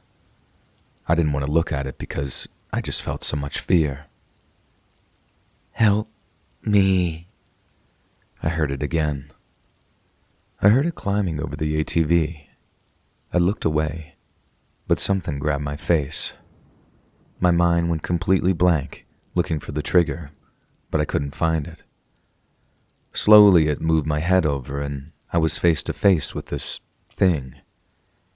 It looked like how almost everyone describes them, a golem that had done crack, carved up its face with sunken cheeks and deep eyes. To this day, I've never smelled anything quite as bad as the breath from that thing. I felt the flash hider on my AR bump into something, and I remembered that I had it aimed at the thing. My brain rebooted, and I screamed as loud as I could. It screamed back. I started yanking, not pulling or squeezing the trigger as fast as I could. The gun was going off and my ears started to ring. It grabbed my hair and started slamming my head into the ground as fast as it could, still pulling the trigger as fast as I could. It ripped the gun from my hand and started beating me with it. It was still screaming as loud as it could while beating me over the head with my own gun. Lights started flickering through the woods. I was about to black out when I heard something louder than the screaming. I swear I saw the thing's head fly open. I dropped my gun, screamed like a child that had just been shoved into an oven, and ran for it. My gun was dropped 10 feet from my head and the light was getting closer. I didn't know if I was dying or being saved. Somebody started screaming my name, telling me to hold on. Something was tugging my arm. I looked over, and it was the guy who lived down the road. He had a huge revolver, a Magnum Research BFR. At that moment, I just blacked out and woke up in a hospital with a ton of stitches in my head. When I eventually got out, I asked my neighbor what he saw that night, and he just replied, "A bear. We get them often up here." I'm not entirely convinced that I was nearly beaten to death with my own gun by a bear.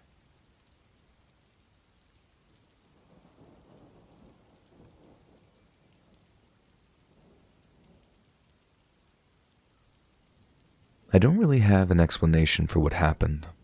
I have ideas, but here's the story. I'm a freshly graduated high school student on my way to college. During my senior year, I had a job working for my grandfather as a farmhand, more or less a farm manager.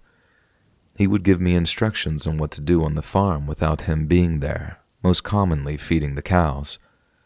It was early November, and at this time, baseball practice started after school and would last from 3:25 to 5:30.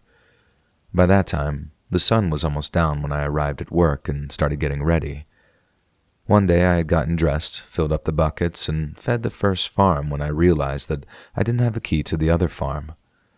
Frustrated, I was forced to pick up 2 buckets at a time and walk them from the fence to the feed trough, a good 40-yard walk. While walking, I was trying to keep myself upbeat and just started to whistle. No real pattern or tune, just something that I came up with. When I came back and put the last buckets in the bed of the truck, I heard something from my neighboring property. It was whistling. Strange, I thought, as no one lives anywhere near that property and it sounded very close. I rationalized it was a mockingbird or something and just kind of went on with my life. The next couple of days I didn't whistle, but the whistling continued. Slowly over those few days it got clearer and clearer until it sounded like regular whistling. Eventually it got louder. When I first heard it, it was very faint. I almost missed it over the crunching of me walking to my truck. In the last few days, I kind of became accustomed to the whistling and kind of expected it. When one day it didn't come, I was a little disappointed. This time I had brought the key and walked up to the gate and started fiddling with my keys when I dropped them into the grass. I said, "Damn it," when I dropped them. I squatted down and started to search for them when I heard a very faint sound coming from the other property. A low groan or gurgle, and it was getting louder. At this point, I wasn't scared but more curious as to what was going on over there. I left my truck parked across from the property and walked a few feet down the road and hopped the fence at the property where I heard the sounds. The land in there goes straight uphill and is heavily wooded all throughout, and the further you go up, the more dense it gets. Looking back now, I made a few big mistakes that could have gotten me hurt. As I walked up the hill, I would occasionally hear the gurgle. It was far up the hill, so still as faint as it was before. As I walked, a bad smell started to hit my nose, a weird mixture of garbage and wet dog or something. I heard something as I was about to crest the hill. "Damn it." A very dry, low, and quite distorted "damn it" came from a couple of yards in front of me. It sounded like a 60-year-old smoker saying "damn it" very slowly, as if they didn't know English or something. I automatically thought someone was on our property, somewhat angry and paranoid now. I started to move slower. I didn't want this guy to hear me before I could see them. I kept going and stopped and listened when I heard another sound. Damn it. Damn it. Damn it. This guy was now slowly saying damn it normally, not long and drawn out in that eerie way as if he didn't know English. I sat down on this log, kind of listening, trying to figure out what I should do about this person. He kept saying it over and over, and I noticed his tone was getting higher and his inflection was changing. And it hit me. This guy was perfectly mimicking me. My tone, inflection, literally everything. He even mimicked my frustration when I said it. Angry and kind of scared now, I got up and started to crest the hill. I flicked on my flashlight on my phone. "Hey, this is private property." I was cut off mid-sentence. As I came over the hill, the light barely illuminated this naked figure squatting just a couple of yards in front of me. His eyes were illuminated by the faint glow of my flashlight. I automatically felt that something was wrong. This wasn't a regular person. His neck was longer than normal, and when I came up the hill, he winched his neck and snapped his head to look at me without moving. His eyes were too big, and his head was large and slender. He was squatted in a ballerina-type squat. I looked at his body. He was very skinny. His ribs were showing through his skin. There was a short silence, and, like a robot, the man turned in the leaves and slowly stood with his hands next to his side. I was debating if it was even a person. It was far too tall to be a person. "Damn it," it said in my voice. I turned and sprinted down the hill.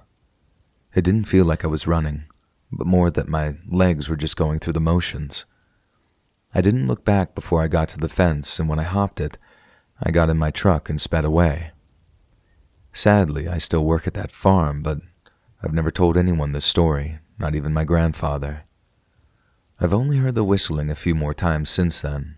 I'm not really a believer in the paranormal, and I really try to find an explanation for weird stuff, and I believe that this may have just been some weird squatter, but I really don't know.